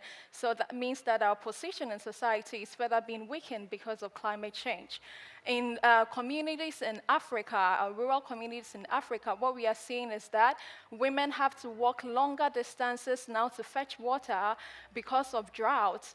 This comes with a lot of gender-based, they're exposed to a lot of gender-based violence issues like rape, sometimes killings, kidnapping. So there's a lot of intersection that goes in between climate change and gender. And I have sat in rooms with decision makers, high-level decision makers, who would ask questions like, what has gender got to do with climate change? So I am really happy that we are having these conversations, because it's very important that we keep on hammering and keep on bringing awareness to this topic. But one thing that I also want to emphasize, that women are vulnerable, but they are not victims. They also possess agencies, and they have ideas and solutions that they bring to the table. And most of the times we do not have the space, or even when we have the space, we are not heard. And this is also something that I think with a lot of the research that we are doing, hopefully we'll highlight some of these agency issues and the solutions and the ideas that women also bring to the table. So we just are not crime victims, we also possess the ideas, the solutions, and we want to be part of the conversation. And this is why I'm happy to see a lot of women present here at COP, and I hope that in the coming COPs, the numbers keeps on going up. Excellent. Renata, have you a different perspective, or would like to add certain things to what Mavis said? I mean, I think you summarized it perfectly, and I love what you said about the vulnerability and also the leadership aspect, because oftentimes I think when we talk about marginalized groups, we oftentimes put them into this victim scenario, and they need to be protected, and we need to make these policies for them, but we fail to remember that the reality is that these people are the ones that then need to be in the decision-making spaces. They're the ones that have the lived experiences, right? To then go into a COP negotiation decision-making table and say, look, this is what's happening in my community, this is what we're facing, and this is how we can help at the policy level, right? So I think giving the agency to women, but especially, women who are in most marginalized places, like indigenous women, right, or young women and girls, it's so important that they are present in even local communities, kind of decision-making spaces, but also globally. And as you said, it's happening slowly, right? You're seeing an increase, but I think something interesting to mention is that when you look at the numbers of leadership in terms of women, that's a totally different story, right? Like you see a lot of women leading feminist groups and civil society movements, but when it comes to the heads of delegations, for example, That number is around 10 to 13% at COPs, the heads of delegations. Only 10% are women, and that has been the case for the last decades. So it hasn't changed, and it really just showcases who are the people actually leading, setting the agenda items when it comes to the climate negotiations. So I think it's important to mention that. And I'm glad that we are here in an open space, so all of those delegations can hear your pledge. Right. To, I would say, increase that number. Definitely. So actually, you talked about, or I talked about that climate change is a threat multiplier, but you added a more positive twist both to it, that women can also be a solution multiplier. So is there anything that you can reflect on, Carla, and do you have any examples of where you see that when women organize themselves, that they can really make impact and can make the change? Yes, I agree with all of you, and I think that you guys said it all. I'm just gonna give an example of that, of how women can make the change and how we can see that when we get organized and when we get together, we can really change our community and where we live. So in Pernambuco, more than 90% of the territory is prone to desertification, and the rest is prone to floods. So when you go to the back country of the state, you see communities really fighting for survival. So trying to adapt to droughts, trying to adapt their agriculture systems and stuff. And there is a community in the backcountry in the region called Pajeú, Sertão do Pajeú, where there is association of women that they got together. They have developed new practices of agriculture. They have in this association a fund where they fund the medicine of their kids when they get sick. They fund some kind of change that they need to do in their homes, and they don't have the money, so they all come together. They put a little bit, and they make this turnaround. So when we talk about the solutions that we need for climate change, for the problems that climate change cause, I think we have that in the communities. We have that within the knowledge of these people. We need to talk about how indigenous community adapted throughout the years for climate change. We need to talk about how these old communities in the backcountry of the state have adapted. We need to see how these women have been living their lives and have been helping each other to promote that in a larger scale. So that's what we're doing. We're looking at them, we're helping them with what they need, and we are also trying to put that in a larger scale. How do we make that model work in other communities in Pernambuco where we don't have all the same characteristics, but where we can really make that work? So a lot of women are really, going into collaborative action, helping each other in order to withstand all of those challenges. So let's stay with the positive, Marvin. Yeah. And could you give also a couple of examples of where you see that women power is really bringing more solution and more impact? Yeah, thanks for calling in, because I was going to come in anyways. Very good.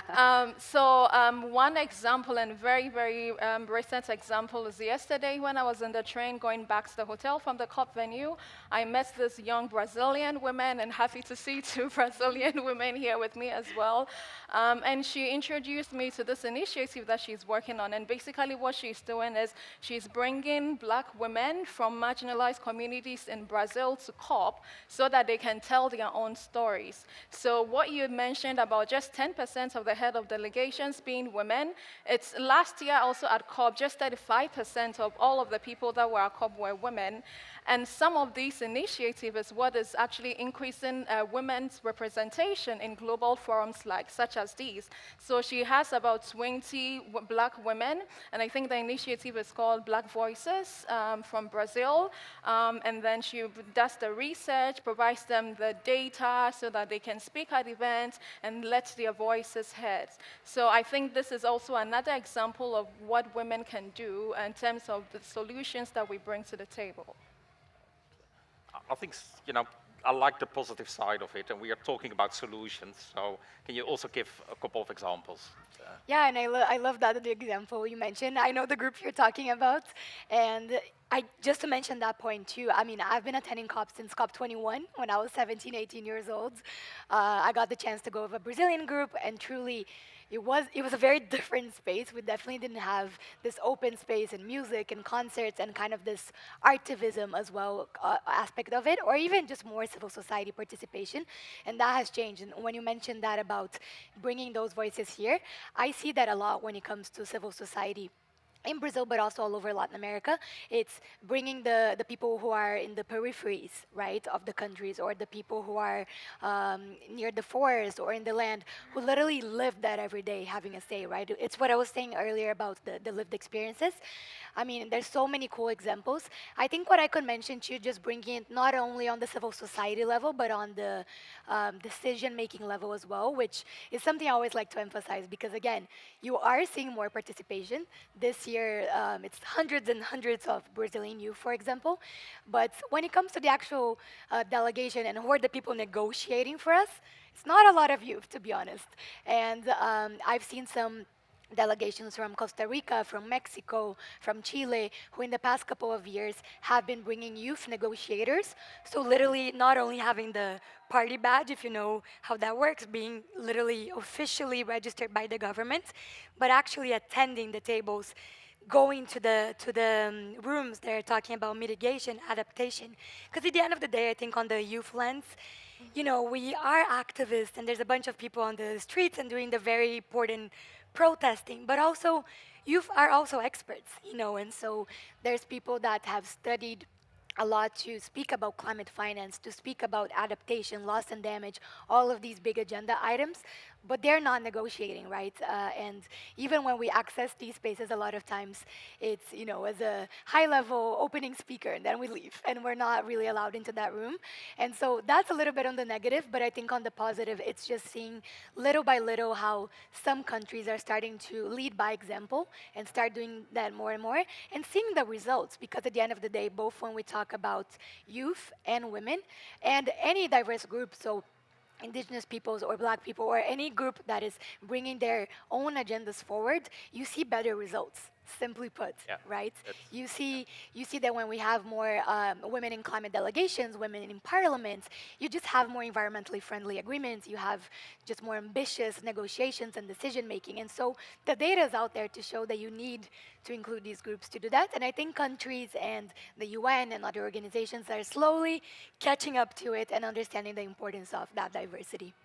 Yeah, and maybe I can throw in a statistic here from the female quotient. They did a study to commercial organizations, but I think there is a correlation to, I would say, other public bodies as well. That a 10% increase in the number of women in boards correlates with approximately 17.5% improvement in the environmental score.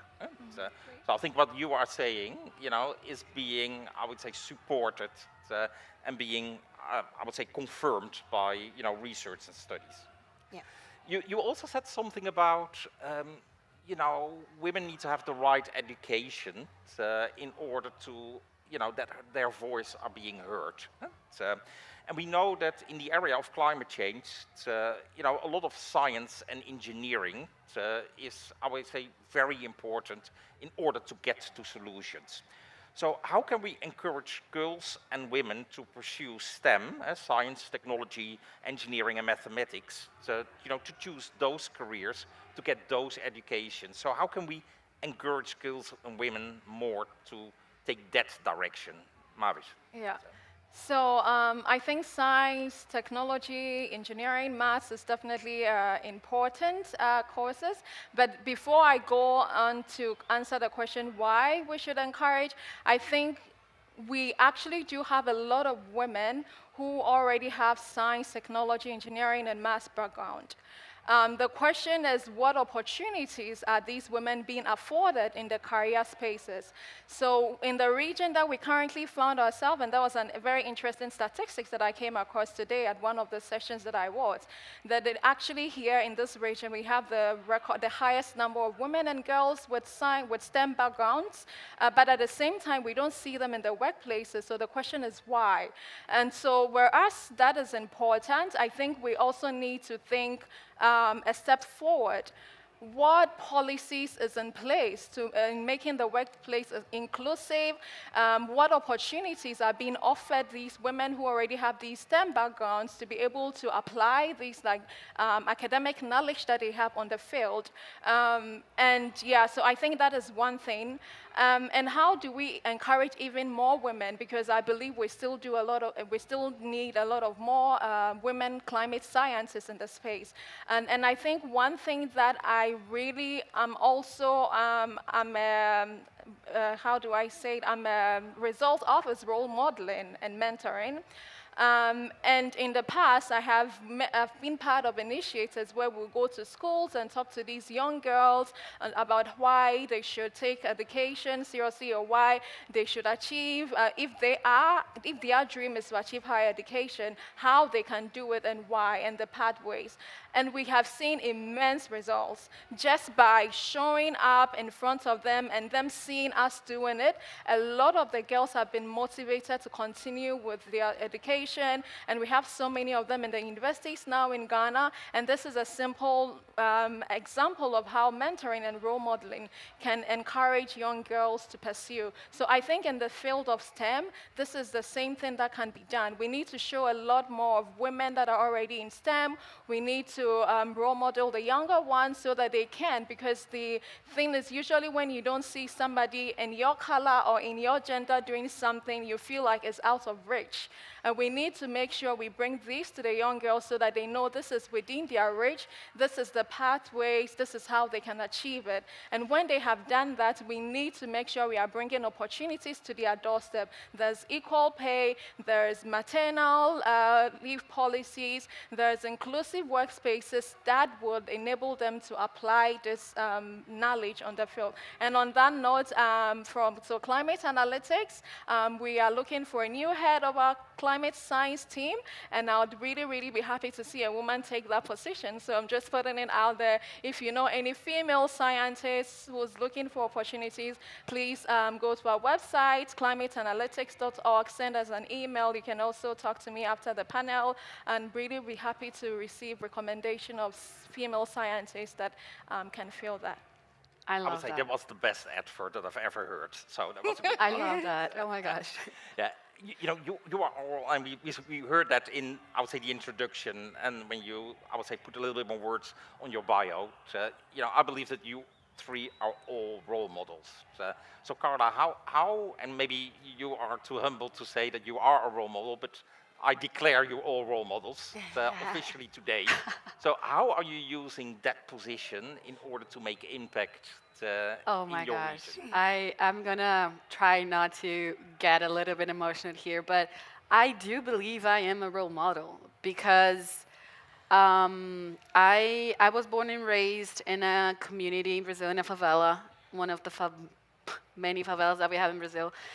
And going back there, even to visit my mother, I see my own neighbors and I see their kids, and they tell me now that they know that they can also do it because they see someone, they know someone that is from where they're from that has done it. So I was able to get out of this place, and I feel like I have the duty to go back and to show these other women and girls that they can also do the same thing. And about talking about the STEM field careers, I think that there are two things really important. First of all, we need to see ourselves out there. We need to see ourselves in those positions. We need to see that it's possible. Just like when I go back to my mom's house and I see these little kids and they tell me, hey, I want to do the same thing that you're doing. I know that you're traveling the world. I want to do that, when it was not possible for them or for me before I did it, right? So I paved the way, and it's awesome. And we need the same thing in STEM careers, because we need to see more women there. We need to find a solution for climate change. We need to put people from communities, for underserved communities, from the forest, from really not from regions that we really don't pay attention to those invisible people, because they know the solutions that we don't know about, and we have to talk about that. And the second thing is that after we get there, we have to stay there. And how do we do that? How do we make it possible for women to stay in these places? We have to tell ourselves, and we have to tell the world that it's possible. And we don't have to choose if you wanted to be a mother, if you wanted to be a professional. If you want to have both, you can have both. But we, as government, as civil society, we have to fight for that. We have to give the opportunities and the space for women not to feel like they're guilty if they're choosing something, or even if they have to choose, right? So I think that. And Renata, how do you make impact to, I would say, make a change for the next generation? Although you are a very young generation, there's also a generation after you. So how are you as a role model make impact to them? So. I love the question, and I love what you said, because I really believe in this idea of paying it forward, right? And I mean, for me, it's just been this journey. Of course, there's struggles and there's things like that, but the access to high quality education and even family support to get to these places, to be able to dream, right? To be able to dream and follow a career that you want and do all of that, that is a privilege, right? And I think the way that I try to pay it forward is by bringing people with me, right? We can't be silent in these spaces. No one's going to solve climate change alone, or gender inequality, or any of these challenges. And, you know, I often go into spaces and I don't see a lot of people, either maybe in my age or from my country or whatever it is. And that, to me, you know, raises this flag of, okay, what can we do to bring these people? And a lot of Empoderra Clima of my organization is, okay, I went to this COP21, which was this dream come true. It was really an amazing, crazy experience as a teenager, a young adult. And to me, it just felt so uncomfortable in a way to go back home to my hometown and, you know, not even be able to speak about it, in the sense of, I want to share this, but how do I even begin to talk about the Paris Agreement or the Gender Action Plan or all these very complex UN terminology, right? And things like that. And so my idea with Empoderra Clima that came many years later was really, okay, let's make it accessible, not only translating the language, right? Because again, if it's in English, then you're already excluding a large part of the population, right?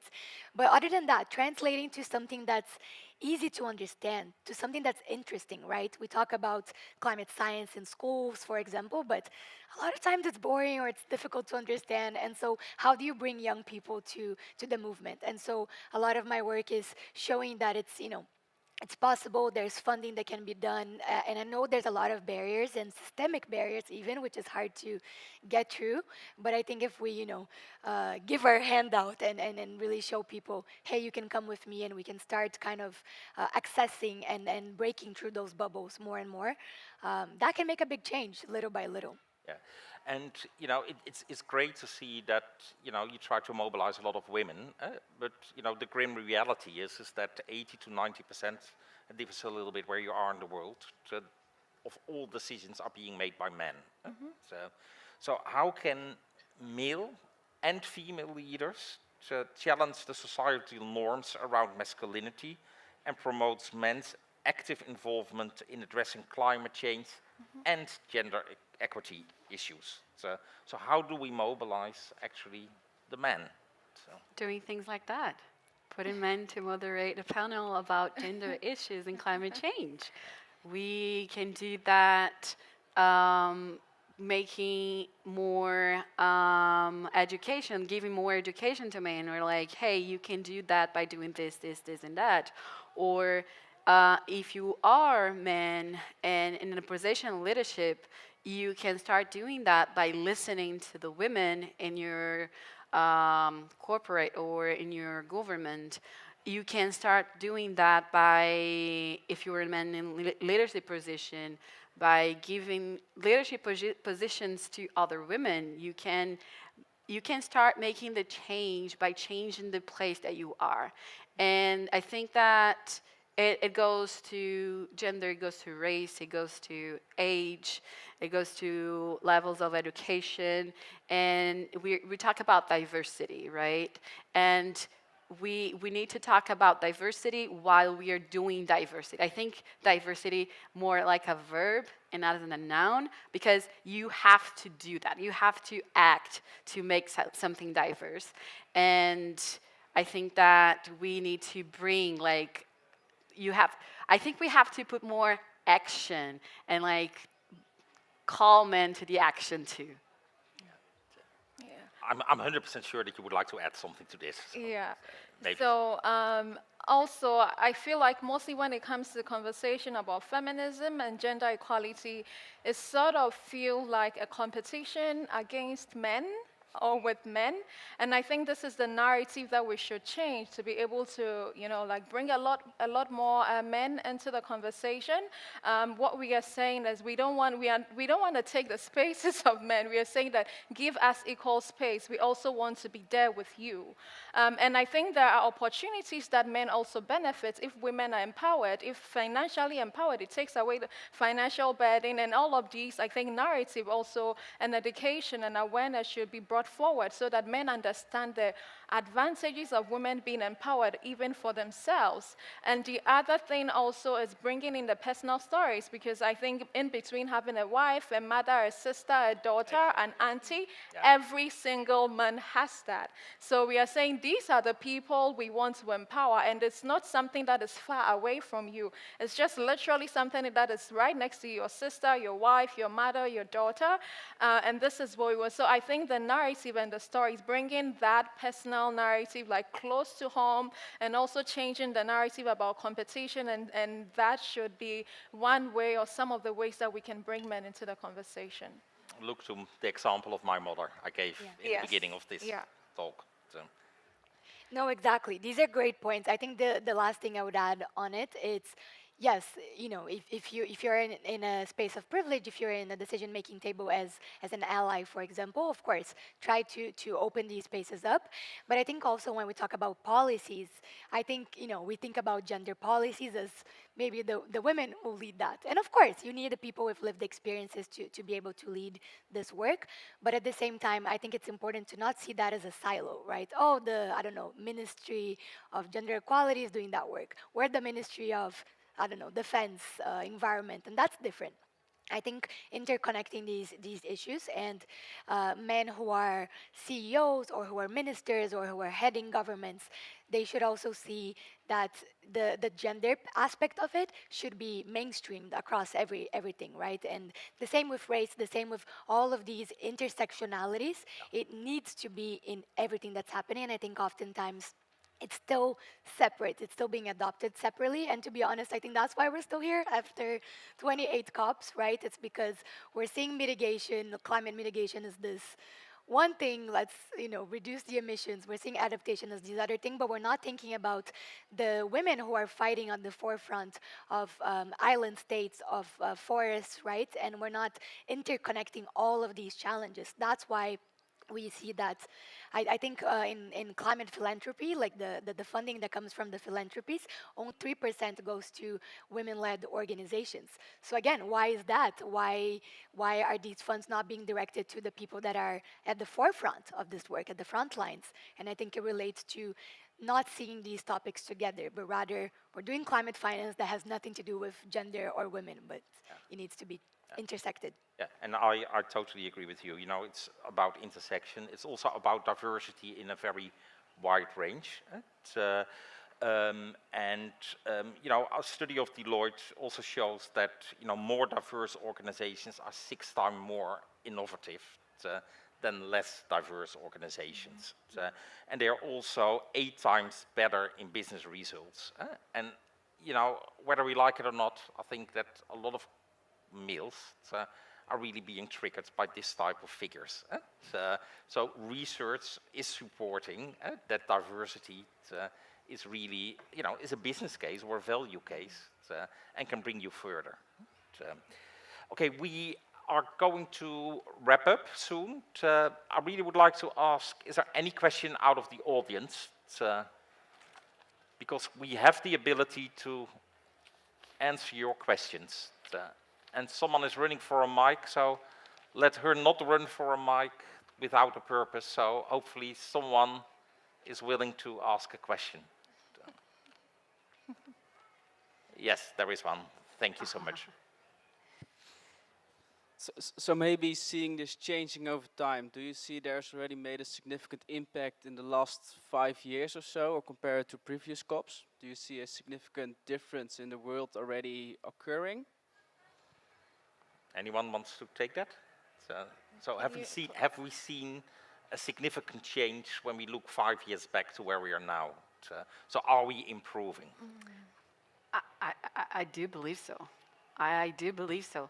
I don't have any data right now in the back of my mind, but in my experience, I'm really young, but when I was in like college and high school, or even high school, it was really hard to see women in leadership positions and even in climate and the climate work in Brazil, or even underprivileged, like women from underprivileged communities, or Black women from underprivileged communities in leadership positions. And now we can see that, or now we can see in the government, now we can see in subnational level governments, we can see in some corporate jobs.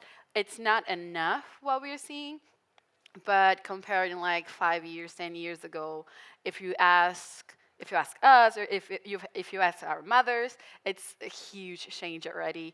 And we just changed a little bit. So just imagine if we changed more, the amount of things that we're gonna see.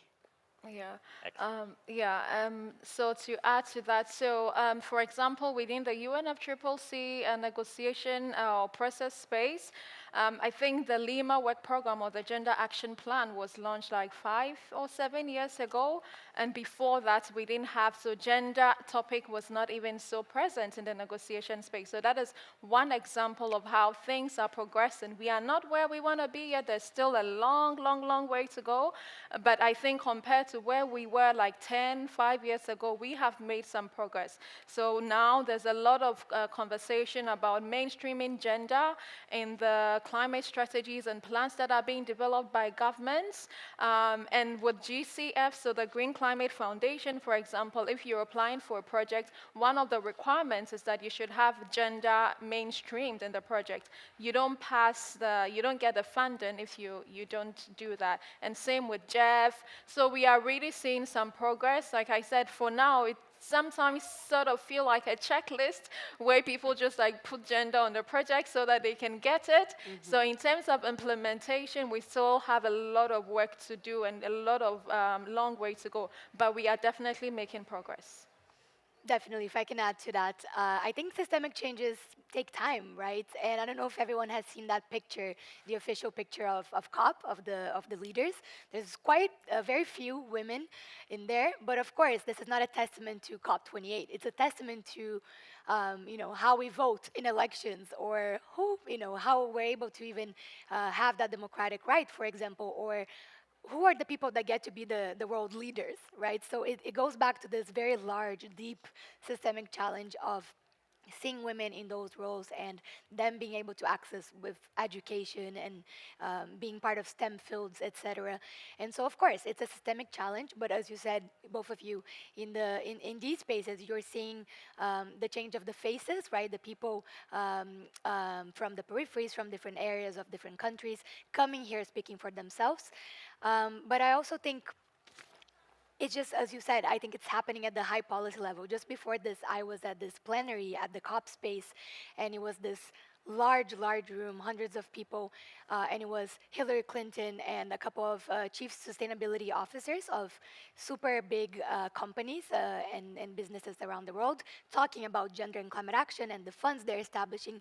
And I was shocked because, in following the negotiations for a couple of years, I had never seen that. It's usually one small side event or something that civil society is working on, but it's these powerful people in powerful roles talking about how they're going to put more than $1 billion in funding for gender and climate action specifically. So it gave me a lot of hope. I would say that is a lot of hope. But let's speak about hope, and that's my last question, and try to answer, I would say, condensed.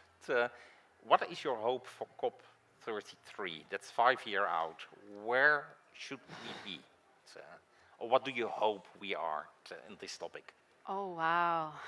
I hope that we are not talking about fossil fuels anymore. I hope we are actually able to talk about something else rather than phase out. I hope that we can achieve something about that this year or next year even, and talk about adaptation, mitigation, and yeah. Yeah. My hope, first, I would hope to see that at least 50% of the head of delegations that are coming to COP are women.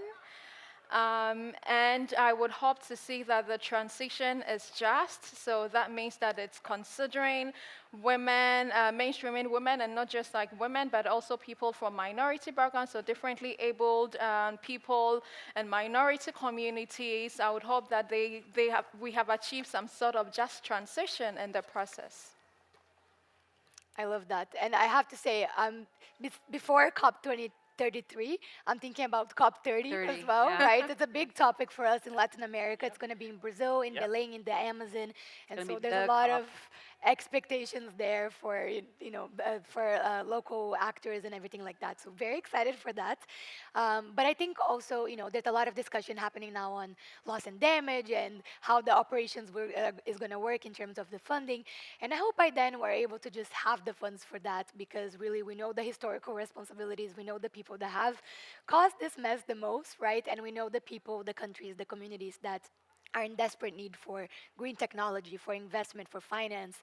And I hope that we're still not talking about who's going to pay, what do we do about it, and really we start operationalizing and putting these things into effect and putting the money where it needs to be, right? So that's my hope, besides everything that you said with Very well said. Then I will finish with my hope for next COP.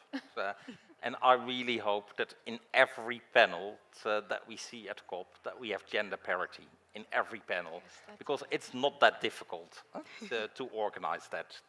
But people need to be conscious about it and really act. So thank you very much for this very insightful and very great discussion. I think you have proven to the audience here in Dubai, as well to the audience at home, that you are definitely role models and that you are making a change in this world. Thank you so much. Thank you very much.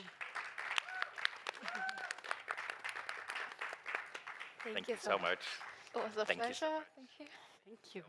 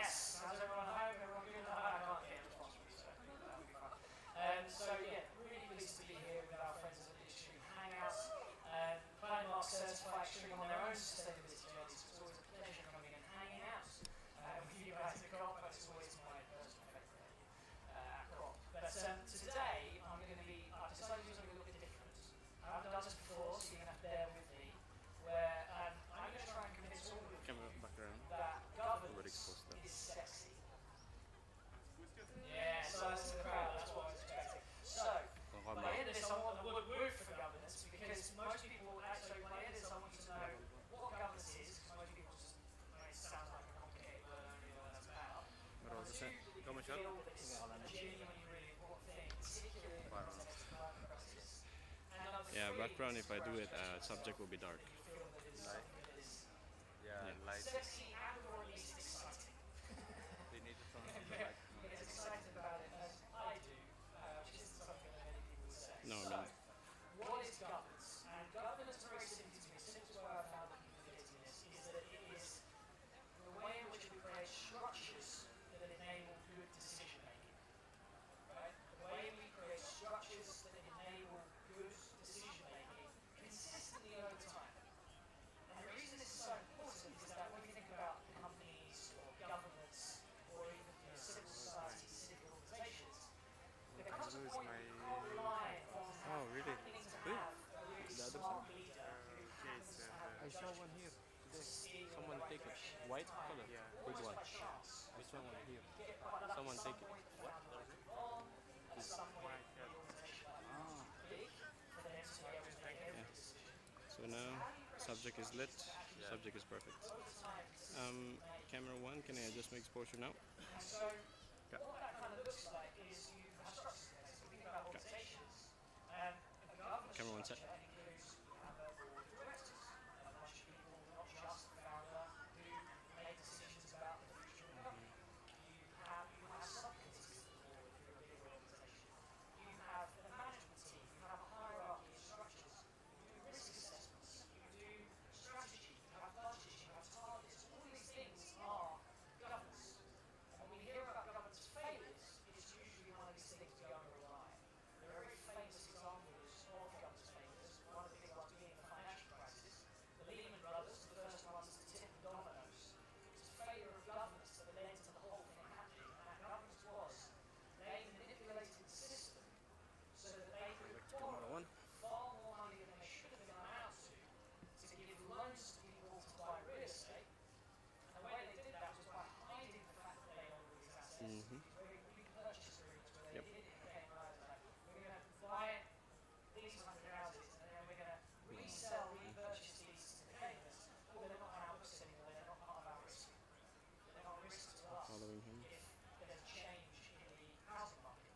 The change in the housing market came, prices start coming down, prices are going up, people couldn't pay their mortgages anymore, and all of a sudden we end up in this crisis where Lehman Brothers can't pay their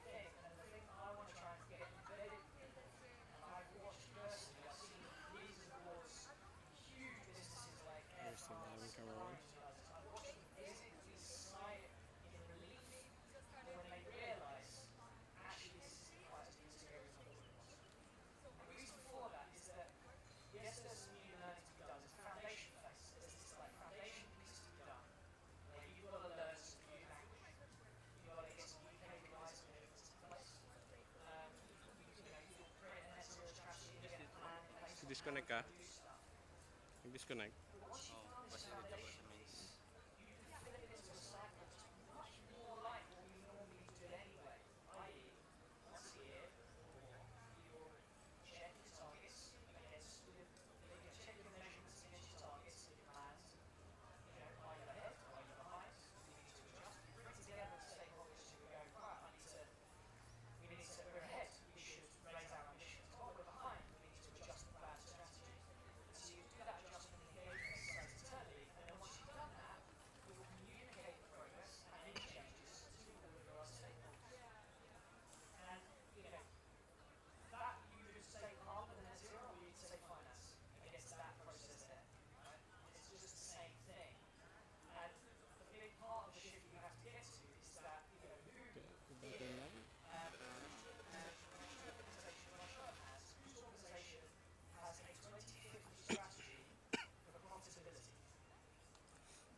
Okay.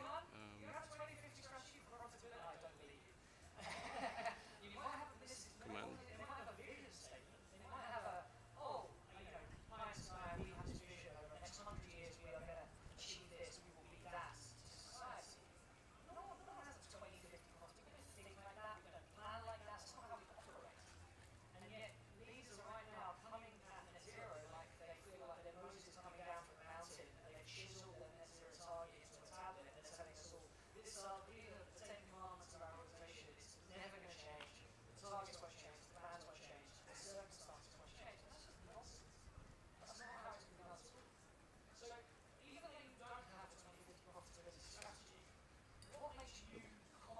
Do you hear us? Okay, cool. Yep, loud and clear.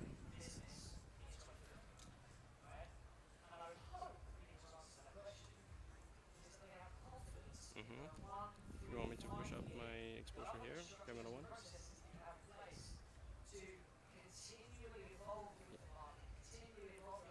Yeah.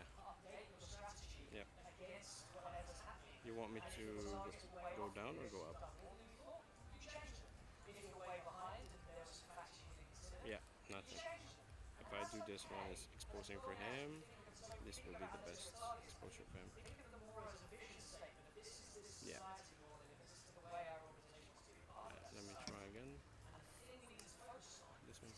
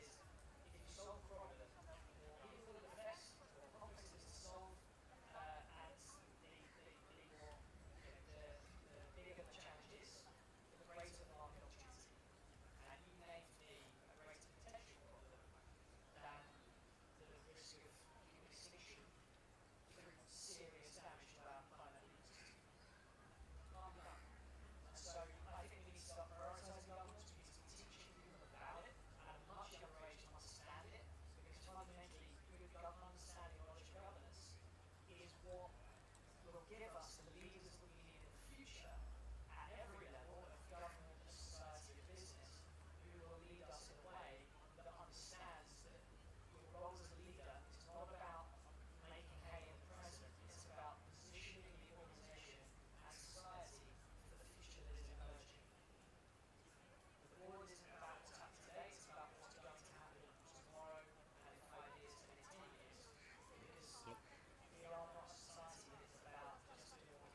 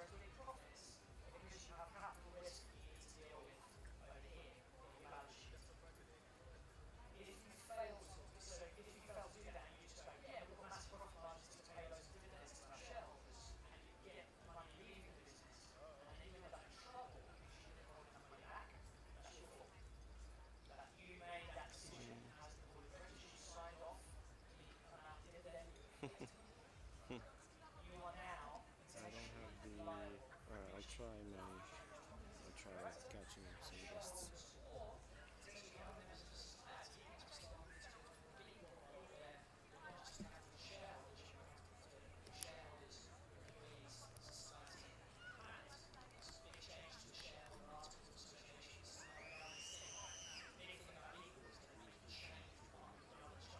More live.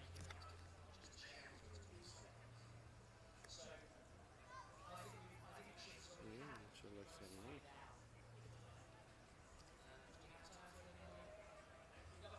Towards my left, moving my camera.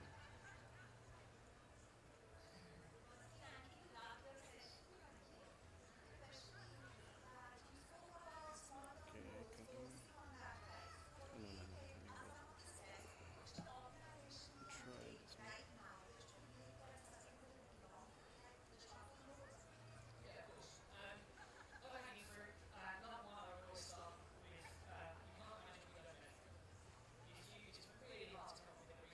this one. The rest I don't have. Alright, let's try this too.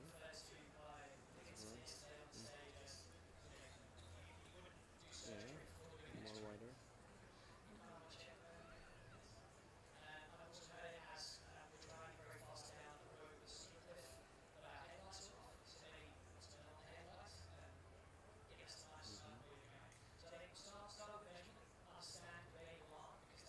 Okay, from foot to nose.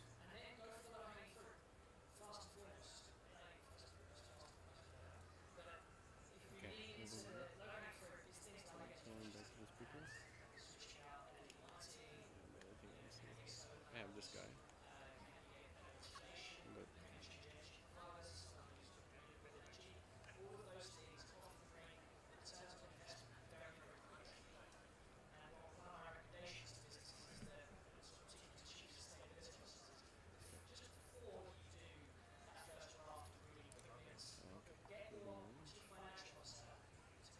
try this guy here. I'm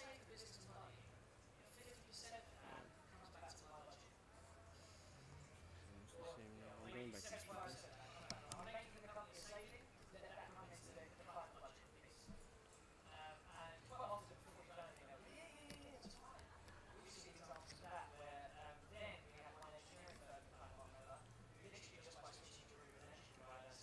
Camera on set.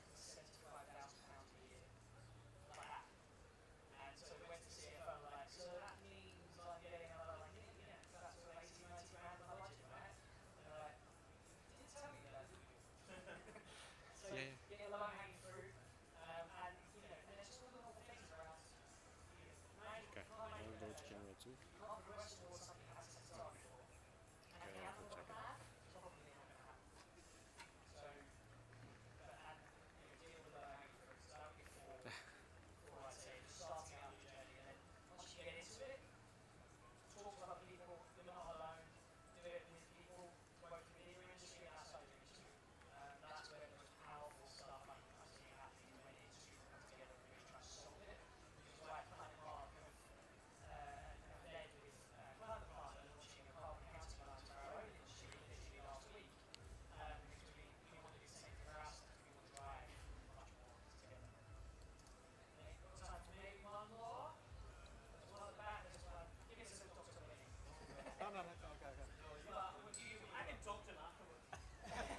I think I'm just gonna ask the guy here on my right. I cannot catch him.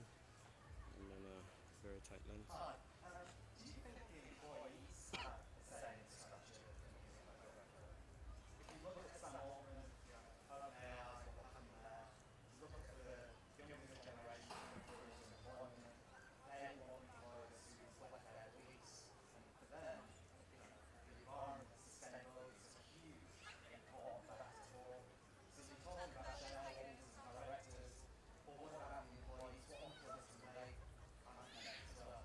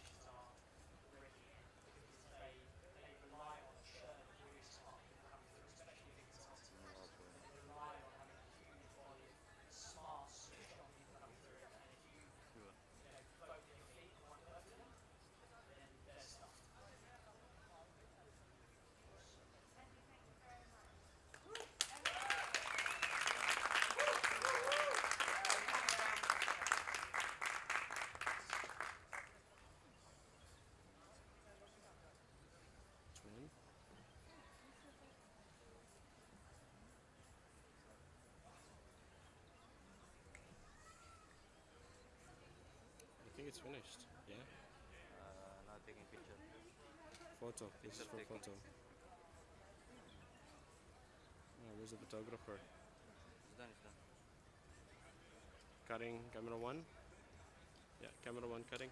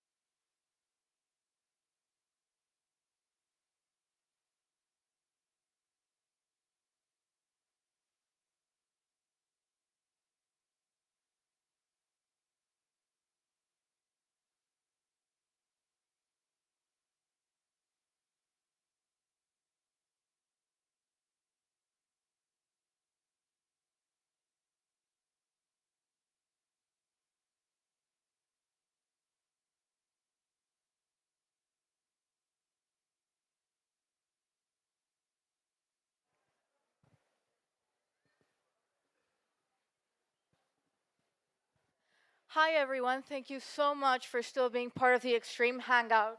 Up next, we have another fabulous storyteller. Her name is Aisling Sidconnects, and I can confidently say that what she doesn't know about beauty is not worth knowing about. Anyway, she is the co-founder of SidConnect. She is a woman-led sustainability consultant, and she's here to inspire positive change. She's also a certified B leader working to raise awareness of how the B Corp framework can act as a catalyst for more sustainable businesses. Today, Aisling will be discussing the important and unheard topic of why the Earth needs diverse thinkers. So let's give her a warm welcome onto the stage, and thank you for joining us. Thank you. Thank you, everyone, for having me. So I'm Aisling, and it's so wonderful to be here on Gender Equality Day. Such a big deal, woohoo. And so I'm going to explain why the Earth needs diverse thinkers. So when you think of diverse thinkers, what do you think of? Do you think of this term neurodiversity? It's kind of like a new term. And so I was officially given a label, neurodivergent. It was about 5 years ago. I didn't really like the label.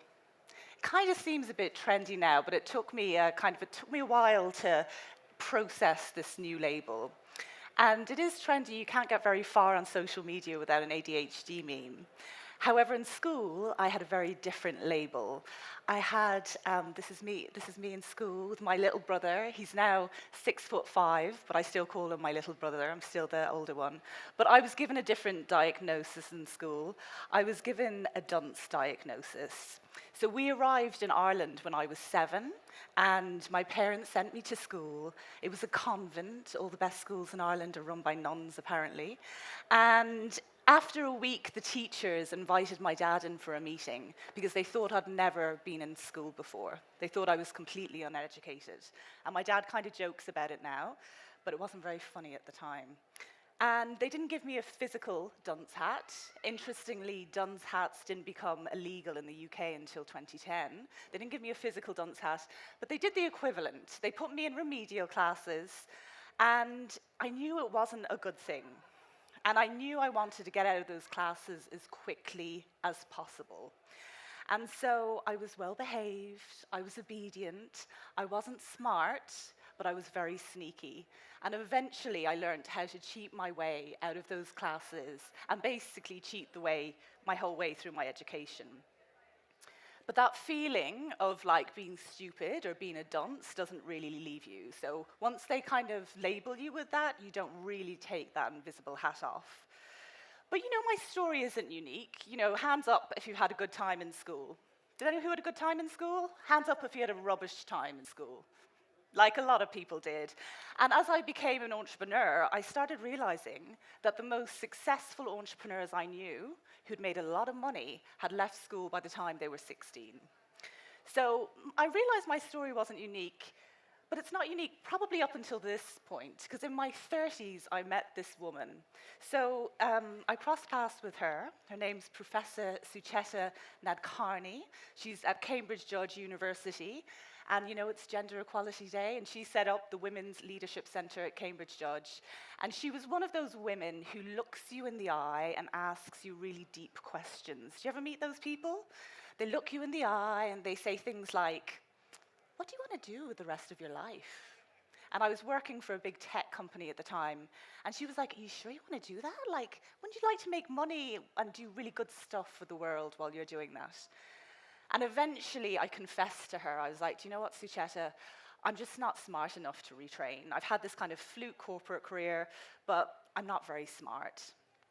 And she really spent time with me, and she encouraged me to look at my situation differently. And she encouraged me to speak to an expert. And so I ended up having a long day of strange, random tests, to be honest, and lots of odd questioning. And a week later, I was given a whole new set of labels. Oh, don't worry, you're dyslexic, you have ADHD. Don't worry, we were just testing you wrong the whole time. We shouldn't have segregated you from class, we shouldn't have isolated you. Our bad. Actually, do you know what? We're actually going to give you a scholarship to Cambridge Judge. There you go, you're actually really smart.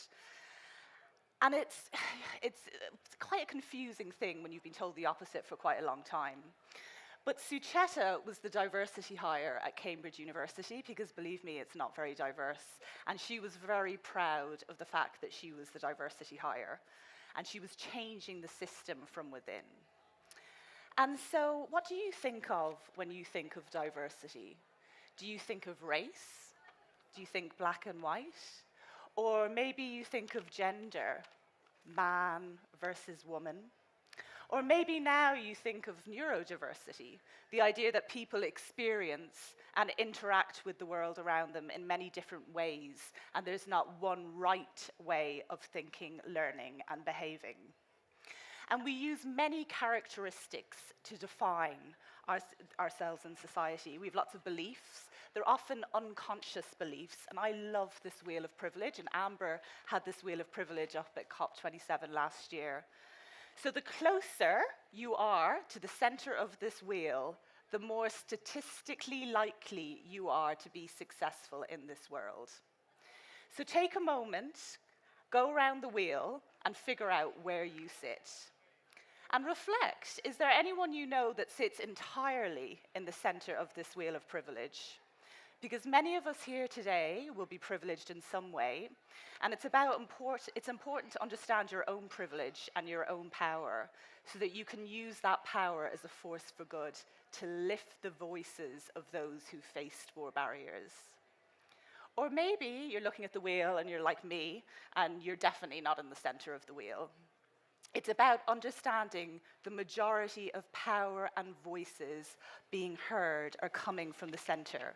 And if we want to continue to innovate and solve these major environmental issues, we need to start bringing more diversity of thought to the table.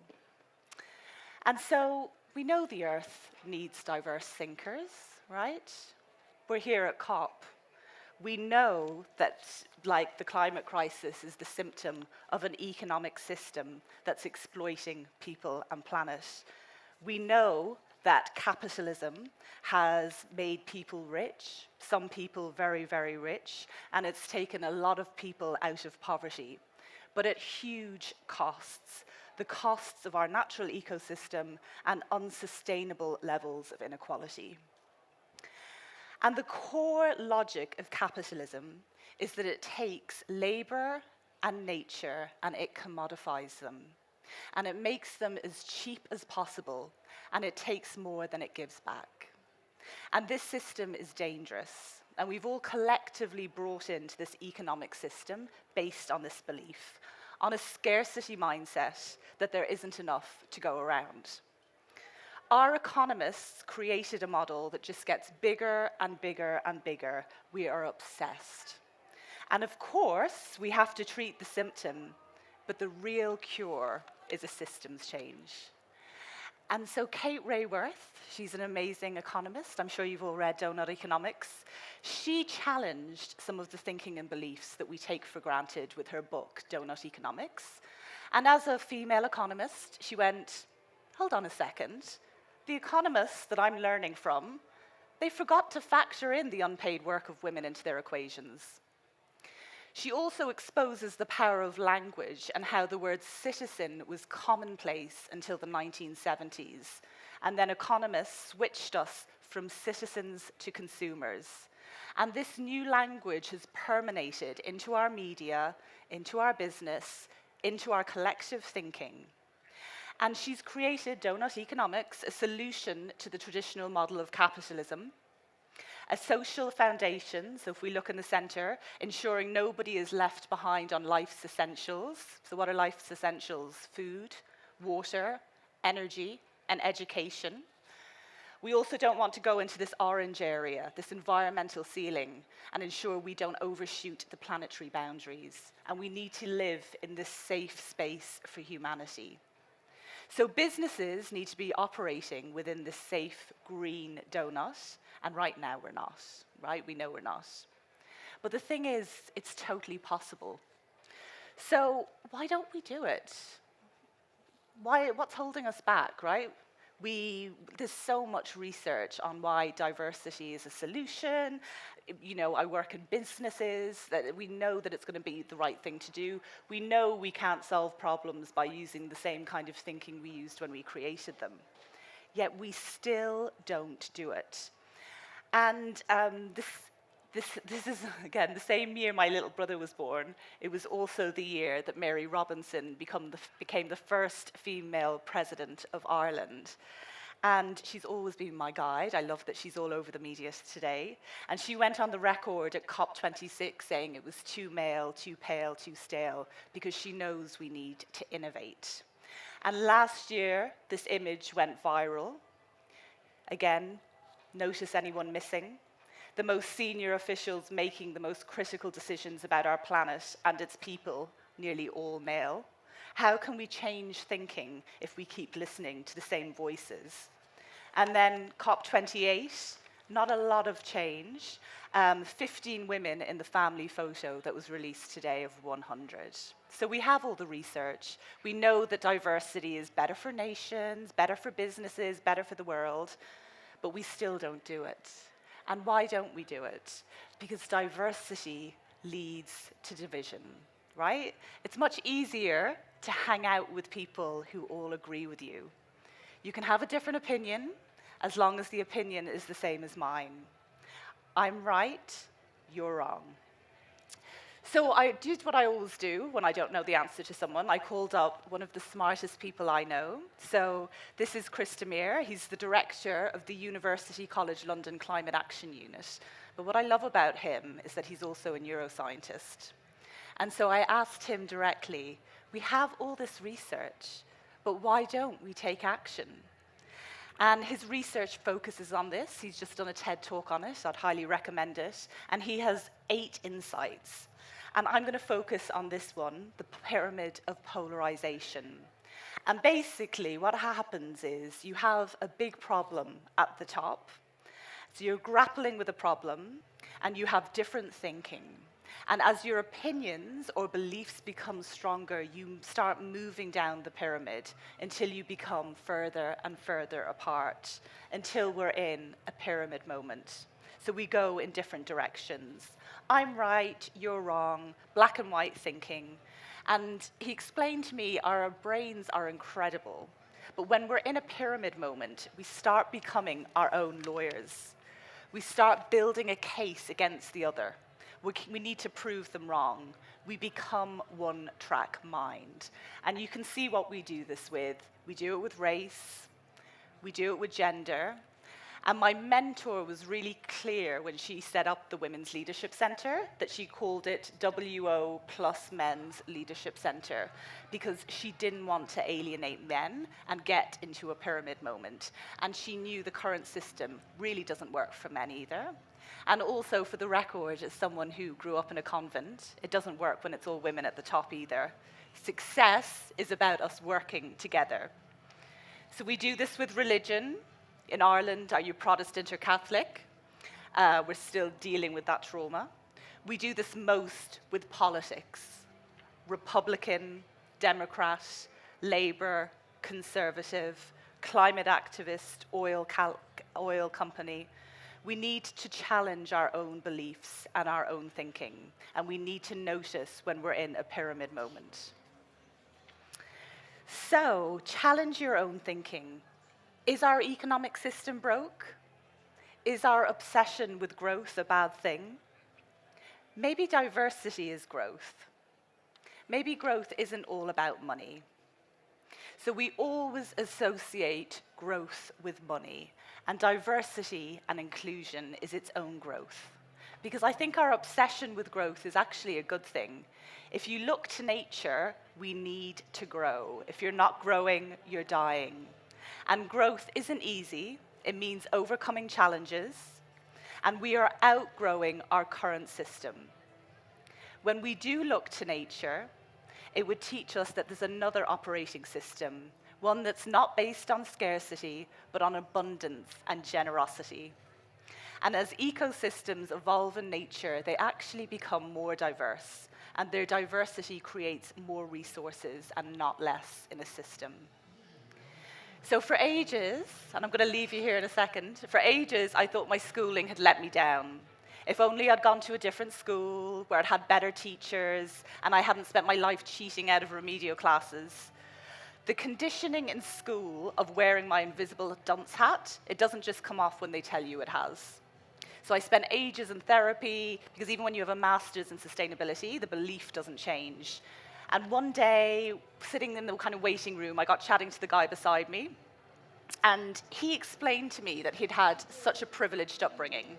He'd attended one of the best schools in the world, and from a very young age, he'd been put in the gifted class. And he was now in therapy, distressed, because he hadn't lived up to his genius label. And then I had that aha moment. It doesn't matter if you're gifted, if you're a genius, if you're autistic, if you're dyslexic, if you're ADHD. All of our minds work differently, and we are all diverse. And that's our superpower, that we don't all think the same. And we just collectively thought up our capitalist system, and we can collectively think up a new one. So let's be aware of where we're privileged, and be aware of our barriers, like when we're in a pyramid moment, and overcome them. Because the real growth is facing our challenges and learning to work together, and seeing our challenges as growth. We just need diverse thinkers and a leaf out of Mother Nature's book. Thank you.